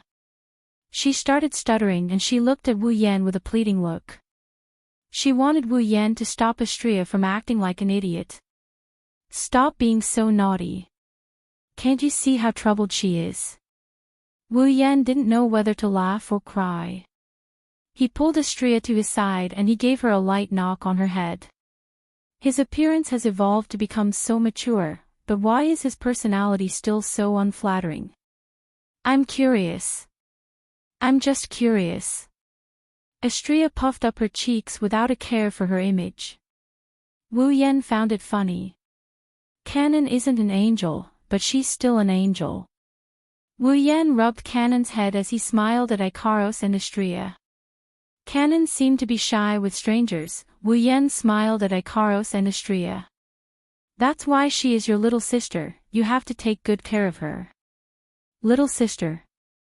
Ikaros paused for a moment before looking at Kanon with a gentle gaze. Yes. Master. Wow. Little sister. I have a little sister too. Astrea cheered and flew to Kanon's side. She grabbed Kanon's hands and patted her chest with her chest puffed out. Don't worry. Master.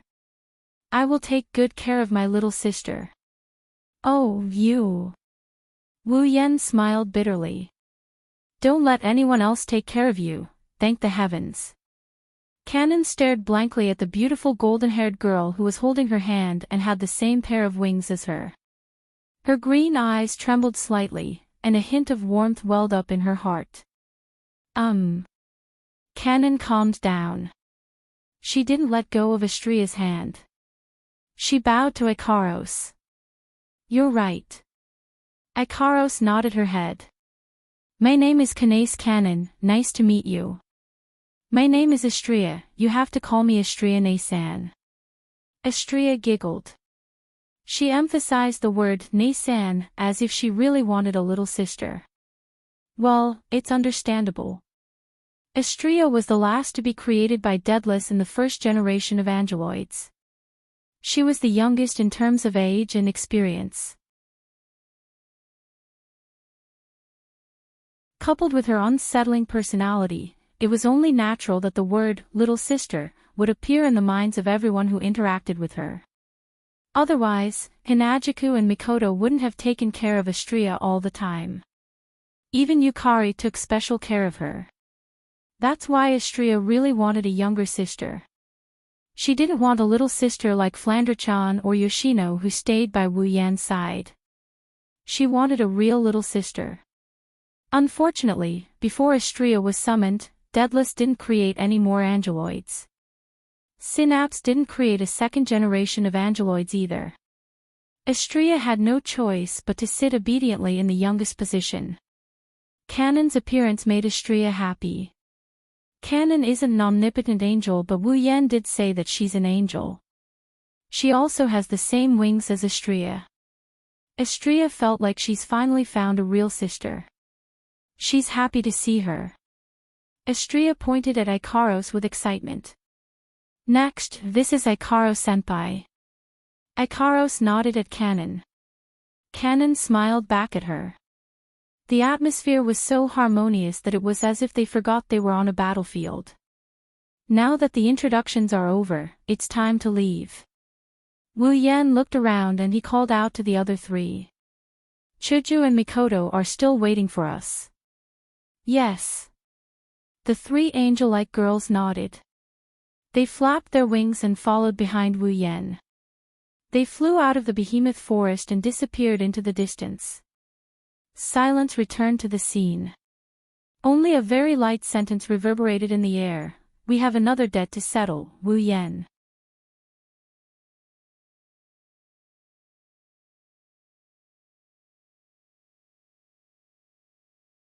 Chapter 1040. Behemoth Forest, Camp, Stare. The group of girls stood in a row and stared at Canon, who was standing at the entrance. They didn't say anything and didn't do anything else. They just stared at Canon. The atmosphere in the tent became deathly silent and didn't disperse for a long time. Canon, who wasn't very courageous to begin with, became even more nervous under the fierce gazes of the girls. Her green eyes kept darting around, and her face was filled with panic. She looked restlessly at Wu Yan with pleading eyes, and she was on the verge of tears.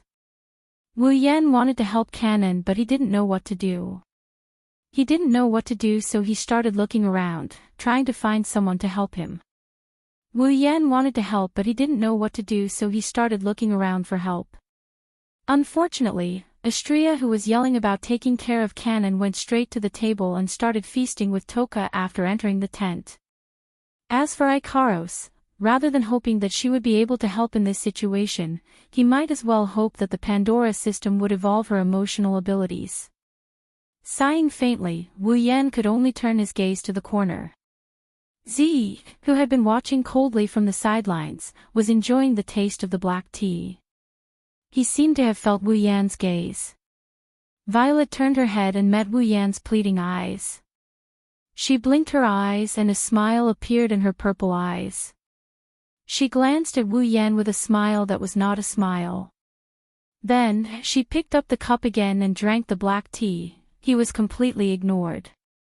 With tears streaming down his face, Wu Yan glanced at the girls who were glaring at Canon. Glancing at the uneasy Canon, he gritted his teeth, braced himself, and walked forward. Before he could finish his sentence, the girls' gazes on Canon turned sharp. They shifted their attention to Wu Yan. Chuju, Mikoto, Shokuho Misaki, and Kotori looked at him with malicious intent. Wu Yan felt cold sweat dripping down his forehead. Damn it, under the watchful eyes of the girls, Wu Yan's body stiffened up. His mouth that was about to open, his mouth shut up as tears started streaming down his cheeks. Canon, on the other hand. When he sensed that the girls had shifted their gazes away, he couldn't help but heave a sigh of relief. He finally began to observe the group of girls, his green eyes fluctuating. Are these the most important people to Sensei? She looked at the beautiful girls in front of her, each with their own beauty. Canon raised her hand to look at the girls who were just as beautiful. She held it in front of her chest. She was stunned, but also troubled. Since they are the most important people to Wu Yan, Canon felt that she must get along well with them. Otherwise, she'll cause trouble for Wu Yan. However, the girls didn't seem to welcome her very much. Canon couldn't help but worry. She didn't dare to look at the girls anymore.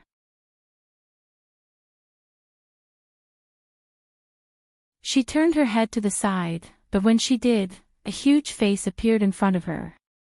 She jumped in fright. Lana seemed to be deep in thought. She didn't know when Lana appeared next to Canon. She looked at Canon up and down with her large eyes. She looked very serious. Canon felt uneasy under Rena's scrutinizing gaze. She twisted her body and said meekly, "I'm sorry, Rena. Is there something you need?" Lana seemed to be deep in thought. She finally fixed her eyes on Canon's face. Then, she smiled. She looked like a beggar who saw a delicious meal after starving for a week. She drooled and smiled strangely. Then, Rena jumped up. "Isn't this a very cute girl?" With a loud cry, Rena jumped with all her might and pounced on Canon. "Ah!" Canon didn't expect this to happen. She couldn't help but scream. She looked at Lana, who was getting closer and closer to her. She didn't know what to do and instinctively closed her eyes. At this moment, a large hand suddenly reached out from Rena's side and grabbed her face.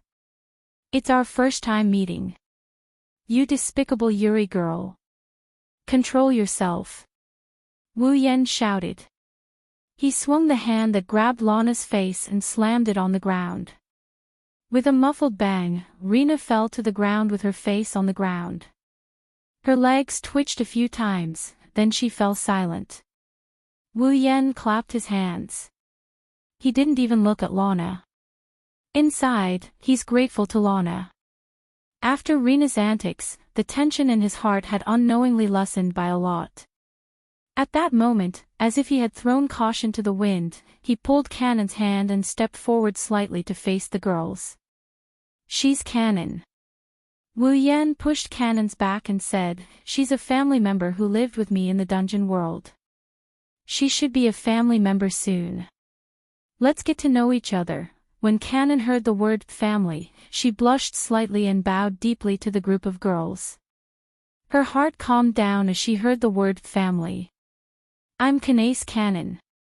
Nice to meet you all." The moment she finished speaking, the group of girls in the tent looked at each other in unison. They didn't say anything until a long time later. They faintly sighed and hung a smile on their faces. "You're Yan's familiar, aren't you?" Hinajiku stepped forward and helped the bowing Canon up. "Kanace Canon, right?" Not a bad name. Just call me Chuju. I'm Misaka Mikoto. Can I call you Canon?" Mikoto greeted Canon naturally. She didn't seem as nervous as before. Instead, she acted as if she was familiar with Canon. It made people wonder if she was the one who was staring at Canon. "Why yes." Canon was stunned for a moment before she quickly replied, "Just call me Canon. She's quite a pretty girl." Shokuhu Misaki ran her fingers through her hair and looked at Ikaros. "She has the same aura as Ikaros and has the same hair color as Feifei. Are you a foreigner?" "Yes." Yes. My grandfather and father are all foreigners, oh." Kotori glanced at Canon and said with interest, "That's rare, it's the first time a foreigner has joined us. If we don't count the angels and elves from Synapse." "Era, is that so?" Kurumi tilted her head and pointed at her lips with a smile. "But it feels like Sibono is a foreign child, huh?" The four brownies who were suddenly pulled into the topic were stunned. The young ladies also looked at the four brownies who were like Western dolls and nodded their heads. "She looks super similar." "Yono." Kinohata Sayai said. "Did you all forget about me?" Frenda lowered her head with a pained expression. "She's also a foreigner, a pure foreigner." Takitsubu Riku didn't say anything. She nodded at Canon, who didn't know what to do due to the girl's sudden enthusiasm. "She's a good person, wait, let her play with Flander-chan." Flander-chan, on the other hand, spoke as if there was no one around. Her face was full of joy, but there was no murderous glint in her wine-red eyes. It seemed that she had accepted Canon as her friend. The girls gathered around Canon and started chatting. Canon's expression became more and more relaxed. Seeing this, Wu Yan, who was standing at the back, also relaxed. He nodded in satisfaction. Humph. Mikoto, who saw Wu Yan nod his head, snorted coldly before glaring at him. Don't misunderstand. We just like Canon. We don't intend to forgive you. Ma, it doesn't matter. Wu Yan chuckled and blocked Mikoto's words. He shrugged nonchalantly. As long as you can accept Canon, I'm willing to do anything. Canon was touched. The other girls looked at him with disdain, but their lips curled up into a smile.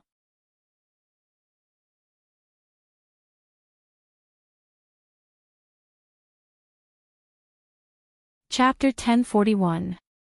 After some introductions, Canon finally blended into the group of girls. Even though she can interact with the girls normally, Canon didn't choose to stay.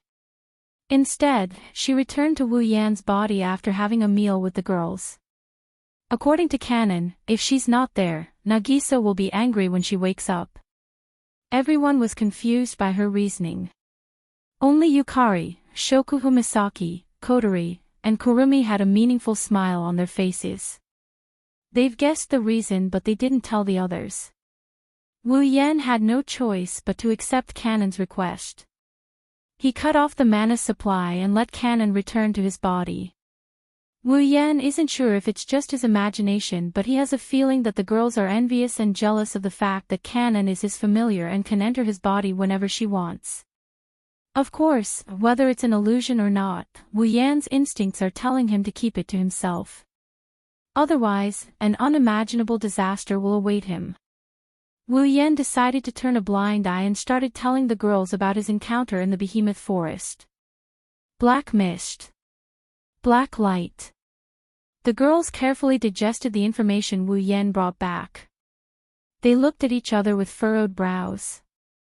Where did those disgusting things come from? Mikoto's face was filled with displeasure. They didn't exist in the behemoth forest before.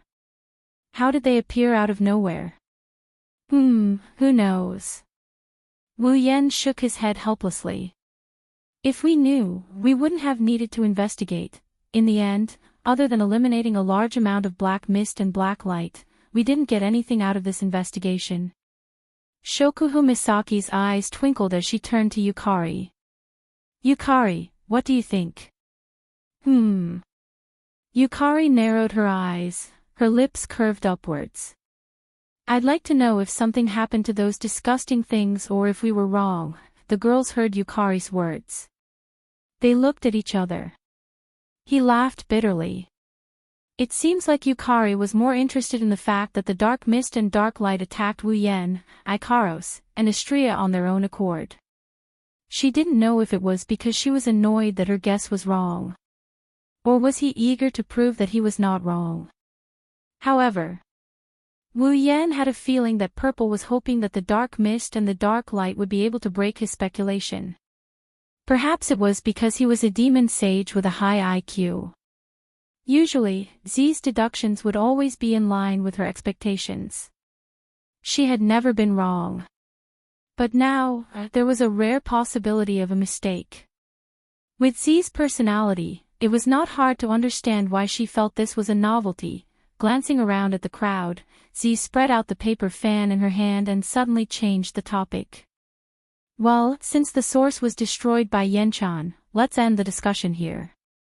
Compared to that, I'm more curious about Astrea's Pandora mode. The girls suddenly remembered that Astrea was able to undergo Pandora's evolution.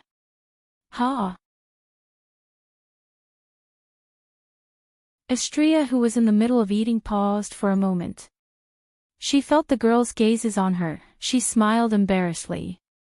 I just happened to run into you. It was just nice. The girls were amused by Astrea's perfunctory attitude.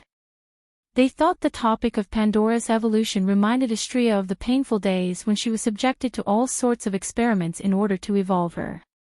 That's why she was behaving like this. Little did they know, Astrea was just embarrassed by the fact that she couldn't activate Pandora because she didn't want to evolve. We've seen Ikaros Pandora mode, but we haven't seen Astria's Pandora mode yet. Recalling how Ikaros looked like a goddess descending from the heavens when she entered her Pandora mode, the girl's curiosity was piqued. Hey, Astria-chan. Chuju looked at Astria expectantly. Let's see your Pandora mode. The girls nodded. Even Yukari's interest was piqued. They all looked at Astria with anticipation. Ha! Astria, on the other hand, was shocked by herself. Is it here? Ugh. The girls glanced around the tent and shook their heads with a bitter smile. They didn't know what Astria's Pandora mode would be like, but they recalled Ikaros' evolution. Even if the tent is protected by a barrier, it's still a dangerous place to be. Let's go somewhere else then. Purple made a prompt decision. She waved the paper fan in her hand, and a pitch-black crack filled with eyeballs appeared in front of the tent. Come on in, Yukari called out to everyone in the tent and walked into the rift. The girls looked at each other and followed suit. Behemoth Forest, on top of a mountain peak, many figures slowly walked out of the pitch-black spatial cracks that were filled with eyeballs. They came to the top of the mountain and looked at the scene that was only left with yellow soil and rocks. Satisfied expressions appeared on their faces at the same time. Let's do it here. Purple waved the paper fan in her hand and put away the gap.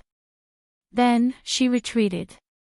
Astria-chan, it's up to you now. I got it. Astria shouted. She subconsciously looked at Wu Yen. Noticing Astria's gaze, Wu Yen chuckled. He nodded with an encouraging look in his eyes. Astria's confidence was boosted. She yelled and unfurled her wings. She flapped her wings and soared into the sky. Soon after, everyone saw what happened. Astria's body glowed with light. Astria's body twisted and turned into a ray of light. She moved around in a dazzling manner. The air around her got sucked in and formed a circle around her. It spun around her like a sharp blade. Ish! A light sword that looked like a wing suddenly emerged from the whirlwind and ruthlessly slashed down. Amidst the cracking sound, the whirlwind was split into two halves, revealing the figure inside. Her upper body only covered her ample breasts while her abdomen was completely exposed to the air. Armor-like armor wrapped around her legs while 4 shoulder pads hung on both sides of her abdomen. Wing-like shoulder pads, helmet-like hair accessories, and what looked like 3 pairs of wings. One of her hands held a lightsaber that looked like a wing-like lightsaber while the other held a shield. This is Astria version 2 after her first evolution. Even though Astria abandoned her shield and triggered the second evolution of her Pandora mode, it doesn't mean she can't enter it again. Astria can still enter the first evolution of her Pandora mode with her shield. Without a doubt, the second evolution of the Pandora system would definitely be stronger than the first evolution, and much stronger in fact. However, the second evolution of Pandora mode is strong, but it requires the user to abandon all defense. Astria would be in grave danger if she enters Pandora mode after the second evolution. On the way back, Wu Yen warned Astria not to use the second evolution unless it is absolutely necessary. Astria also understood the weakness of her second evolution, so she didn't object. It's not like she was prohibited from using it, she would use it when she really needed it. She only needs to use it once during normal times. The group of people on the ground looked at Astria, who entered Pandora mode like a Valkyrie. They couldn't help but praise her. So mighty. Hinajiku and Mikoto, the 2 girls who are equally bold and heroic, spoke up. So cool. That was the other girl's comment.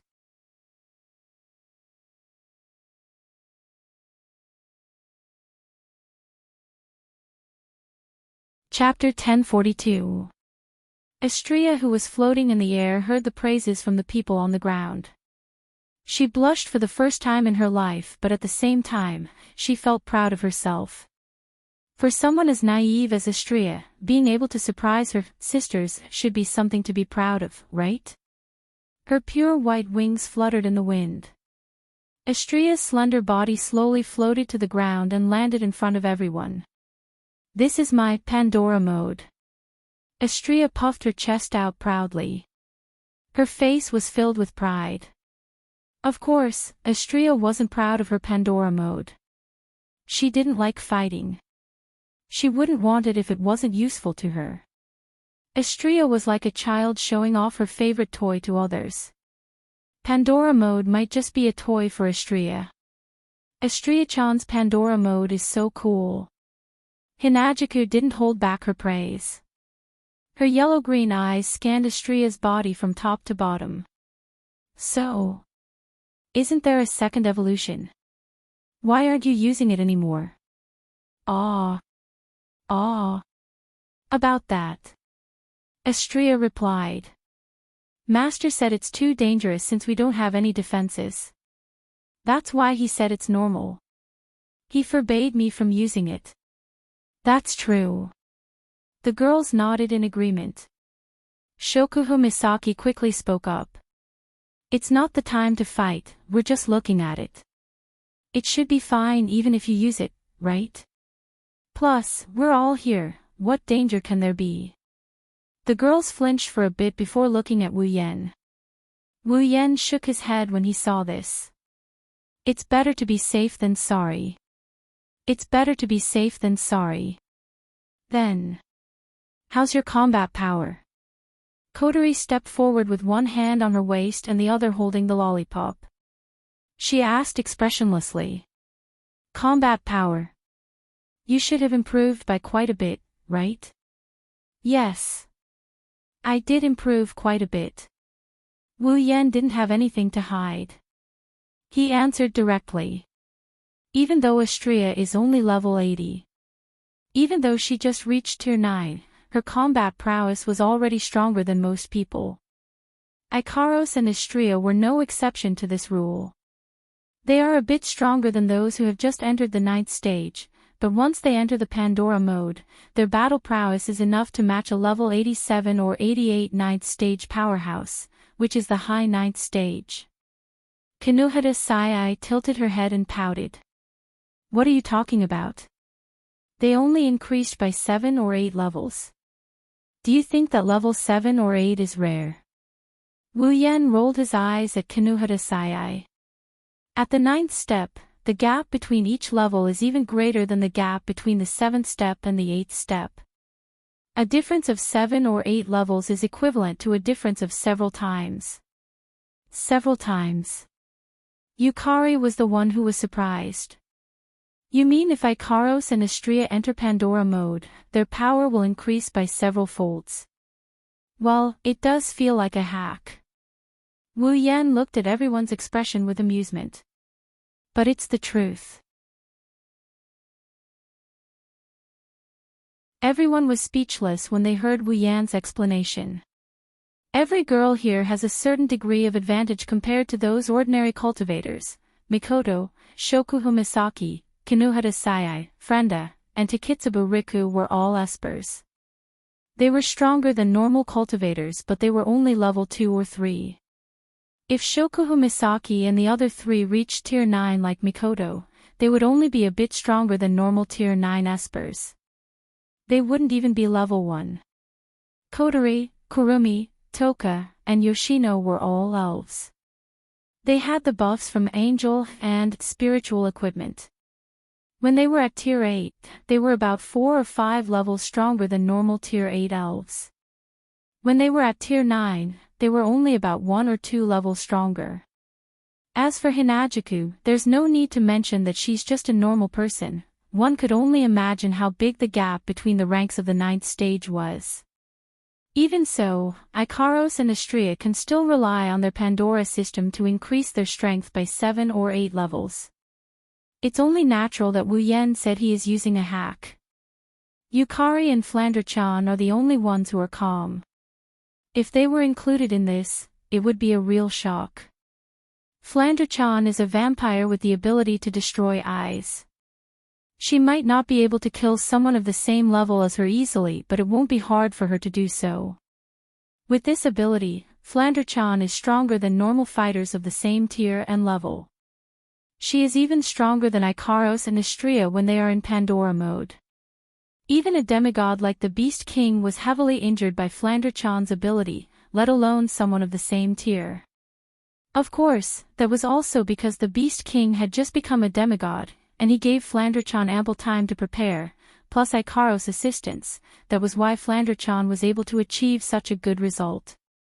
However, to be able to injure a demigod, one could tell how terrifying Flandre-chan's abilities were.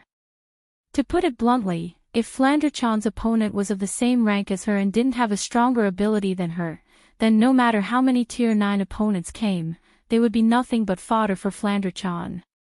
That includes peak Tier 9 fighters.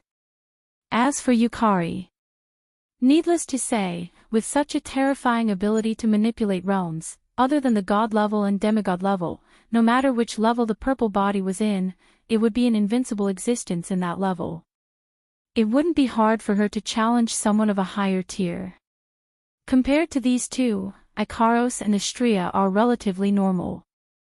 Even for Wu Yen, if he doesn't use Ruby mode or summon his familiar, he's only 3 or 4 levels stronger than his opponent. In a real battle, strength is only strength. There are many other factors, such as armaments, tools, and so on, that can cause the outcome of the battle to be unpredictable. But no matter what, it is still good to have a strong ability. Because of this, Pandora mode's enhancement left everyone speechless. While Wu Yen is impressed, they are also happy for the two angels. Ikaros and Astrea are important companions to everyone. They are happy to see them get stronger. Well, it's good to see such a powerful effect. Mikoto crossed her arms in front of her chest. Her brown eyes looked back and forth between Ikaros and Astrea. Then, who is stronger between Ikaros and Astrea in Pandora mode? Everyone was stunned by Mikoto's words. Who is stronger in Pandora mode? Wu Yen pondered for a moment. He wasn't sure. This is a difficult question to answer. After all, the Pandora system's upgrade is not very consistent. Not only does it upgrade the Universal Angel's performance, but it also upgrades the equipment and the derivation of ability effects. All of these are different. If we really want to compare them, we can only say they each have their own merits. Of course Ikaros-senpai is stronger. Astrea answered without hesitation. Ikaros-senpai is the strongest angeloid in Synapse. I can't compare to her.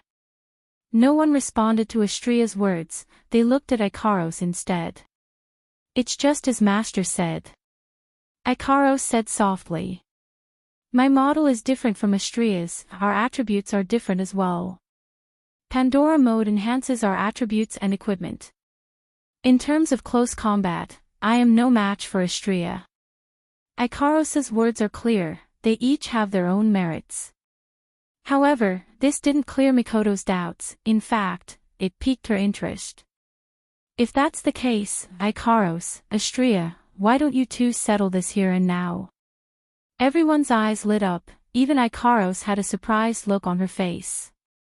Astrea was the only one who cried out in surprise. What? Astrea shook her head like a rattledrum. Impossible. Impossible. Impossible. How can I be Ikaros-senpai's opponent? However, Astrea's panic caused everyone to smile wickedly. You're tuning into the LoveLore Library YouTube channel. We're so grateful for your support, and don't forget to subscribe to join us on this incredible journey through captivating stories. Your generosity through donations truly makes a world of difference, as it's the primary source of revenue that allows me to expand and enhance this channel for you. Thank you from the bottom of my heart for being a part of this adventure.